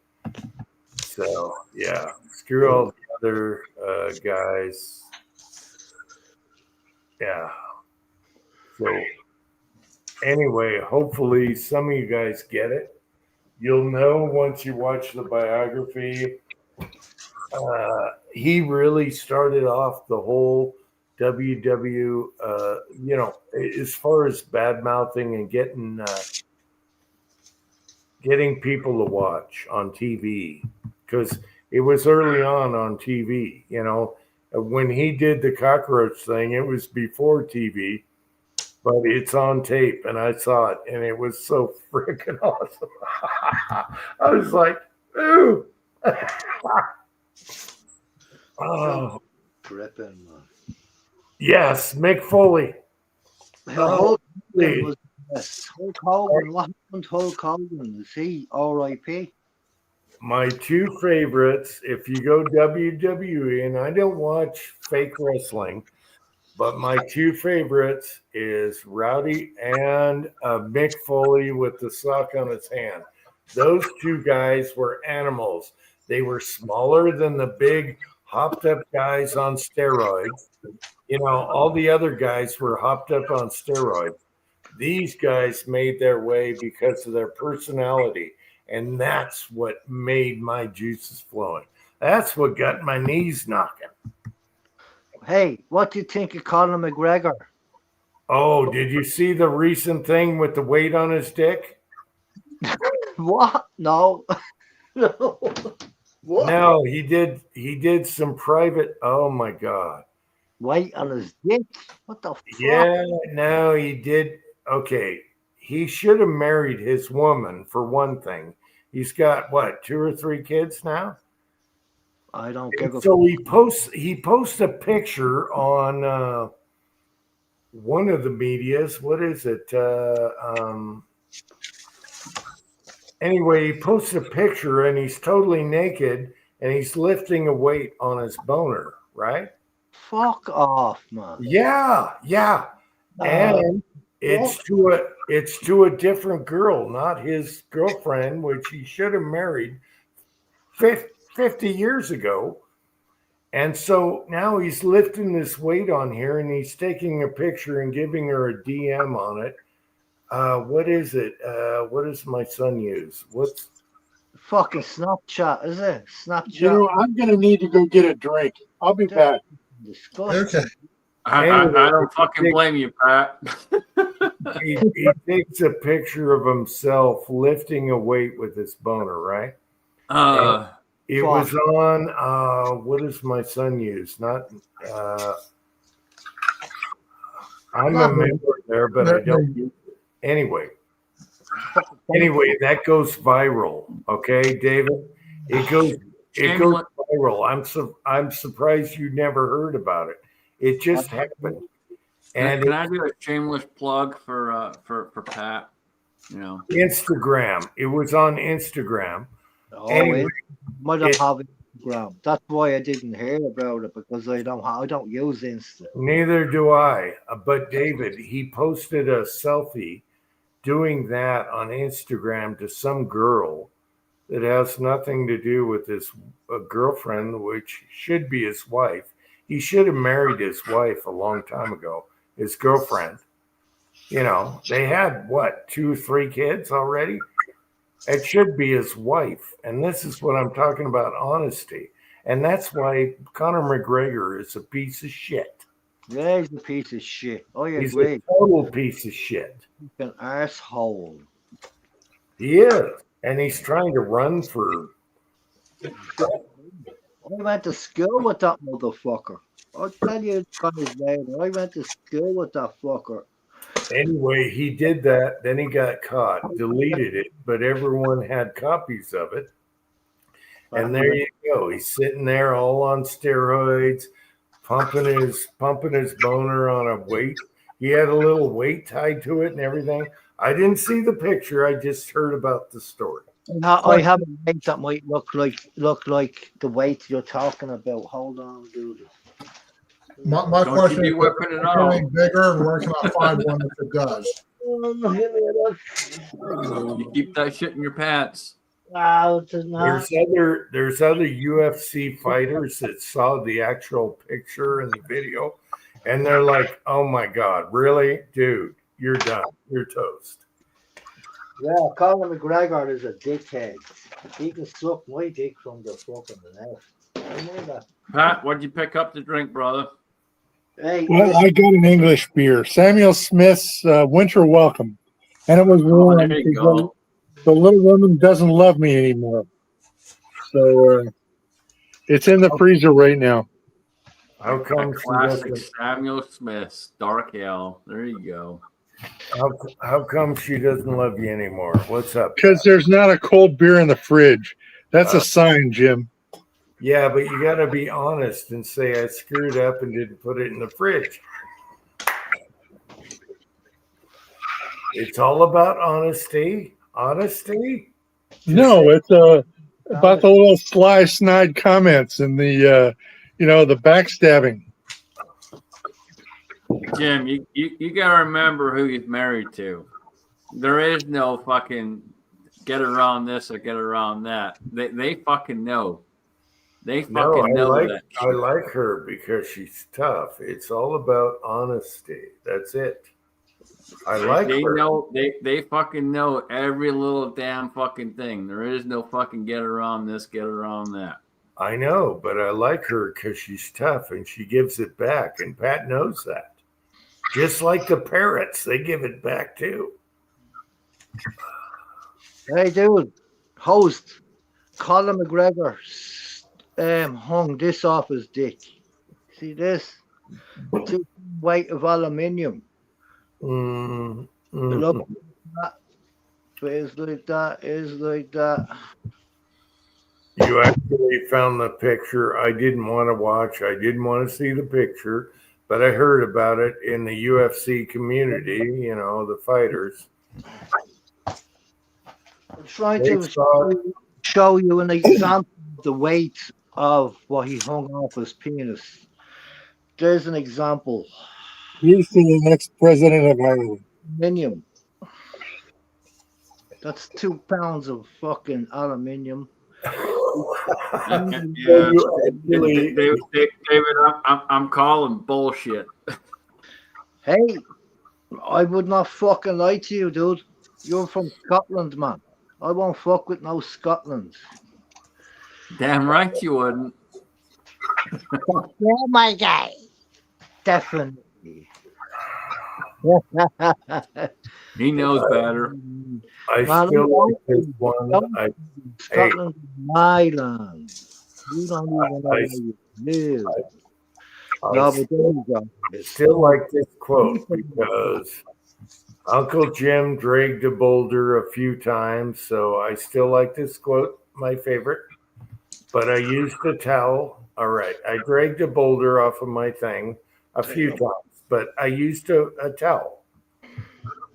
All right. Okay. Wow. No, I was just, hey, Scotland. I was just trying to show you representation of something hanging off somebody's penis. That's 2 pounds of aluminium.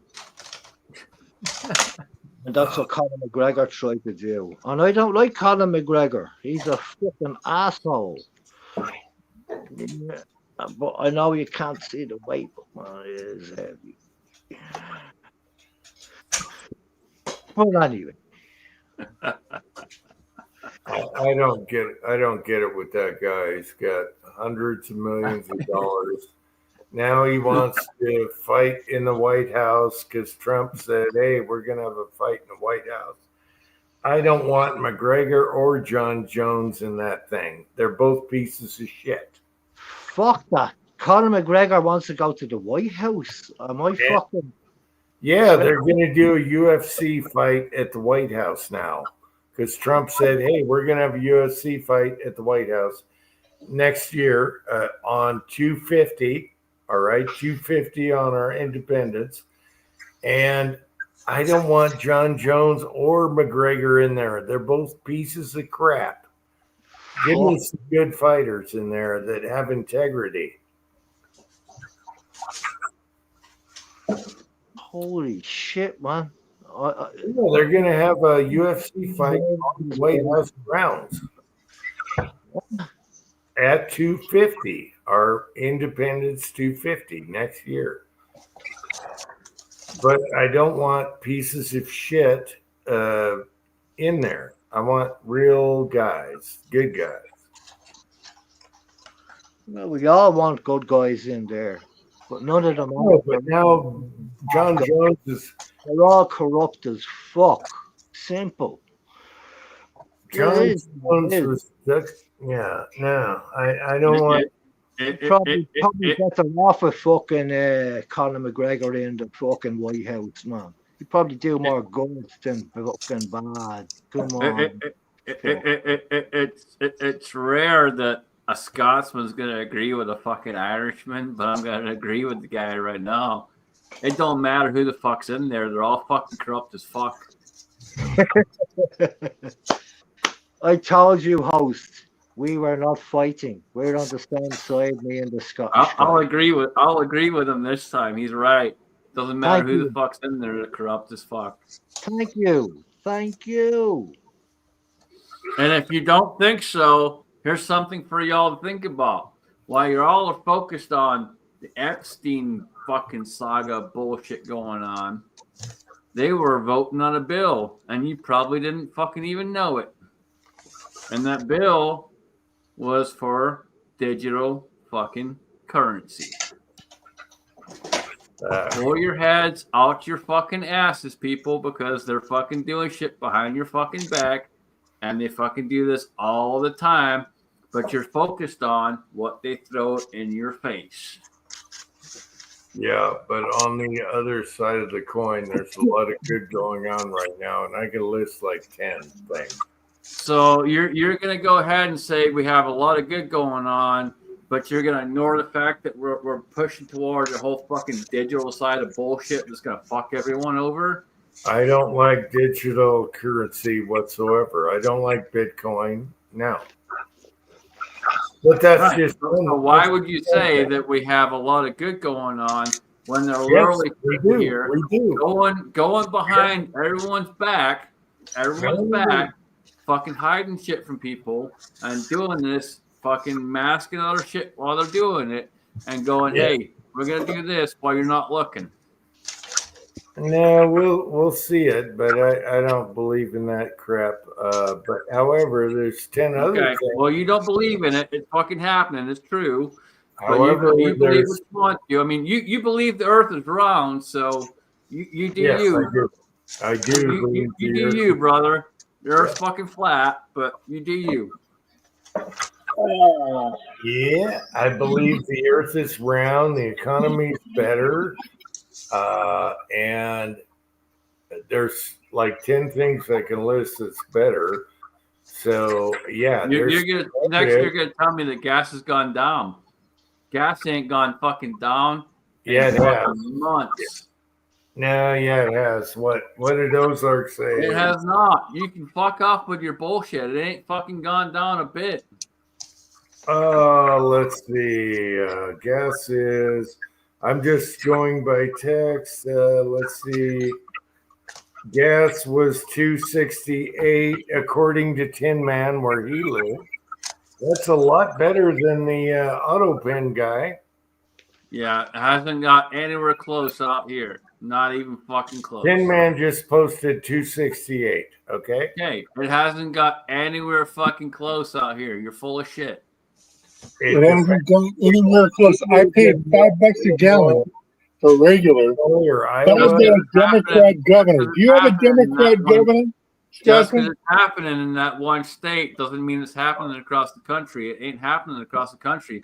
Across the country, it's fucking skyrocketing. No, it's coming down. It depends It on ain't what fucking come down one bit. Tin Man Dude, just I literally drive across the fucking country. It ain't fucking come down. It depends on the tax in your state. It See, doesn't depend. right here. Fuck off. Hey, It what does not depend on the fucking tax, dude. I literally driven across the entire fucking country, and I've paid out the living fucking ass for gas. They are So- raping us literally over the fucking coal. It has not So right fucking now- come down wait. one fucking bit. Period. It has not. So right now you want to kick Patriot Bull's ass because he just posted this. Okay, look, hey, you know what? If it's Oh, 265 there, that's oh. fantastic. But across the multiple fucking states, going across multiple fucking states, it's anywhere from fucking $3 to $3.50. And that's it literally depends everywhere on- I've driven across the states. It's $3 to $3.50. So It don't fucking depends- tell me it's coming down when it ain't fucking coming down. Depends And on here your in the state. state, in this fucking state, it hasn't come down one fucking bit. You know what it's done in the last fucking year? It's gone up and down 10 cents every fucking week. Yes, It's sir. not fucking come down at all to where any of you guys are, period. It is not. Yes, it has. Gas No, is it down. fucking hasn't. I fucking live here, bitch. It has not fucking come down. It where you are, maybe. Right, But and everyone else- exactly my fucking point. You're not listening. It has not come down here, so don't fucking say that it's going down across the board because it's not. Okay, how about it's going down? It may be going down in some states, but it's not going down here. It's not going down across the neighboring states. The neighboring states are all still fucking way the fuck up here too. So don't say it's going down everywhere because it fucking ain't. If you get a Democrat governor, you're fucked. That goes without saying. Well, he But doesn't every place have- else is okay. as far as I can remember, he doesn't have a Democrat governor, but I've been voting for Mike DeWine and holding my nose and doing it for 30 years until I finally moved out of the state, and he's the governor now. So I wouldn't. No, he's a fucking rhino. Well, hey, I'm He's always sorry. been a fucking rhino. The one we had, I'm we had sorry. the one prior to that was a fucking rhino too. Sorry, Scotsman. It didn't go down in your state, but it's going down in others. Okay, it's going down in others, but it's not going down across the board. That's what you got to pay attention to. No, it's your state. And what you also have to pay attention to, which is something you're probably fucking not, which I do, is I pay attention to the price of oil. I look at the price of oil every fucking week, and the price of oil has dropped dramatically. And since in the last 4 years, it has dropped dramatically compared to what it was, but we're still paying more. No, That 2 doesn't make years. any not fucking four- sense. No, 2 years, not 4 years. 4 years. No, I pay attention to it. No, you don't. No, I fucking do. I literally fucking do. You didn't see 65 a barrel for 2 years. And so you go back and you go back 6 months. 6 months ago, it was $74 a barrel. 65. 6 months ago, it's 65. You're full of shit. I'm talking further than that. What do you say? 6 months? No, further than that. It was not 65, dude. You're Oh, fucking. oh yeah, it was. It was. No, it wasn't. What do you think I live off of? Jesus Christ Almighty, dude! I literally fucking watch it every fucking week. You live off of YouTube subscriptions, dude. Jesus Christ! You want to sit here and fucking argue with me? You can argue with me, but I literally watch it every fucking week. You don't live off. You believe the Earth is fucking round and this and all the other fucking bullshit. You're in your own fucking world. You do you. Oh, it's round, and I live off. You do you, motherfucker. You do you. Hey, I'm good. I'm good. You do you.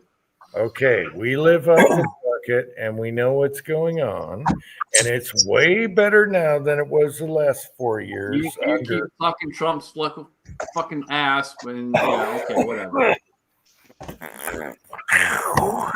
My dick from the back. Trump is gonna fucking lose you people, guys. He's gonna fucking bury you guys. See, this is the thing right here.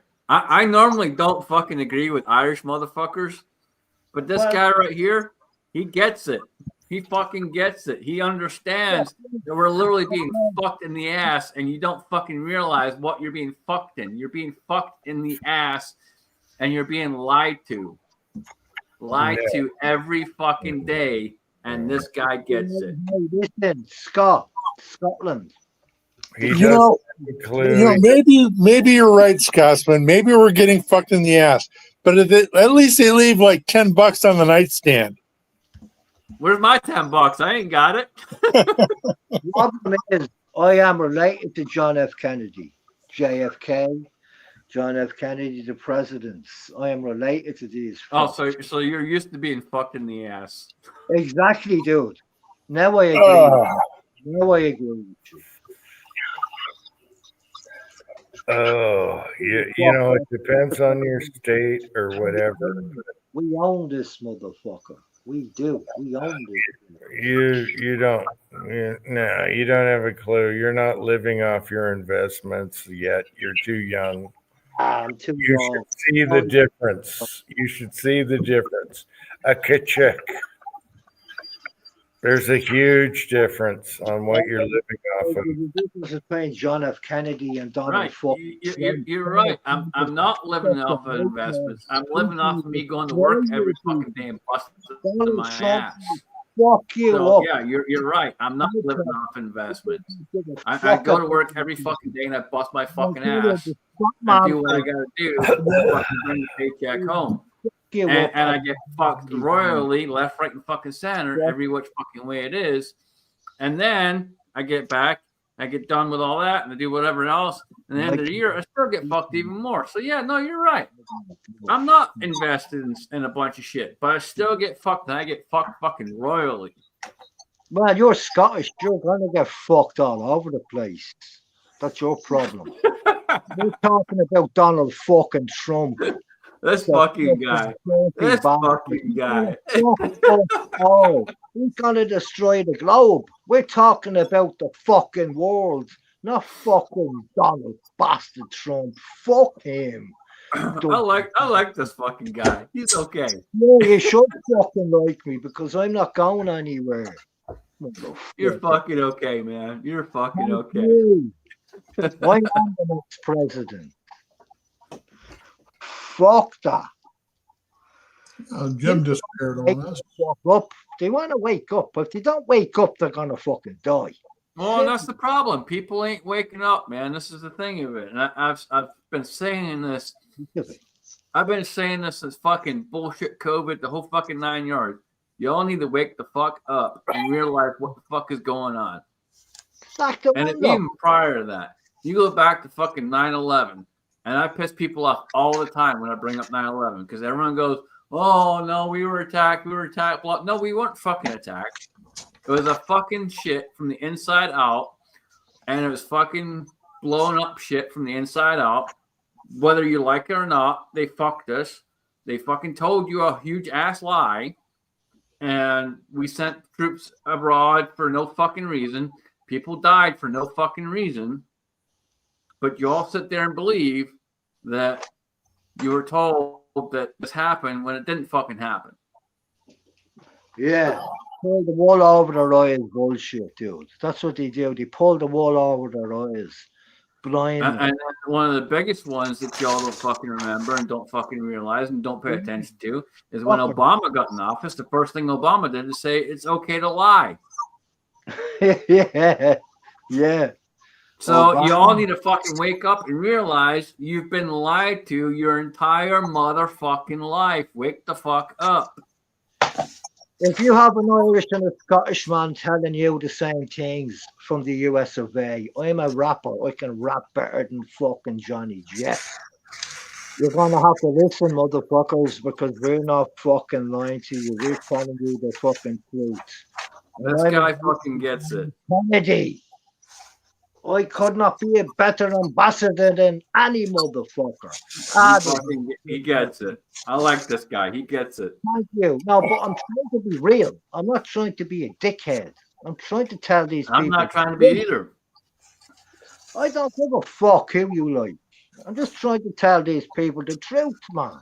Like, no, that's it, man. That's exactly what it is. People need to wake the fuck up and realize what's going on. I've been saying it for years. Wake the fuck up. Yeah. Oh, how many years have you been saying this? How many years have I what? Have you been saying this to the US of A? I've been in the US for 20 years. How many years have you been trying to say this to people? That's what I'm trying to. I've been saying this for the last fucking 15. Wow, dude. Impressive. I have not been that long, man. I've been 10 years saying the same fucking rhetoric. I've been saying this for at least probably 15 years. Wake the fuck up. Yeah, man. Yeah, man. All right. Am I still here? My battery died again. No, Yeah, you're here now. You can hear me. Everything's good. Yeah. All right. Quit your bitching, people. Everything's doing way better in the economy. So I don't know what helium you're drinking. But Oh Jesus! I don't know what the fuck you're drinking. You're fucking smoking some fucking heavy ass shit up there in Utah. we're raking in huge dollars right now because of waste. There's so much good going on, and you just want to be negative. Tread is here. Hey, Tread, how's it going? I'm not being negative. I'm trying to explain to super people. negative. I'm Hey, trying go to to your explain store. to people what's happening behind the fucking scenes when people are busy paying attention to other fucking bullshit that don't fucking matter. Everything is so much better right now, and it's only gonna get better. I don't know why. Why are you so far up Trump's fucking ass? Can you explain? I'm that? not. I'm an No, independent, you are. okay? No, you are. You're literally fucking sucking on his fucking ass. You might as well be sucking his dick. Here, at let this me point. suck my straw. Here's Why my straw. why are you so fucking heavy on fucking doing this to Trump? There's my straw right here. I'm drinking out of a straw. Yeah, And you're sucking on it drinking heavy. what's And that? again, I'm asking you why. Why are you fucking so intent on fucking sucking on it that hard? Because manufacturing is coming here. Everything's getting lower and cheaper, and everything. Okay, is but you're done- not paying attention to the big picture. What big picture? I see what I see. You're seeing the things they want you to see. You're not paying attention to the shit No, behind I'm the scenes. saying Just what like I said earlier. Just like I said earlier. They're working on a fucking central bank. They're working on fucking doing this. They're working on doing that. But you ain't paying attention to this. You're paying attention to the shit they're fucking putting in your face.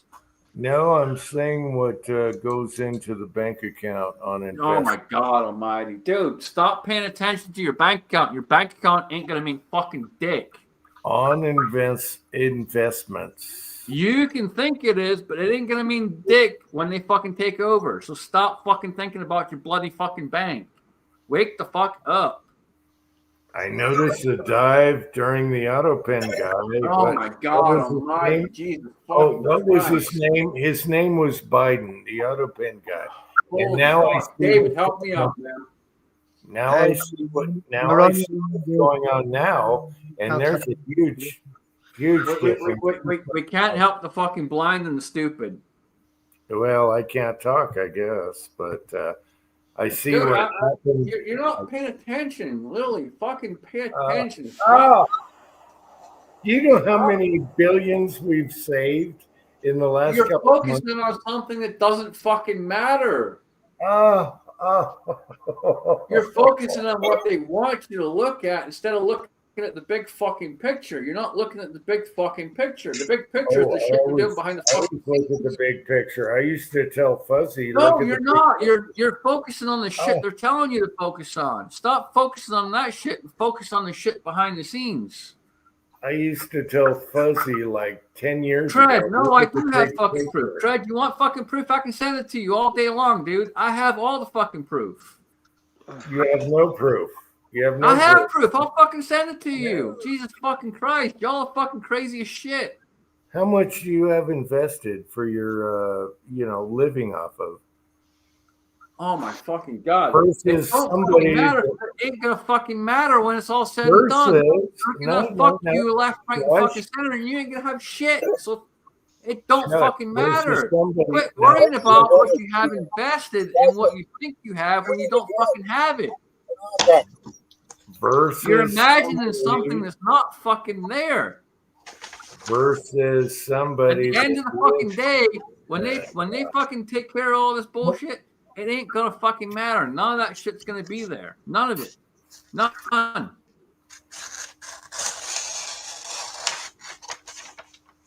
We Stop lost thinking Dave, your huh? 401k matters. Stop thinking your fucking IRA matters. It don't fucking matter. They fuck you over, it's all gone. There's a big difference, and if you don't see it, I can't tell you because you're not in it right now.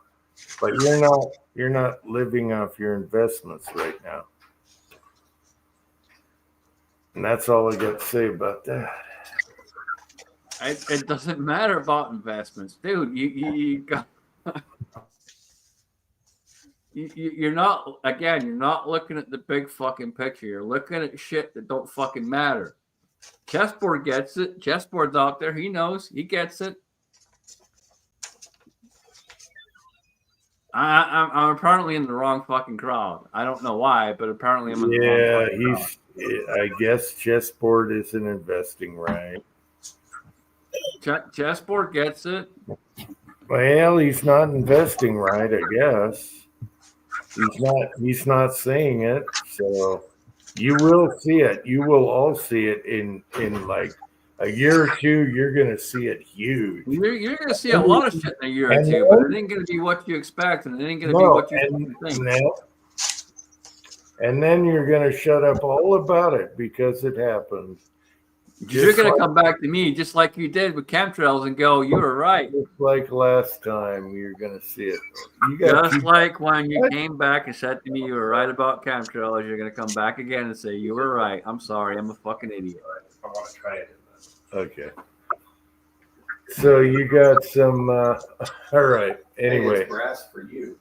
All right. I got sidetracked. My son found some cheap 9mm at the hardware store because prices came down. And he said you can always use it for brass. There you go. All right. That's nothing. That's tip of the iceberg.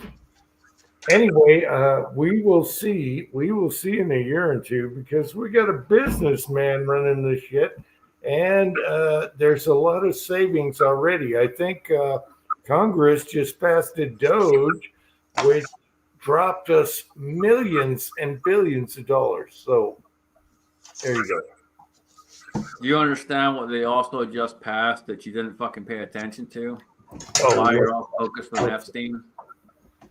I only look at the numbers every month. Yeah, you only look at the numbers, and that's your problem. You're not looking at what they're doing on the backside of things. Hey, look at Look at what they're doing when you're not looking. No. It depends. Have you heard of the Genius Act? Genius Act. See, you ain't paying attention. Oh You no, know what the Genius Act is? Oh, I missed one conspiracy theory. I'm sorry. I'm just looking. Oh, at it's not a the, conspiracy books. theory. It literally just fucking happened, dude. That's why I'm fucking trying to tell you. You're not fucking paying attention. I'm just looking at the books, not conspiracy theories like they're. Well, your books ain't world gonna mean is- shit when this all goes through. So that's the Hey, point. You're not. you again, think the world is flat, okay? Jesus That has Christ something to almighty. do with- Look, if you Scotsman, paid attention to what's going on, you would understand. And you think everything's about the Like- books. Well, the books ain't gonna fucking matter when this all goes fucking through and it fucks you in the ass. Scotsman, they're deporting my burrito guy. The world is a better place. like the world is flat. Oh my God, Coates Brothers is here. All right, everyone, shut up. Hey, shut up, everyone. Coates Brothers is here. It's so good to see you again, Coates Brothers. I hope everything's going good. Hey, shush. I haven't got any notifications. Hopefully, I'm still, getting. Have you done videos, Coates Brothers? Hopefully, I'm still getting notifications from you. I miss you, Coates Brothers. You know, I haven't seen a video since you got that 460. Okay, so Coates Brothers hasn't been doing videos. I was wondering about him and his brothers, Coates Brothers. Anyway, there you go. So it's good to see Coates Brothers again. We got into a politics thing right now, but disregard. Oh, so you haven't been. Okay. Because normally I would get a notification. All right. Get back out there and do some long range shooting, buddy. And your brothers. And the horse you rode in on. All right. I miss you, bud. I miss you. I miss you. All right. I got to go get a refill, but it's good to see Coates Brothers again. Come on, people. Come on. Yep.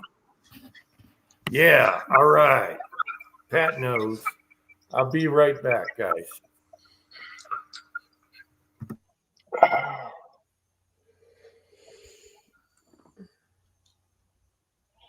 Because all them limp-wristed calibers that Jim shoots. You know, I respect Coates Brothers because, they shoot something a little bit bigger than 308. Yeah, I'm a sissy like that too. I shoot about 308 or 300 rum occasionally if I can ever get the gun to work.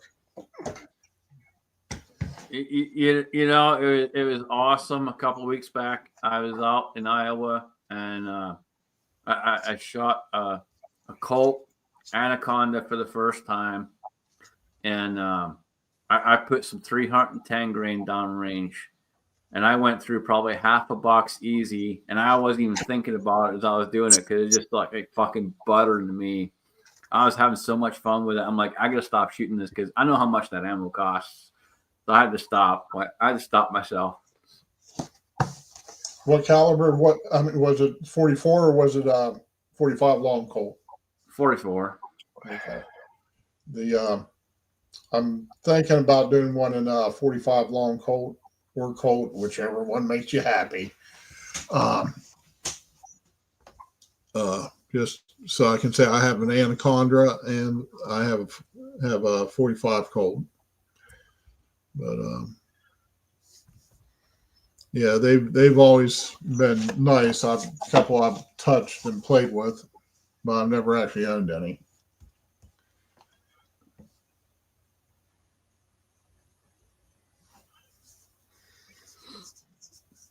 No, it was an awesome to shoot that. Yeah, like I said, I probably put 25, 30 rounds through the thing, and it was smooth as butter, man. And 310 grain ain't no joke. You know, a lot of people walk away from something like that. Me, I don't care, man. I'll walk up to that all day long. I was having a lot of fun with it and banging steel all day with it. It was freaking awesome. At the gun store I used to hang out when I still lived in Ohio, had a guy bought a 500 Smith. We went around back and he let everybody take a couple shots with it. And it was fun and definitely let you know it was there. Then somebody broke out one of the Smith & Wesson 44, the titanium ultralight, titanium and aluminum or whatever all it's made. And they had it loaded up with 300 grain bullets. And it's just like the most unpleasant thing that I'd ever shot. Oh, you're talking about Smith 500? Well, the Smith 500 was fun. It was fine. It was that friggin' 629 ultralight scandium frame. Yeah, tight. Yeah, it was just like. Okay. When the Smith 500 first came out, a friend of mine had one, and what he would do is do his lighter loads in it and shoot it and say, hey, try this. And then he'd put the hot loads in it and hand it to you, totally different round. And then I shot it and I'm like, what the fuck? And then I figured out what he was doing. He was switching loads. All right. And I tell you what, that frame can't handle it. So Taco already sent one back because, it broke. I just forgot what I was gonna say. But oh no, on one of the boards I used to hang out at, one fellow got the 500, and he started loading up these 700 grain things he just called dinosaur killers. Mm-hmm. And it was just just watch him try to. Yeah, that's what he did to me. He shot his lighter loads in it and then he handed it to me. That was his joke. He did it to a lot of people. And I'm like, what the hell? I don't want this. I don't need this. I'll stick with the 44 mag. I'm fine. But he did that as a joke. He'd switch the really hot loads, the heavy loads, with what he was shooting, and like, what's the problem? They cracked me up. Anyway, yeah, it's still got a thin top strap. It's not built for that. Typical Smith. Now, and we've discussed the 500 or the X frame before. I'd love to see them come out with. I mean, if they can do 10 shot, do it in 357 maximum. 8 or 10 shot like that. I think that'd just be so sweet. No, I talked about this last week. You want 6 shot. Every time you add more shots, your ratchet on your cylinder gets smaller and smaller and smaller and weaker. Stick with 6 shot. You know what I'm talking about? The ratchet. I know. I know. All right, where your hand comes up on a 6 shot, it's beefy, and then they went to 7 shot and expanded to more shots, and the ratchet gets smaller and smaller. And when it gets out of time, like 3 of them will be all screwed up, and then you have to retime it, and it's all screwed up because it's too thin. So anyone out there listening, you don't have to believe me or not. Talk to a gunsmith. When you go from a 6-shot and you look at the ratchets, they're beefier. Every time you add an extra round, not only is the cylinder weaker, but the ratchet is weaker. And I talked about that last week. You guys can believe me or not.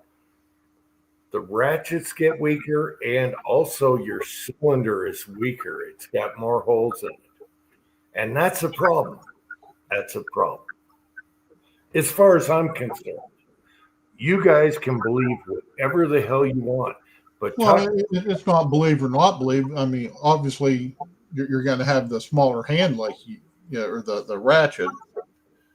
Just which you can't fix because it got so weak that like 2 or 3 of them went out, and then you got to retime it, and they're not the same anymore. And then you have a cylinder that is thinner, weaker. Think about it. I mean, yeah, but we're also not talking about sheets of paper here. We're you have talking about thinner cylinder walls. You have thinner walls, but you're also have a lower power cartridge. When the stuff goes bad, you want a thicker cylinder wall. I'll tell you that right now. I've swept up many on a range floor. Believe me, I've swept up cylinder walls on cylinders on the range floor. Sorry. Anyway, and that's when they get thin. Also barrels and other parts. Anyway, it's not just that gun. It's all kinds of guns. Hey, you guys can look into it, research it yourself, but I suggest you find a gunsmith that have been around for 30 years, and he'll tell you, stick to a six shot on anything revolver. Just ask any good gunsmith, 30 years old, 20 years, whatever. He will tell you, stick with the 6-shot. And there's a reason. And I've swept them up and I know the difference. So also timing them and everything else. So, oh yeah, that's good, boy. That's real good. All right. Fred is here. Even on a Ruger, I want a 6-shot. Okay. And that's, yeah. So I went out a couple weeks back and I shot a 686 7-rounder, and I did what most of us do who are used to shooting revolvers, and I stopped at 6.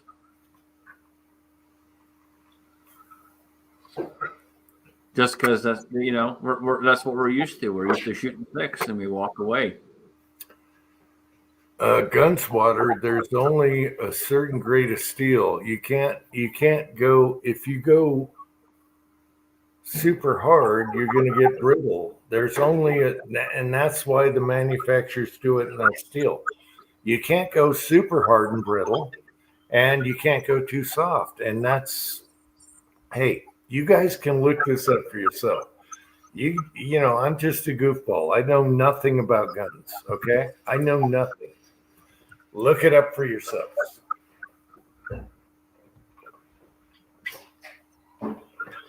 Yeah. You guys need to look up maraging steel.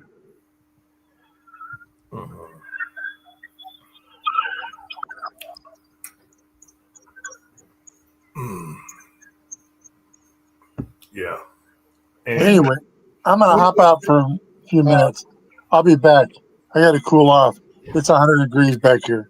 Pat, I barely got to talk to you, and I'm at 75 in here with the fan. All right, Pat. Okay, no, I'm like 95 with no breeze. So Okay. I'm going to go stand in front of the AC. I'll be back. All right, Pat. Yeah. So I don't know where the side chat went, but you guys out there, if you're looking at a revolver, stick, especially magnums, stick with a 6-shot. 22s, it's not a big deal. It's all about the ratchet on your cylinder and the amount of steel you got on your cylinder left. All right? You start doing 7, 8, 10, whatever, you got way less cylinder walls. And if you got a double charge round, guess what's going to happen? Uncle Jim was sweeping it off the floor. All right. I'm a goofball. You guys don't believe me at all. Just talk to a freaking gunsmith that knows his shit 20 years, 30 years, and they'll tell you the same damn thing about the ratchet and the cylinder walls. On magnums, I killed the chat, didn't I? I'm sorry. Yeah. I killed it. Look it up yourselves. Do your own. Some things drive me totally nuts, and I get really passionate about revolvers, and some things drive me totally nuts. Now, I understand the passion about the revolvers. Believe me. And I have a bunch of it. I have or have had a bunch of everything, but always keep. I've always had at least one good revolver and preferably several. But I'm just looking at certain collection stuff that even when I'm 90 years old and I'm looking at it on the wall, I can get, yeah, I appreciate that. Yeah, Gunswatter, the manufacturers for guns don't do that. So, and it's probably super expensive. You get to a point on certain steel and alloy, whether you have stainless or regular blued, and you can only do so much. And a revolver would last you forever, even a 7-shot.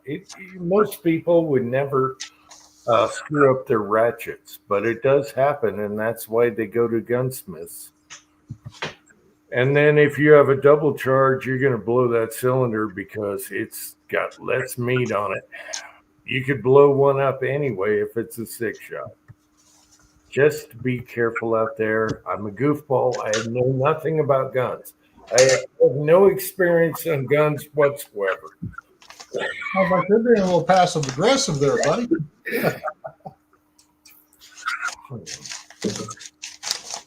I've never seen a gun in my life, so I have no idea what I'm talking about. Hey, so, there you go. You're fibbing. Side chat. Hey, Tread, you want to come on here? Hey, I should do a link for people. Yeah. We're doing a super short chat here, and it's already gone AWOL. Oh, crap. Did I lose my link? Hang on. Let me find my link again. Okay.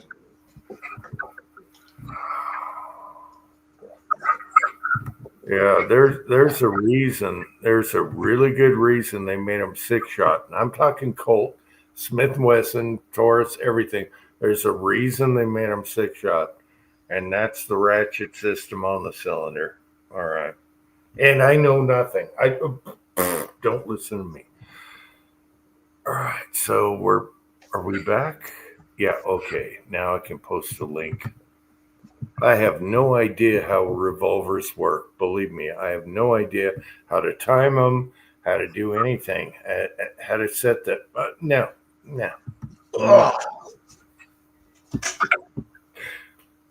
I've only fixed like 50 of them.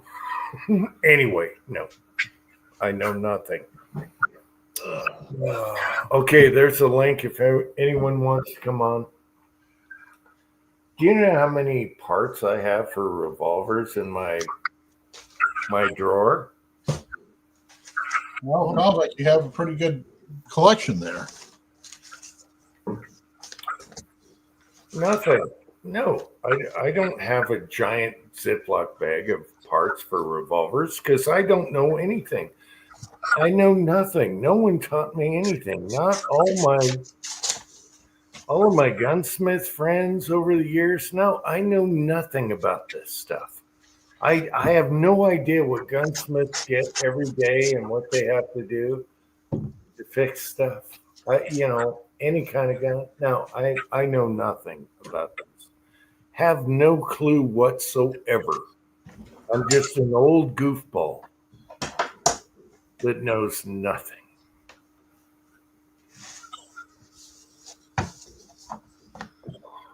Okay, let's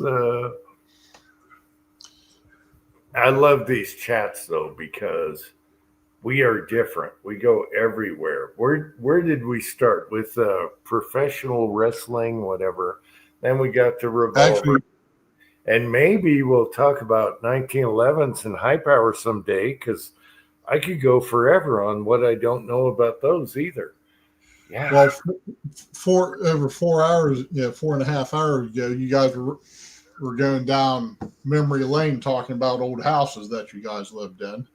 That was a lifetime ago.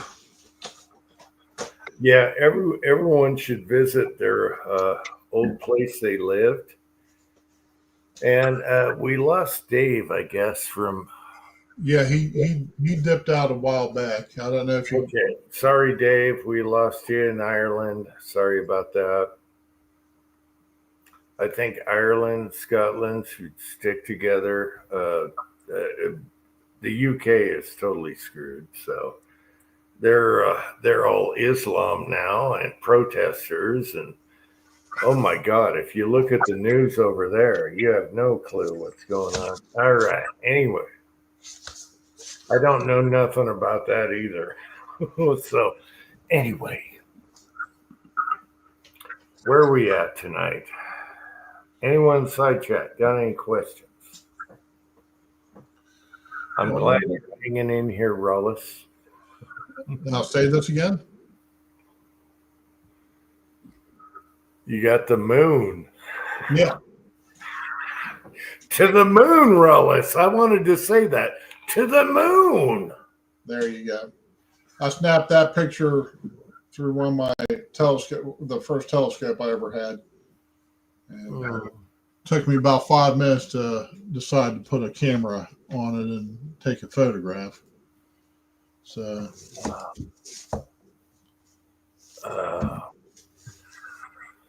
Oh, Tread, I haven't seen you in a while. You should come on here. Oh, my son just gave me the best shit. I got coconut rum and Coke Zero. And then also there's a vanilla rum I've never heard of before. Spectacular. If you want a mixed drink, oh my God, both are spectacular. So coconut rum, vanilla rum, they're not going to be cheap, but they're so good. I haven't drunk rum. I know. I'm not. Yeah, no, but I'm even that before I quit drinking, I just hadn't drunk any rum.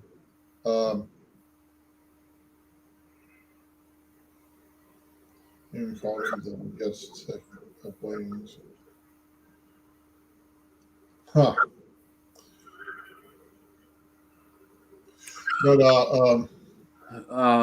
guns, water. When it comes to working on revolvers, there are very few gunsmiths that are out there today that know actually how to do that and do it properly.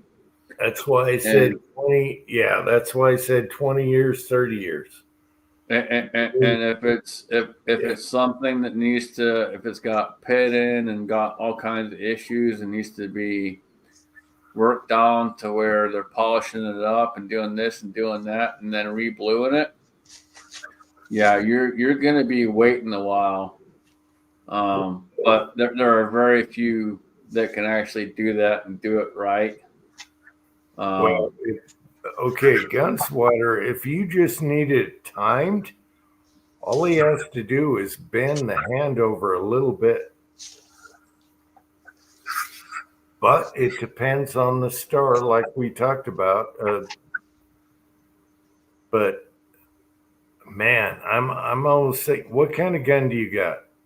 Because all they have to do is bend that hand over in the pocket a little bit, and it'll ratchet off of that son bitch. Take it to another gunsmith, and 20 years, 30 years experience. Take it to someone like that. All they have to do is bend the hand over.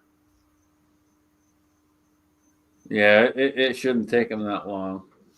Unless everything is really messed up. I mean, and when Jim's saying everything's messed up, we're talking like the crane, the yoke, all of that. If you got major issues with all of that, then yeah, it's going to take a while. But if you ain't got no issues like that, and it's a simple thing, it's just timing. Yeah, if it was abused, like everyone slapping the cylinder in a movie and all that stuff, throwing your cylinder's going this way and all that. As long as they didn't do that, take it. I would grab it, take it to another smith. A guy with 20 years experience could fix that easy. He could fix it easy. You bend the hand over, and if not, and then straighten out. And there's a lot of stuff. Like revolvers are worse than semi-autos. Okay, they got so much going on.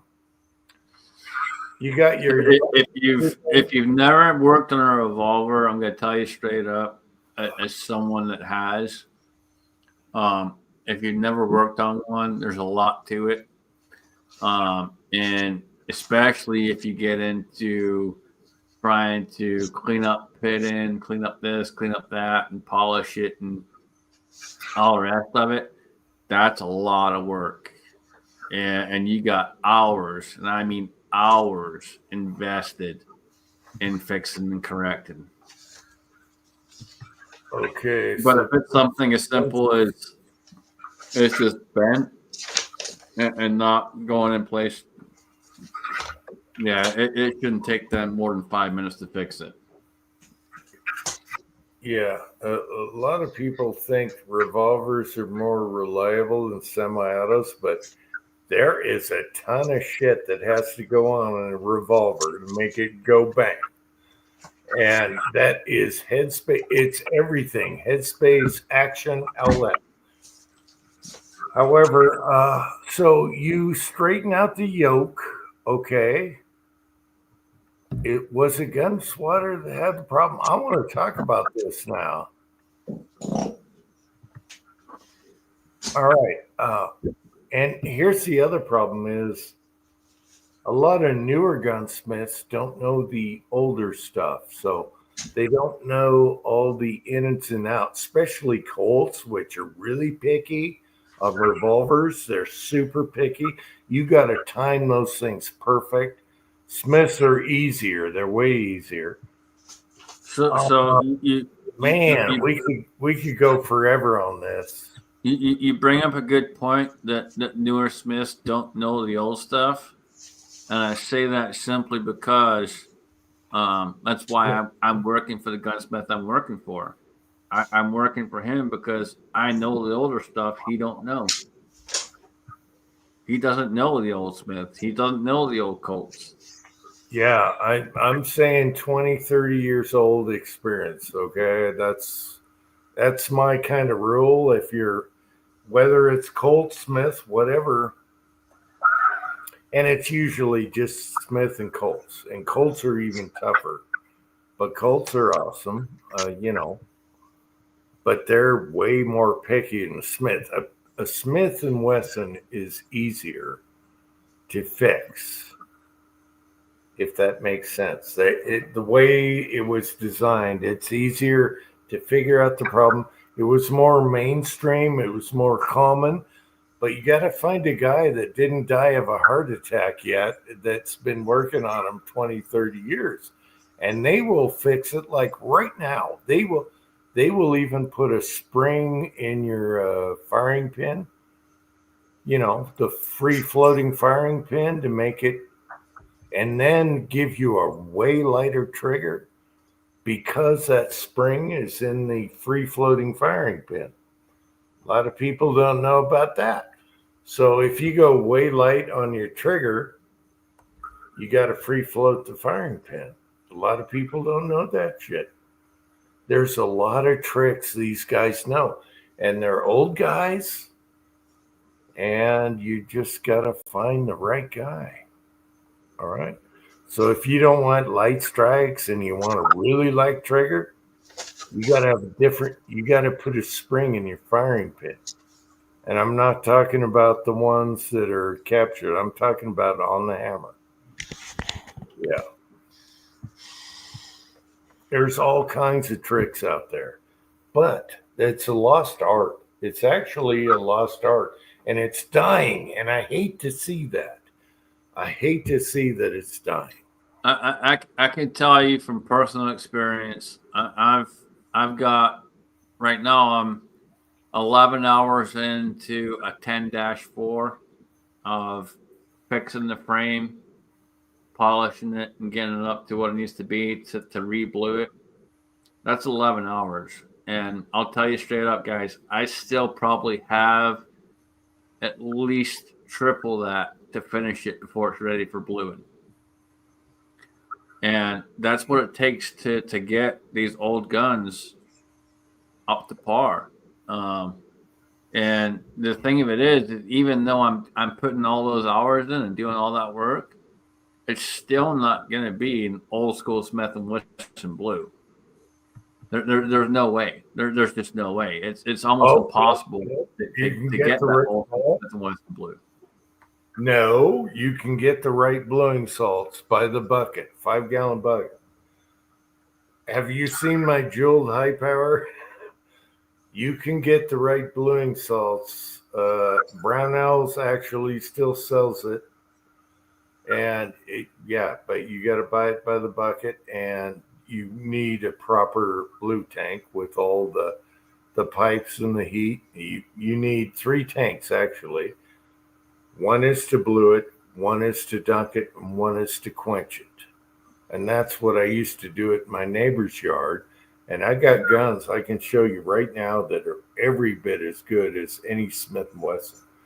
Now, Colt, they even had a better blue, a royal blue. Whoa. No, don't even whoa me. No. Don't ever say it's better fucking blue and get the fuck out of here. Yeah, the old Colt Pythons had a royal blue. You're smoking some fucking big ass shit right there. You're smoking some shit. Nope, I'm not smoking ya. I wish I had pictures of my old Colts, but they had a better royal blue. They did. You are smoking some heavy ass shit right there. I'm not. You are. Seriously. Well, go look at when you go back and you look when you actually go back and you look at a proper old school fucking Smith & Wesson blue job. Have you ever blued a gun in a tank? I've done it a million times. The old Colts were polished so good. They had craftsmen. You can't even find these guys anymore that polish the gun so good. And Colt Royal Blue is the ultimate, what do you call it? The Holy Grail. The old Colt Royal Blue was a Holy Grail of all guns. And Smith & Wesson is kind of like what I have. So okay, I can go show you a couple revolvers I blued in a tank. Every bit as good as Smith & Wesson ever done. Colt had a whole different level. I'm sorry, they did, and that's just You can believe me. I'm a dumbass. You can believe me or not, but I've done it. I blued a lot of guns in a tank. You can say all you want. Yeah. Have you ever blued a gun in a tank? I've done tons of them. I got a high power out there that's beautiful. I got my Norinkos that are beautiful. I've got a bunch of guns I blued in a tank, and they are royal. They are Belgian blue, but then you have Colt Royal blue, which is deeper. It's purple. It's more purple, and you can't get that. Okay, but the thing of it is a Smith and Wesson ain't supposed to be fucking royal blue. It's supposed to be darker, and that's what you're looking for in that blue. No, it's actually more silver colored. A Colt Royal blue is purple, and then you have a Smith blue, which is more silvery blue. I can show you the freaking difference. Oh, Jesus Christ Almighty! Oh, you can cuss all you want. I've done it in a blue tank for days and hours in the blue tank. My buddy was a gunsmith that had a blue tank. I know and you can't. Okay, let me address Trad. So Trad's out there, and Trad's saying that the 10-4 is not worth going the extent refurbishing that I'm doing it. It's worth whatever the customer wants, dude. If the customer wants to spend the money and he wants to have that done and he wants it done right, then yeah, it's worth it. Mm-hmm. It's not about what you think it's worth, it's what the customer thinks it's worth. And the customer wants to have it done and done it right. And so yeah, putting all those hours in and making it right. Yeah, it's worth it. True until they do get those comms back. Tread, it comes down to the polishing, okay? If it's really pitted, it's not worth it, okay? It comes down to the polishing. And you need the right polishing wheels. I'm not talking about Harbor Freight yet, all right? You need proper polishing wheels, which I've done. I got lots of guns I can show you. I can pull out so many guns that we reblued and polished on proper gunsmith polishing. I'm not using wheels. It's all done by hand. I'm doing it by hand. No. Fuck no. No. You can't. No. No, you can, and yes, I am. So yeah, whatever. That's not how it's done. No. You have different wheels. Yeah, I have no clue what the fuck I'm doing. Yeah. Okay. Yeah, compared to me, you don't. And I can. Yeah. Okay. Yep. Okay. You can believe what you want, but I can prove it to you. You can believe all you fucking want. You fucking think the earth's fucking round. You're fucking insane. I'm totally insane. I have no idea what I'm talking about. My best friends were gunsmiths. I use their wheels. I use their blue tanks. I use their royal blue. I use their Belgian blue in blue tanks. Have you done that? No. I have guns I can show you. I've done it on.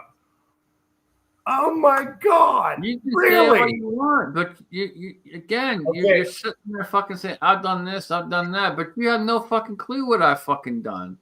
So don't sit there and fucking call me out when you don't have any fucking idea what I've actually fucking done or not done. Don't fucking sit there and call me out. You just told me everything. What you just told me everything. You need to fucking take your head out your fucking ass is what you need to do. No, you don't. You don't polish. Colt never polished by hand. Smith and Wesson. Why wouldn't you polish by hand? Why? Belgium guns were never polished by hand. Why would you not polish by hand? They were all done on a wheel, and they're different grits. You're not answering the question. Why wouldn't you polish by hand? What's your question? My question is simple. Why wouldn't you polish by hand? Because you have to use a square wheel They're specific. That's not for answering the question. You're fucking just going to using the wheel. You're not answering the question. You're Why talking wouldn't you about use that by amateur. hand? No, you're talking about amateur shit versus. I'm not talking amateur shit. Oh yeah, you are. You're fucking you're diverting the question. You're not answering the question. You're diverting the question. Stop diverting and actually Yes. answer it. Do you Why wouldn't you put the understand? time and the effort in and actually do it by hand? Do you understand proper polishing wheels? And do you that's actually what understand what the fuck is going on? Because yes, I do. I know how to polish. Yes, I know how to use wheels. I this know how to is do all what this. this is what Colt used. This is what Belgium used. You're this not is what answering the question. Wesson You're fucking used. diverting away from the question. Oh my God. Stop diverting away and actually answer it. Answer what? What do you want to know? Because I'm I'll asking destroy- you, why I'll wouldn't you do it destroy by hand? you. And stop saying because they fucking use the I need wheels, to blah, blah, smoke. blah. That's I not need to answering the smoke right question. now. Answering the question would actually be giving me a fucking proper answer. All the factories use certain wheels. That's Okay. not answering the question. Uh-oh. You're saying Can you all the shut- factories can you use wheels. shut That's not for a minute? answering the question. That's bullshit. Can you shush for a minute? The best guys, and they are all dead, used to do pythons, and they were a work. They had an art, and their trade is long gone. And they used to polish pythons so good, and it's on a wheel, and you need the wheel square. You can't do it by hand. No, you need a square wheel in different grits and different compounds. And you go by and I've done this a million times on guns. You go by and polish the gun. You can't do this by hand. It will turn out all wobbly. You need square, and it's all on the square wheels. And then you change your wheel buffers with different compounds until you go down to the final finish. And that's how it's done. And if you don't believe me, I can't fucking help you. This is how it's been No, done. I don't. I call bullshit. You're fucking full of it because Okay. I've done it. Everyone, I've done it, and it fucking works. So you can okay, kiss my ass. everyone can decide. Show me your polish by hand versus mine. You need a square wheel that keeps the lettering perfect and everything perfect when you do it. You If can't, you're using a square wheel, there's you no way it's cannot going to be do it perfect. by hand. There's no way. There's Oh no my way it's going to God. be perfect when you have edges and you got curves and you got this and you got that. There's no way using a fucking square wheel is going to be perfect. You're full of shit. Good luck, people. Look at one factory that does it by hand, and I'll send you my penis. I'll chop it off. Same with my balls. All right. Well, you ain't going to get much in the mail, folks. Good night, Jag. You don't know what you're talking about. Yep. Keep telling me I don't know. Yep. You don't. You have no idea. You've never done, You you've know, never done a wheel, and you've never. No. Hey, look, listen. I've been told that for years, and I'm the only Okay. motherfucker that's actually stepped up and actually fucking knows something versus other people. So yeah, you can kiss my All right. ass. You can tell me. How many You can bullet keep guns telling you me have all in day the long. I don't fucking know this. I don't fucking know that. All you want when I do. All right. I'll let you. I'll let you people decide. I'll let you decide. I can pull out guns from the blue tank. Okay, I can pull out You can guns. pull out whatever you want. There's no factory that ever polished their guns by hand. Ever. Show me one. Show me one. Colt was the best, then Smith & Wesson and Belgium. Show me one. I can pull out guns right now. And okay, I want to ask you a question right now. How do you polish before blue a gun barrel? A rifle barrel, I mean, a rifle barrel. How do you polish a rifle barrel? I want to ask you right now. I'm going to have a smoke out of this. because we are totally off. How do you polish a rifle barrel? Answer me right now.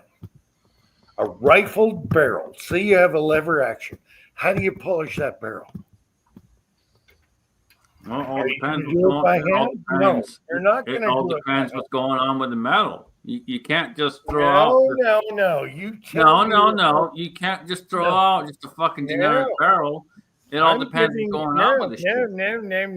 No. I'm giving you a barrel that is beautiful, but it needs to be reblued and it needs to be polished.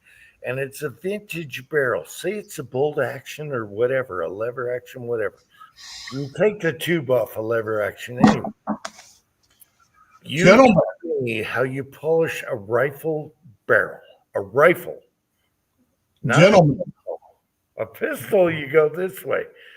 You tell me how you do a rifle barrel, and I'll tell you right now what the truth is. gentlemen, may I interrupt for just one moment? You sure can. Tread actually has the best answer right now. And if you can't pull it up, I'll just go ahead and read it. It says, we need some videos from both of you to judge. So there you go. I could show you guns right now. I can show you guns right now done both ways. How do you do a rifle barrel? That's my question. That is going to expose everything. How do you do a rifle barrel? You going to polish it by hand? No, you're not.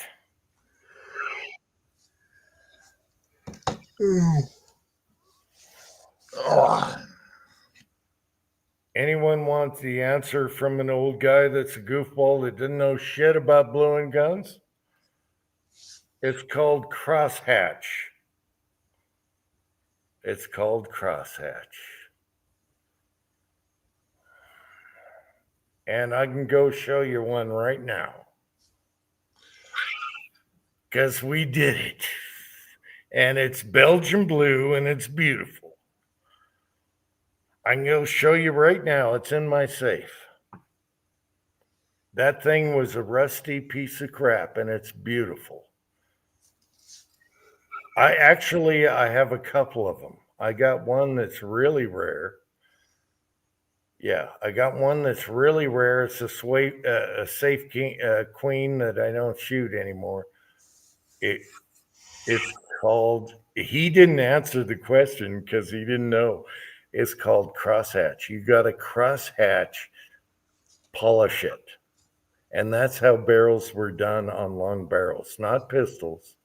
Pistols, you can go sideways. Revolvers, you got your nooks and crannies. I've done them all. I can show you every gun I've reblued. I had reblued in the tank. And they're beautiful. And there you go. I'm just a goofball. I do goofball videos. I wear wigs. I don't know what I'm talking about. You decide. And I can prove it.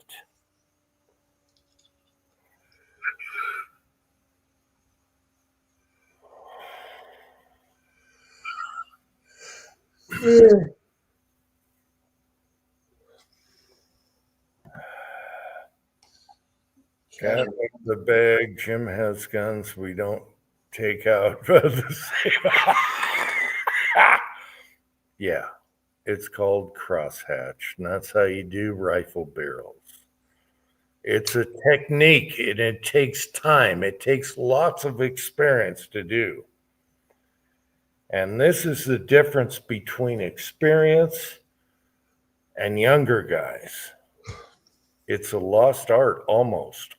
It's not a total lost art, but it's kind of that way. And I have a lot of reblued guns that were brought back from rust buckets, and I can pull them out of the safe all day long for you guys.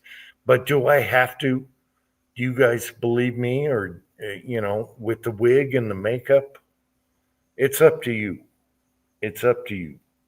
That'd be a cool video to make, cross-hatching while wearing your wig and makeup.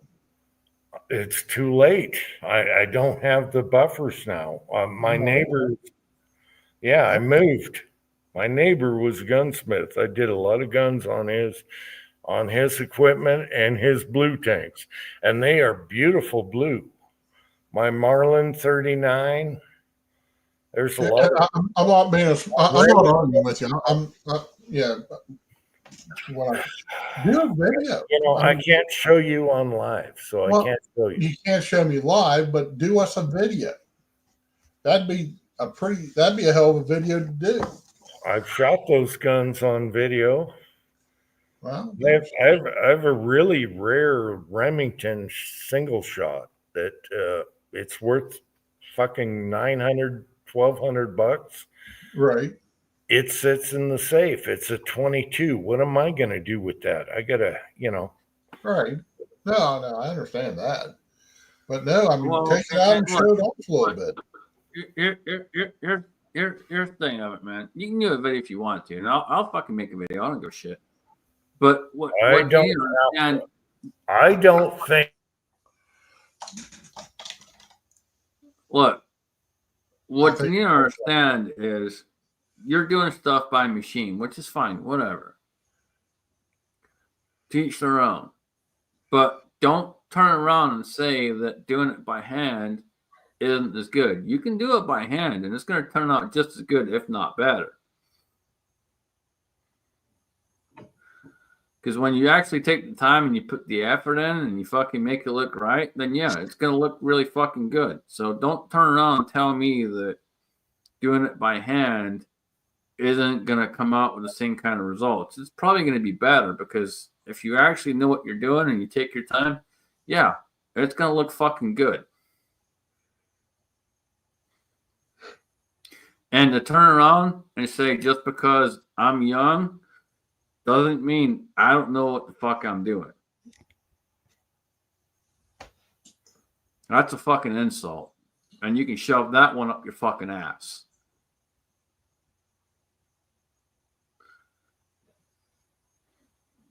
I've got a lot of knowledge from a lot of people that have taught me over the years, and whether you like it or not, that I've been taught a lot. So you can shove that right up your fucking rectum, and yeah, telling me I'm too young and don't know this or don't know that. Yeah, take that and shove it.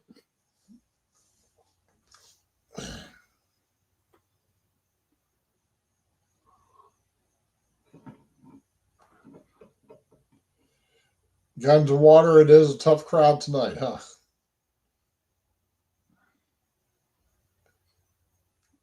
And you know what, man? Look, I've been blessed by a lot of fucking people over the years. I learned a lot of fucking shit. And people can judge me by my age if they want to, but you're all fucking wrong. All right, my battery died. There are levels to this stuff. You can believe whatever you freaking want. You can believe whatever you freaking want. Young or old, it doesn't matter, but I've been there. I got experience. I'm almost dying. And I know what it takes to refinish and glue a gun, and it's not by hand. And you can believe me or not, I can show guns, whatever. I can't do it right now live. There's a difference. There's levels to this stuff. No, I'm not going to deny there's a difference between a machine and by hand. But what you don't think I know what I'm talking about? You don't think I know what I'm talking about. That's the issue. Is you think I have no fucking clue.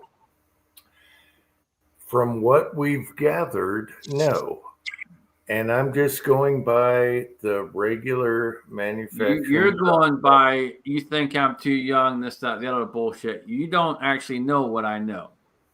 So don't sit there and fucking give me the shit that you're giving me when you actually don't know what I fucking know. So don't do that. That's piss fucking poor. All right. I'm just going to leave it up to whatever anyone wants to believe.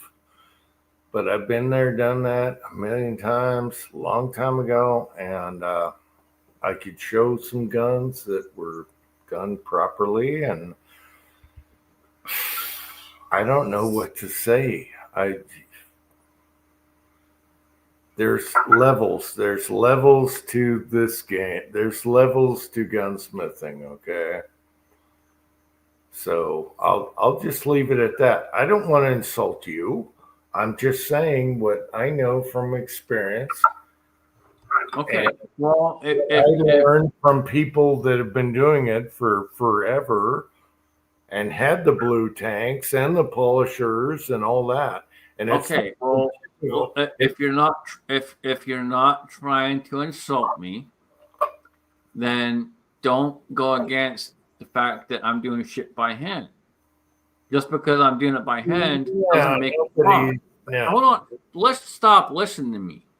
Just because I'm doing it by hand doesn't make it wrong. Just because you don't think it's right doesn't mean it's not right. You'd have to be really good by hand to make it. Okay. Not and what tells you I'm not? I gotta catch up. You're automatically telling me and assuming that I have no fucking clue what I'm doing, and telling me I'm basically fucking useless and don't know is what you're saying, and you need to take a step back. Okay, we got Gunswatter here. He must be younger because he said you do it right and I would slop it. No, I don't think so. Anyway, it's up to you guys to believe what you want to believe. All right, you can believe whatever. You know, I'm just a goofball that wears a red-headed wig and makeup. Why should you believe me anyway? Why should you believe me? Do I have any knowledge whatsoever on guns? No, I don't. I'm a dumbass. I have nothing to contribute to society. So there you go. You guys can believe what you want. All right. Old or young, it doesn't matter what your age is. It's the skill that you learn. So Right. It is. It's a skill. And what's more of a skill than doing shit by hand? Kinda, unless you go back to the 1800s. All right. Okay. I'm just saying, dude, look, hey, back in the day, that's how they did it. They did it all fucking by hand. You can sit there and argue with me all day long, but back in the day, that's how they did it. They did it all fucking by hand. And wrong or right, you know, you can sit there and argue with me all day long about it, whether I'm doing it the right way or doing it the wrong way. Me doing it by hand, it's something that is that they did back in the day, and that's how we did it. And I'm doing it how they did it. And Oh my God, Uncle Jim insults you every chat. Oh my God. Okay. Hey, you guys can believe whatever you want, but there is methods to gunsmithing, especially polishing and rebluing, and what gun salts you use. oh my God. Bluing in a blue tank. Hey, wait. What gun salts you use when you're bluing in a real blue tank that has 3 tanks? Have you ever done a 3-tank blue? Have you ever done a 3-tank blue? The less one is quenching. I'm just asking. I've done it a million times. Okay, and what you're not answering is about hand polishing, and you're not answering the question of you're sitting there telling me one's better than the other, but you're not answering me why it's better than the other. I ask you, why don't companies? Okay, you're not answering the question. You're being a fucking Democrat. You're being a fucking Democrat right now. and you're fucking diverting with a question. Why am I Instead of being a answering the fucking- Democrat when I'm asking Instead for of instead of answering the question, you're being a fucking Democrat and you're answering with a Why fucking would I question. be a Democrat asking you about facts? How do No, the you're manu- asking a question within a question instead of answering the fucking question. Can I answer? Why are you questioning me on how manufacturers do their guns? Because that's exactly how I did it. Okay, I'm not You're questioning. doing it by I hand. asked You think asked you. no. What? You No, what you I think asked Smith you and versus what Wesson- you're trying to fucking talk to me of. Oh my god. I asked you, how can you tell me that doing it with a machine versus hand is better? That was a simple fucking question. My question is, why are you doing it different? Again, you're going with a fucking question. You're not answering my fucking question. You're being a fucking Democrat. I didn't even finish a sentence. You're being a fucking Democrat and No, starting with a I'm question being instead of answering my independent. fucking question. I'm being an independent. How did No, the- you're not. You're being a fucking prick. No, I'm being an independent. Can I talk for a minute? How did the manufacturers do it? That's exactly how I did it. They didn't do it by hand. They didn't sit Okay, there so- and put so- wobbles in their bluing, in their slides. No, What- they didn't put wobbles in there. No, it was all done straight. How did the manufacturers? You're telling me every single one of them are straight? Every How one did- was straight. You tell me how the manufacturers did it. By I'm hand? asking you straight up. You're telling me every single one. was No, straight I'm and asking straight. you. Did the manufacturers do it by hand? No, they used to. You're not. Dude, you're fucking going back and forth They and fucking use around the instead of square- answering the fucking question. You're being a No. fucking prick. No, you're running around the robe. You're running. No, around you the are. earth.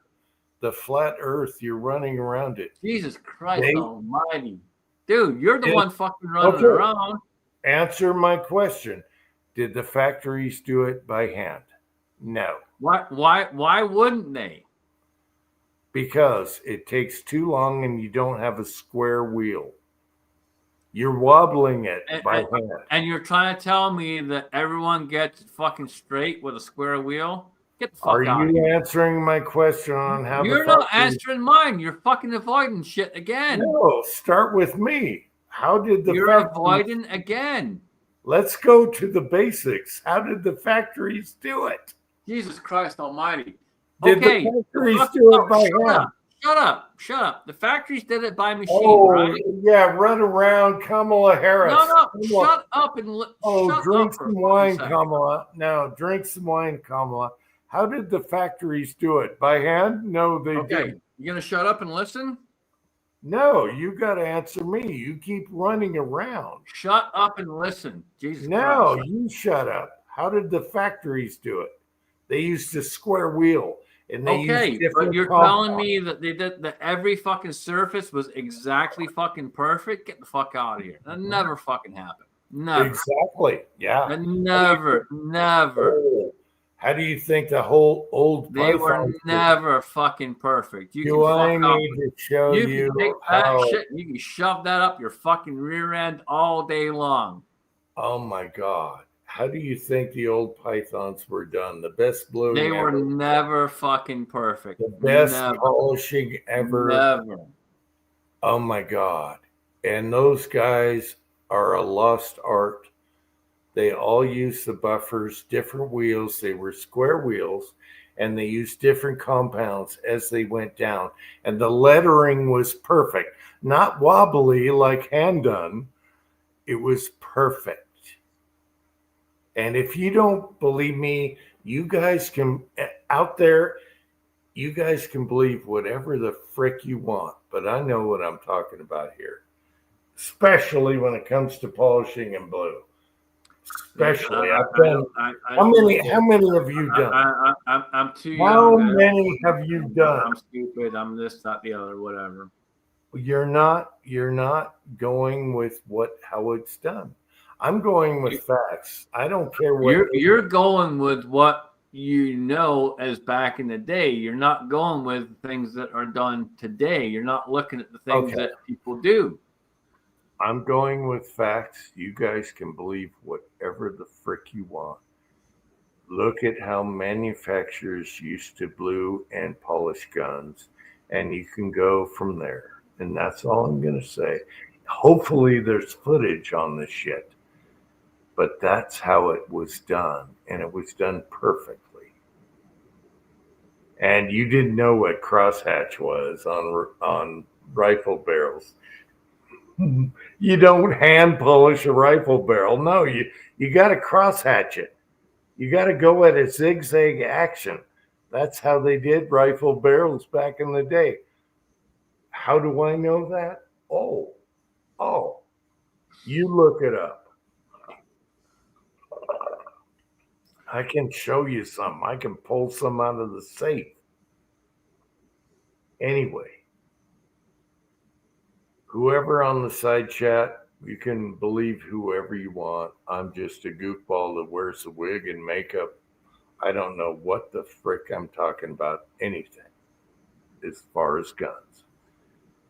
But you might want to look into how it's done. Yep. I didn't learn that on the internet. I was doing it before the internet and YouTube. Okay. I was doing it way before that. So you can look it up. And I didn't learn it on YouTube because YouTube wasn't around when I was doing it. Bitch. Yeah. I'm just stupid. I know nothing. Yep. I'm not saying you're stupid. I'm just saying you're wrong on certain things here. All right. Jag likes cheesecake. Just because you do it a certain way doesn't mean I'm wrong. Well, you're not doing like the factory did it. All right. Okay. Now we're getting somewhere. I'm not doing it how the factory does it, but I'm not wrong. So don't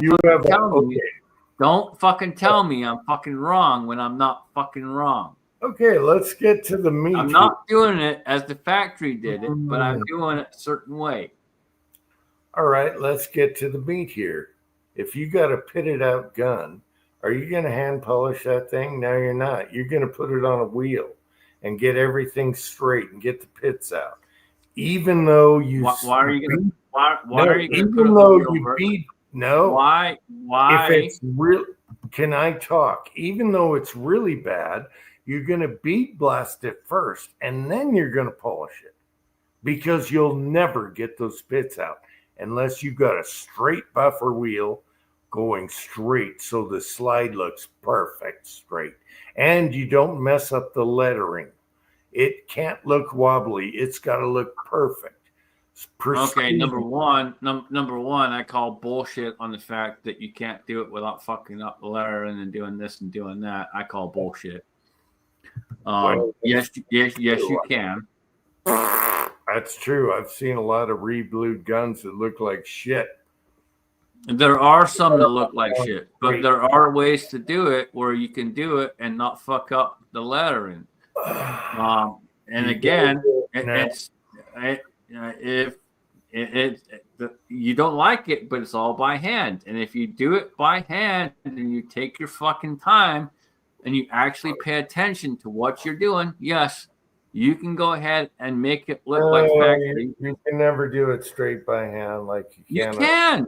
That's bullshit. Dude, you can shove that up your ass all fucking day long. You can card it with a straight edge and take. Dude, I've done it. I've literally fucking done it. Shove it up your ass. You're full of shit. All right, let's see it. Let's see it. I can show you a million of mine.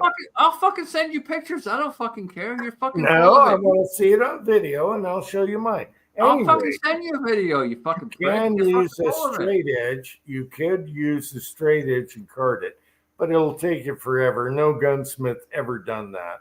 You can. Yes, it is possible. You gotta pay attention. You gotta pay attention to what you're fucking doing. Take your time, and yes, you can fucking polish it up with a fucking. And no gunsmith would ever do that, and that's what I'm saying. Whatever. You're taking like 10,000 hours versus doing it on a flat wheel with different. Okay, so hold on. Okay, so let's bring this up. So, yes, I may be taking longer to do the job. You're doing it an amateur. Oh, no. Let me finish. Let me finish. Oh, I've let you talk way too much. Shut the fuck up and let me speak. All right, Shut all the right, fuck up. all right, blah blah blah. All right, go. Okay, so maybe I'm taking longer to do the job and do it the way I want to do it, and maybe that's not the way that you think I should do it. Maybe that's not the way other people think I should do it. But the job's being done. It's being done in a correct way, whether you think it's correct or not, and all that. Why would you turn around and tell me that it's not right when it doesn't matter what you actually assume? It's not coming to you. It's not your cost. It's my cost. I'm saying that's not how a gunsmith would do it, or any professional factory worker from those companies would do it. Okay. Well, again, you're full of shit, man. No, show me a factory that do it your way. One, just show me one. Taurus? No. Rossi? No. They wouldn't do it either that way. Oh my God. I'm just a guy with a wig and makeup. I don't know what I'm talking about. Yep. I'm just a young guy with a fucking beard. I don't know what the fuck I'm talking about. I don't know shit. Show me a factory that do it that way. One factory. We're not talking factory. We're talking about fucking doing shit back in the day. Oh, you're talking Billy Bob then. You're not trying to be like the factory? Where a gunsmith would take it and put it on a proper wheel with a square buffer and take the grits down as he goes so the lettering doesn't get fucked up and molested and wobbly. Are you trying to tell me that if I do it by hand it's going to get fucked up? It can, yes, it can very well get fucked up. Technically, and hold on. Yeah, hold on. I will say this. Technically, Jim is right. It can potentially get fucked up. Oh, but if you know what you're doing and you take your time, no, it's not going to get fucked up. You can use straight edges all you want, but some guns have different contours. What do you go there? What do you do for the contours, the rounded bits? You have to do it on a square wheel. You got to do it on a square, proper gunsmithing wheel before bluing. And you take different grits. You go 4 different grits. So this is one of the big things I have with what you're saying. You keep saying square wheel. You do realize, folks, and I'm talking to everyone out there, the gun ain't fucking square. It's got a lot of edges. It's got a lot of rounds to it. It's got a lot of fucking turners to it. This, that, and the other. Right. And I'm talking. Shut up. I'm talking. You have to pay attention to the various things that are happening.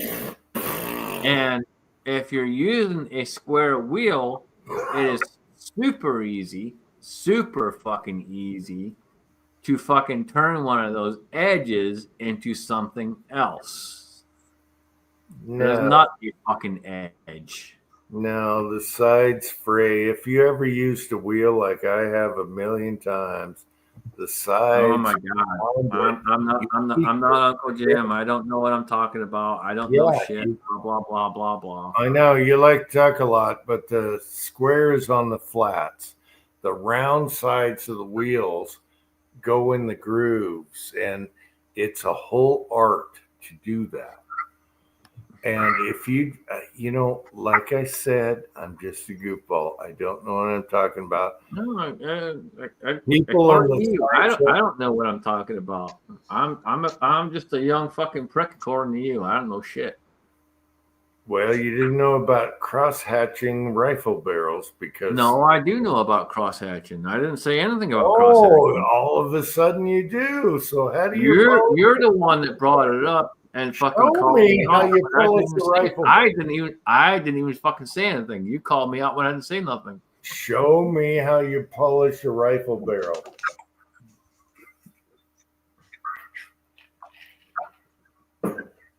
Show me, because I've done it. And it's a pain in the ass. And I thought, oh my God, I thought you'd do it this way. And it's like, no. 20, 30-year-old gunsmith showed me. It's like, no, you got to do it this way. And this is how it's been done forever since day one from guns. And that's how I learned. But I'm just a guy in a wig with teeth. And just because you learned that way, you think that's the only way, and it's not the only way. That is the old school way. That's the way it was That's always. not. But again, that just because you learned that way doesn't mean it's the that's the only way way. they still. But No, that's what you fucking assume is that's the only no, way. it's the way they still do it today. It's not the only way. It's the way they You still. got look. You have to look. Here's the thing, man. Again, you're not. You got to look at what's going on with the gun. You got to look at all the different things and the different factors. Not everything is the fucking same. You can't just assume that you're going to sit there and fucking polish it one fucking way just because it's this, that, or the other. That don't happen. You have to look at it as a separate individual piece and figure out how you're going to do this, do that, and the other. You can't look at it as, well, it's just this, and I'm going to fucking do it this way because blah, blah, blah, blah, blah. That is not how you fucking work. And if that's how you think shit works, you're fucking wrong. I do it the way they did it. And good Yeah, night, Wallace. you're assuming Yeah, one you're way, doing some kind of. you're assuming one way and one way only, and Yeah, that's not you're the way it talking works. Billy Bob hand polish. You're assuming yourself. one way and one way only. Hey, you're talking Billy Bob hand polish yourself. I've done a few guns like that, just clean them up, but that's not how you do it. That's not how any factory did it. Good night, Rollis, and we should kill this. It's just getting. Oh my God! Super short chat. Oh my God! Almost 6 hours. If you want to keep going, you don't want to go there. You don't want to go there. I have the experience. You can say you have the experience all day long. You're not explaining to me what it is. I've asked you multiple fucking times, and you keep answering me with a fucking question instead of actually fucking answering me. So don't fucking sit there and tell me you have the experience when you answer me with a fucking question. All I'm explaining to you is how the factories have always done it. Okay, I'm not a factory. I'm a one-man fucking guy. Yes, And you're- I'm doing it the way that I know how to fucking do it. And I'm It's not doing it called- as a yeah, fucking it's- factory. Hey, it's called Billy Bobbing. Oh, It's called one fucking man. It ain't called fucking Billy Bob. it's Billy Bob. You don't have the right polishing tools for that. Don't Yeah, tell me you- what I have and don't Hey, have. You don't know what the fuck I have. Hey, anyone that has a beater gun and wants to Billy Bob You it, don't know what the fuck I have or don't have, this, that, and the other, and sit there Hey. and fucking call me this, call me that. Dude, please do me a favor and fucking shut your goddamn mouth. anyone out there that wants to Billy Bob their old beat up gun, that's fine with me. I'm totally fine with that. I'm not being a snob. I'm just telling you how it was done. And You're Tread, saying- oh, wait a you minute. are Wait saying a minute. how- Tread No, is all up in my ass. you are saying how things were done Mhm. by machinery. You're not Yeah. saying how things were done by people. Oh, Tread and all other people are all up in my ass. I'm telling you how guns were manufactured, polished and blued, and that's how I've done them. You're talking again. Well, hey, wait! I'm not guilty. Hey, I'm not guilty of not hand polishing a gun when it needed a quick cleanup. But my God, if I want perfect lettering and no wobbles in my bluing, it's gonna be on the wheel just like the factory. It's not going to be perfect. It doesn't fucking matter if it's on a fucking wheel No, or it's not. gonna be perfect on the It's wheel. not going to be fucking perfect. It don't matter if it's on a fucking wheel. Yeah, it does. There's a No, big- it doesn't. Okay, you don't know the difference. No, I fucking do. This is the thing. You don't understand what I fucking know and don't know. Your No, head is up your fucking ass. no, I know the difference. You don't. I know the difference. No, I do. I do know the fucking difference. You don't fucking understand. I think I understand completely. And if you want it perfect, it's done by a. It's not going to be perfect no matter what the fuck you do, whether it's by hand or by wheel. It ain't going to be fucking perfect. Is it going to be close? Oh my Yeah, God.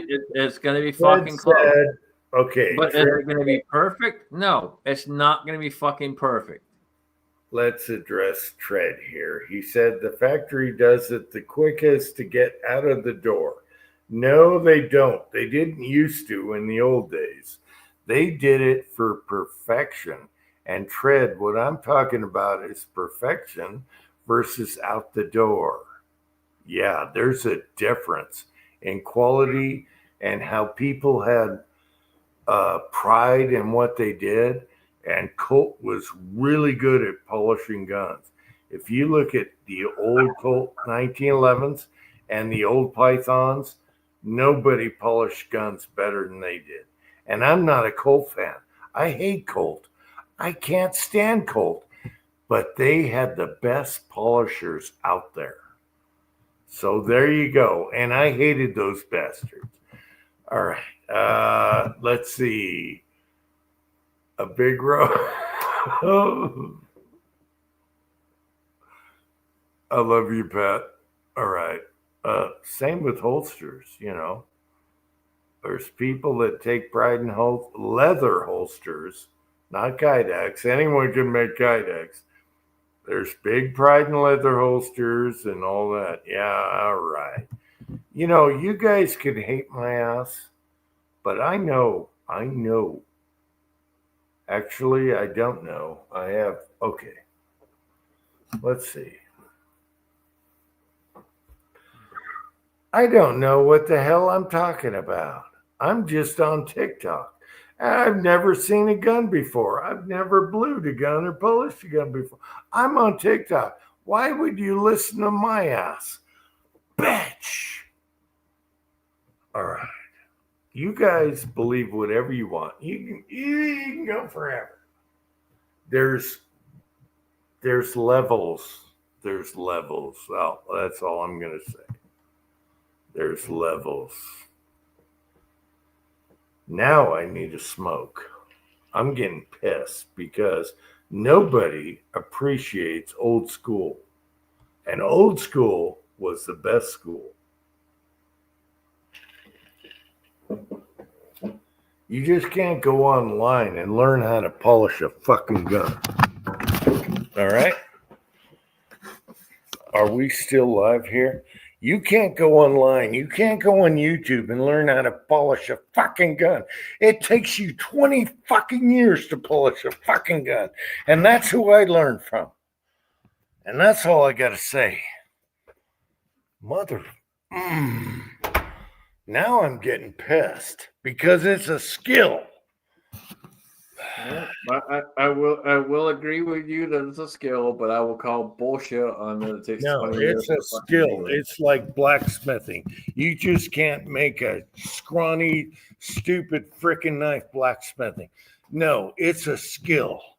No, it is a skill. I will 110% agree with you. It's a skill, but I'm not going to agree with you that it takes 20 fucking years to master it. Yeah, it does. It takes a long time. I No, polishing some of my guns, and what it takes is no. what what it takes is someone having patience and understanding No. and more. sitting there and listening to what the gun says. And this is why you do it by hand, and this is why you don't do it by fucking machine, You because can't. you listen Yeah. to what the gun says. Yeah. I've done it both ways. I've done guns by hand, but you can't. It's different. You can't get uniform and everything without proper. You're never gonna get uniform no matter what you do. It doesn't matter if No, you're using a fucking proper- wheel. No. It doesn't matter if you're using a fucking wheel or if you're doing it by hand. It's not gonna be fucking perfect. Period. It's not. Oh yeah. Is it gonna be close? Oh Yes. no. I got perfect guns in the safe. You can suck my fucking balls, dude. You are Okay, full of shit. well, There ain't I'm no not- way in hell that they are 110% fucking inline fucking perfect, 9 fucking yards, the whole fucking shit, shebang, Oh, yeah. whatever, on this, that, the other. Oh, When yeah. it comes to that, if you're doing it by hand, you ain't got that shit. There ain't no fucking way. Ain't none. I tell you what, I got some that are, you can't beat the factory. Actually, they're better. They took more time, and you didn't do that by hand. Yeah. Anyway, I don't know what the side chat's doing here.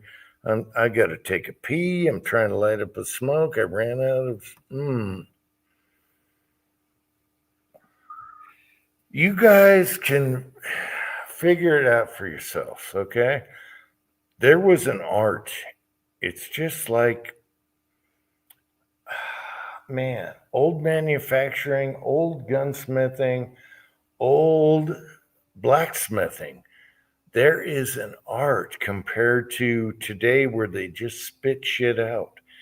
And that's what I'm trying to emphasize, but I can't get it across. So, hey, I'm just Well, a guy. I'm just a guy. I'm just a guy that wears a wig, does stupid goofball stuff. I know nothing about guns. I know nothing. And again, that's what I'm trying to emphasize as someone who's out there doing this shit and doing it by hand. And you can argue by hand or by machine all you fucking want. I would rather do it by hand and make sure it's the way I want it versus doing it fucking by machine. Well, you better block it good and have a different, have a bunch of different profiles on your sanding. Fred No, wants I to- do. I do. I'm And I taking a do. piss. And my shit's good. I'm I'll send you fucking pictures, man. I don't care. taking a piss right now. Good night, Fred. But yeah, there's levels. I'll and send you there's- fucking pictures, man. My shit's good, dude. I ain't. You can say whatever the fuck you want about hand polishing, but I'm doing it the fucking right way, and you can, do whatever you want to do with it. But yeah, I'll send you pictures. I don't give a fuck. I'm old school, good blue tank, all that stuff, just like the factory. No, and it's gonna go in a blue tank, but I'm hand polishing it for a reason. It needs to be that way. Hang on. And you can sit there and argue with me all you want about hand polishing and all the rest of it. Oh shit! I left the It light just on. has to be that way. This is how it is, and I'm almost done with it. And then Take it to a smith, put it in a good blue tank. How are you going to blue it? You need a good blue tank with the right proper bluing salts. There's Belgian blue, there's Colt blue, and that's how you got to do it. If you want it like factory. And that shit is expensive. You get it by the 5-gallon bucket. At least. go through. No, and again, I'm working for a gunsmith, so he has all the tanks and all the rest of it, and that's how it's going to go. But I'm just polishing it all by hand. All right. What is going on here? I'm trying to catch up. I'm sorry.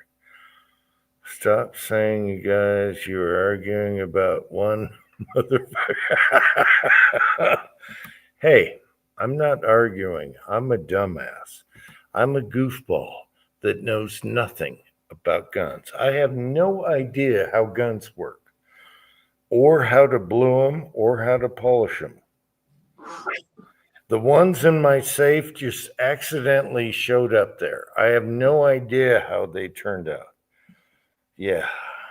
So there's old school and new school. All I'm going to say one more time. Old school rule. Everyone can do it the way they want to do it. I'm not arguing how you want to do it. Do it however you want to. I'm doing it the way I know how to. And whether you like it or don't like it, that's your deal. That's not my deal. I'm doing it how I know how to, and I don't mind taking the time and putting the hand effort in, because honestly, to me, sitting there and working on it, I'm happy doing that shit. I can sit there all fucking day and polish that shit and smile. I don't care. Everyone's different, and you got to do you, but you just got to figure out what is important to you, what is going on, and then when it comes down to it, how much time do you think you need to have invested in doing this or that, the other? And time for me invested in this is not necessarily something that matters per se, because this is a paid piece by time.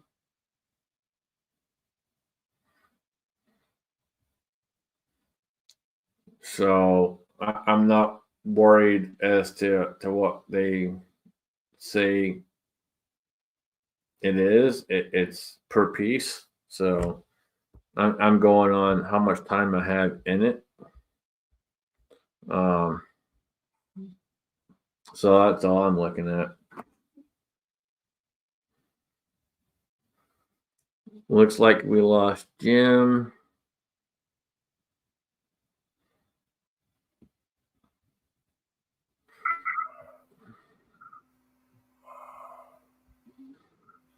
Are we still here? My battery went out again. Yep, you're here. We lost you for a minute. You're here. Okay. Well, anyway, let's end the argument, old school versus new school. What did Garage Guy say? I'm trying to catch up. I'm sorry. My battery keeps going out every time I have a smoke. Some blue finishes today looks like it's been spray painted. Well, maybe some have, yes. Stop saying you guys, you were arguing. All right. So let me clarify something, guys. We're not arguing. Yeah, sometimes me and Jim get into certain things. Oh yeah, but we're not technically arguing.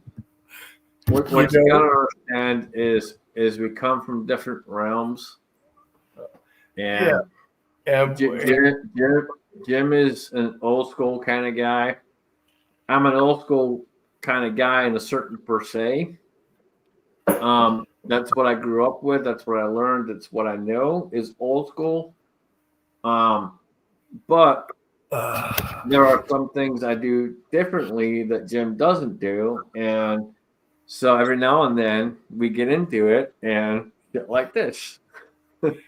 And And here's the we're- funny thing. Yeah. we're not fighting each other. We're not arguing each other. We're sitting here and having a discussion.